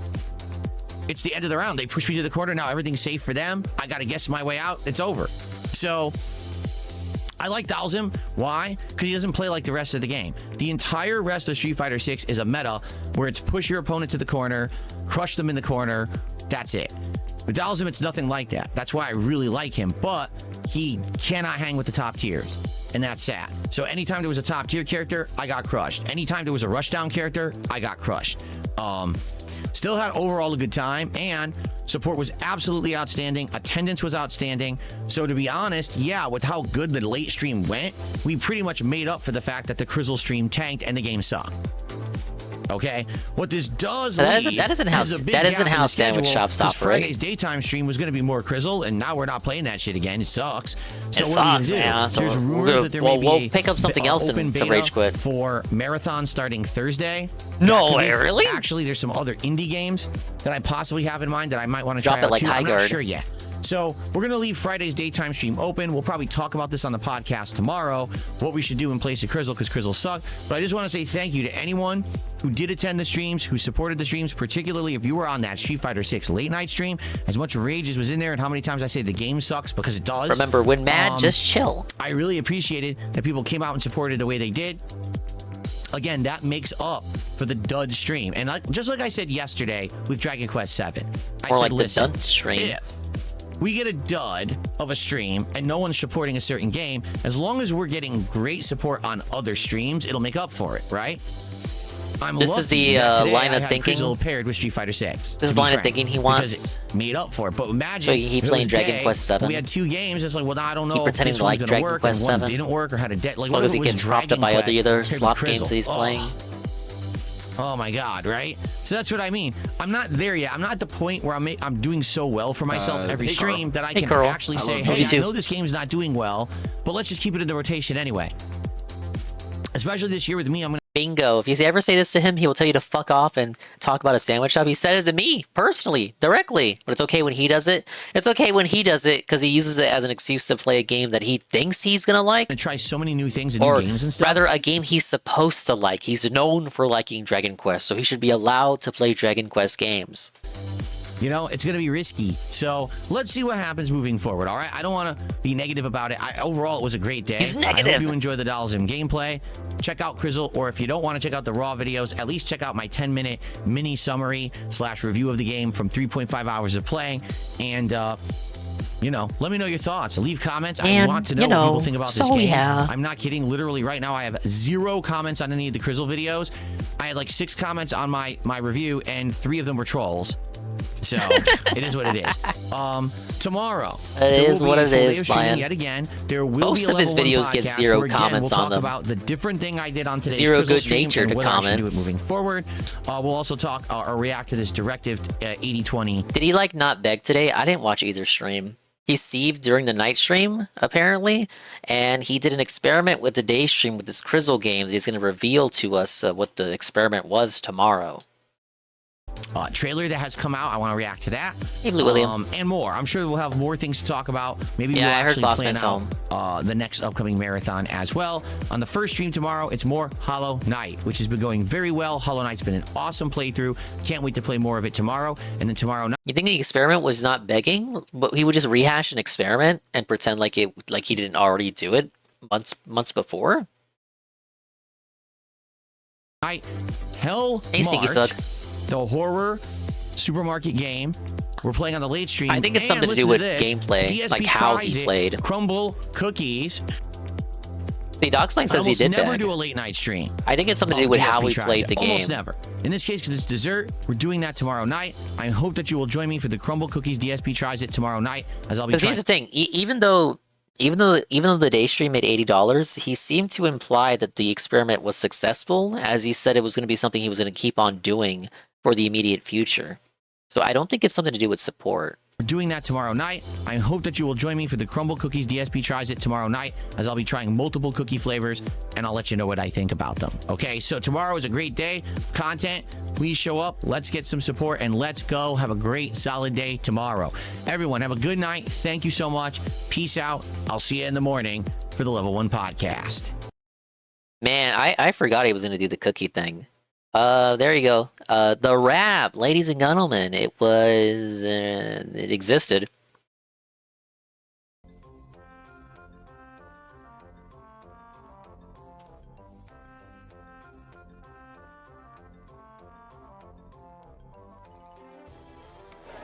All right, where are we at in Dingus Land? September year 4.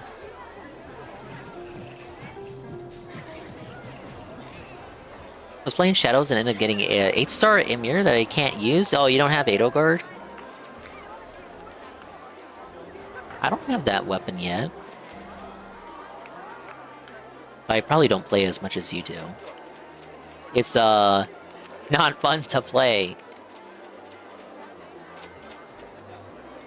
Yeah, he said he'd reveal the results tomorrow, but again, like my observation is that he pointed out that it was going to be something he was going to try doing, which gives me the idea that obviously it was successful enough that he would consider continuing to do it in the immediate far-flung future. No, I don't. I refuse to buy her.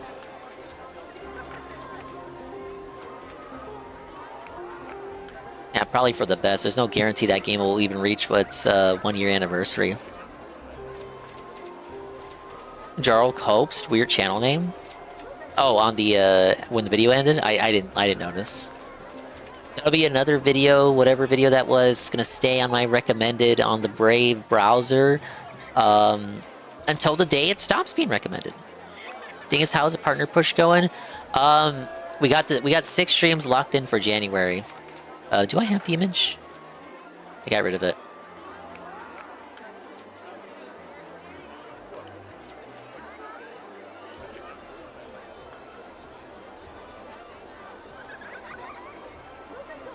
No, it's 6. So how I want to do that? Like you can see the dates. Look at the date windows. So I need 6 streams in January and 6 streams in February. I'm aiming to have it like locked in for the end of February. So 6 streams in February count for the 30 days, and then the 6 streams in January that I already have will be counted for 31 to 60 days. Yeah, do it again. Yeah, do it twice. So the second one said 3 out of 6 at one point because it was counting some streams in December, but they fell off and aren't being counted anymore. So it's like getting the sweet spot. So I'm really gonna push to hit the last 5 for the remainder of February. I'm really gonna put in the hours, you guys. I'm gonna put in the work. And your attendance, engagement, and support will help us on that right there. Basically, we gotta restream, we gotta lurk, we gotta raid, and we gotta put it at 1%.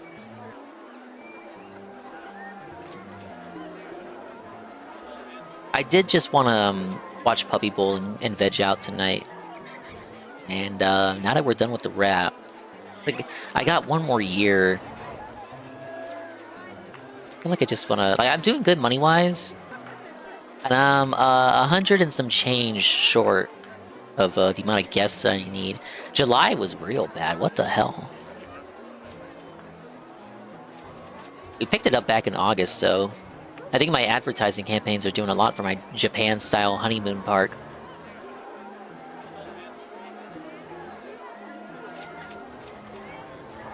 Yeah, but I want to do a morning stream, see if we can do Fire Emblem, and then restream tomorrow night.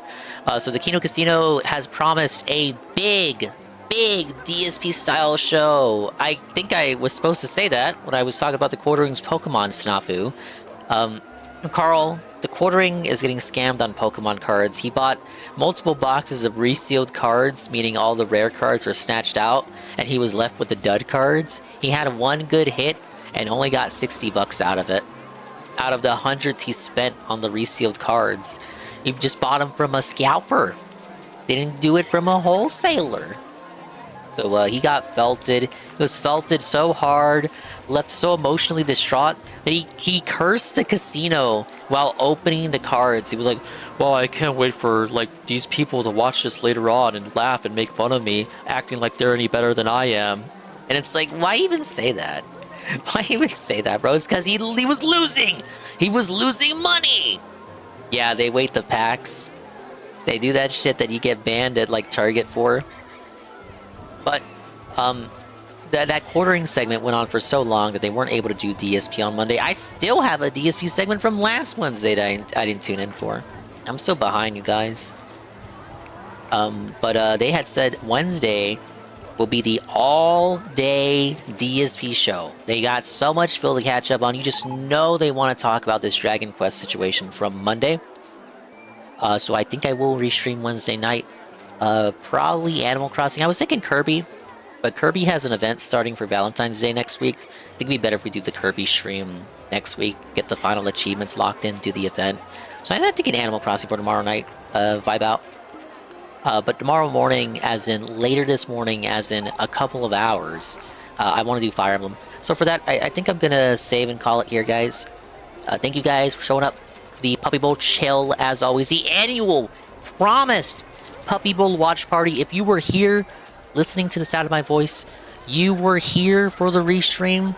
this shit is gonna get claimed on YouTube, and if and when, literally when it does get claimed, the only thing that will happen is that if you're from America, if you're an American style viewer, not one of my massive international audience members, you will not be able to watch the VOD. Turn on the VPN. The 5 people that are gonna watch the VOD, turn on the VPN. 5 is generous, the 2 people. But if you're a Eddie B style, or if you're even a GPM style, you'll be fine. You'll be able to watch it. That's what happened to. See, the one from 2023 didn't get claimed. You can watch the 2023 Puppy Bowl VOD just fine. But 2024 and 2025 did get claimed. And like, if you're American, you're felted. That VOD will just be unlisted for you. You won't be able to watch. So yeah, it's available to watch here on the Twitch side, the full thing through, without any issue from Twitch's side. I guess I could just leave it here as a highlight or something. But yeah, thank you very much. We'll find some on the raid.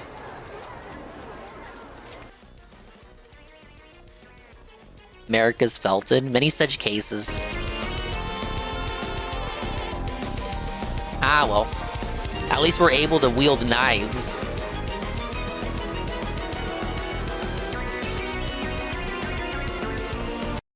It's nice to rest your Thank you, Pablo, for that healthy transition. Thanks for stopping by. It's always nice to play some Roller Coaster Tycoon. It's a nice comfort game, comfort-style game. Let me save my park. Japan-style honeymoon land. You from Canada? No. No, I'm not. Saru is. We have a lot of Canadian detractors. Saru, Sav, Shybot.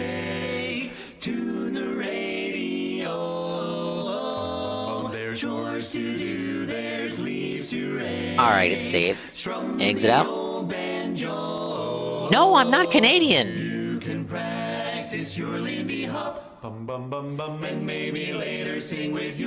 not Canadian, guys, I swear. Cat, talk to me. Talk to me, Cat. Cat, I'm not Canadian. Cat. Then come back for more. Or please come back for more. Thank you, Dogsplain, for the clip. Forewarned is forewarned is forearmed. Appreciate it. All right. Thank you for the positivity. Flockavelli, follow behind the scenes. Year around Spitta, follow behind the scenes. I want to shout out Antoine gifting the 5 at the end of the 24-hour stream. Like right as I initiated the raid to Shroom, he had sent 5 gifted in to Blue William, Almighty Goki, SCP, Rent Check, and Viva La Voodoo. And thank you for the raid with the party of 23. He was waiting for me to get on so he could stop playing Persona. Rennie, big raid with the party of 4. Dogsplain, 200 cheer. Already 7, massive raid. Party 165. Amran, tier 1 for 17 months. Polish Italian, the 100 cheer. Skoost, the re-up, tier 1 for 21 months. Praise the Sun, raid with the party of 1. Pop Tart, massive re-up. Tier 1 for 14 months. And he says he got into the Deadlock beta thing. If you want an invite link, I'll send you one. I don't think the MSI can run that. But you could always send it to Anne. Thanks for streaming. Thank you, Golden Cream. But yeah, I'm gonna set the alarm because I really want to do Fire Emblem in the morning. Do at least a chapter or 2. And then Animal Crossing plus Kino restream Wednesday night. In the evening time. We're gonna keep that push going and we're gonna win big. Deadlock is pretty well optimized. Well, it's that, and I'm not interested in Overwatch style games either. I don't do good on a team, man. Alright, who do we got? Whoa, it's the game that we were just talking about, Mugenics.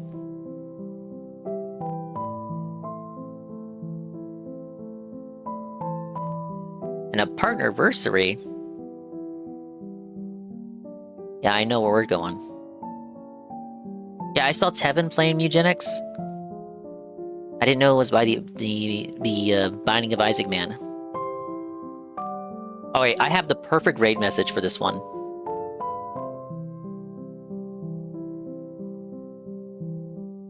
Watching Tevin made you buy it. But you're British. You had to pay more. Or maybe less. I don't know. If you're Canadian, you'd have to pay more.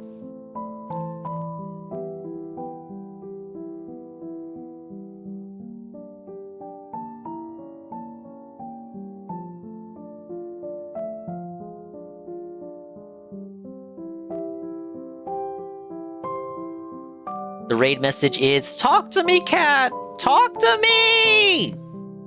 Talk to me, cat! Because he's playing eugenics. Oh, and it's his partnerversary. Sorry, I should add that. I should add that to the thing. This is to copy this one, because it mentions the partnerversary.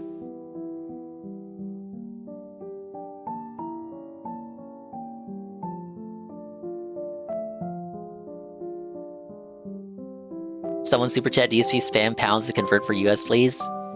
I see. I don't know what the conversion rate is on Hand Infamous. I don't have the tab pulled up like on the fly, ready to go to convert the currencies. Guys, it's not about that. It's about having fun on a stream and playing a game and making meaningful connections. But bye-bye, adios, and meme time. We'll see you when we see you. And if we didn't see you, then we didn't see you. But if we did see you, then we saw you. And if we didn't see you, hopefully we will see you next time. If I could see myself in the mirror each and every single day, hopefully I can inspire viewers like you, Rue, to see themselves in their mirrors each and every single day. Alright guys, Fire Emblem in the morning. I'm setting the alarm right now. 10 seconds, let's go! Let's go! Get ready for 4 resets! 4 resets on the same map! I can't wait!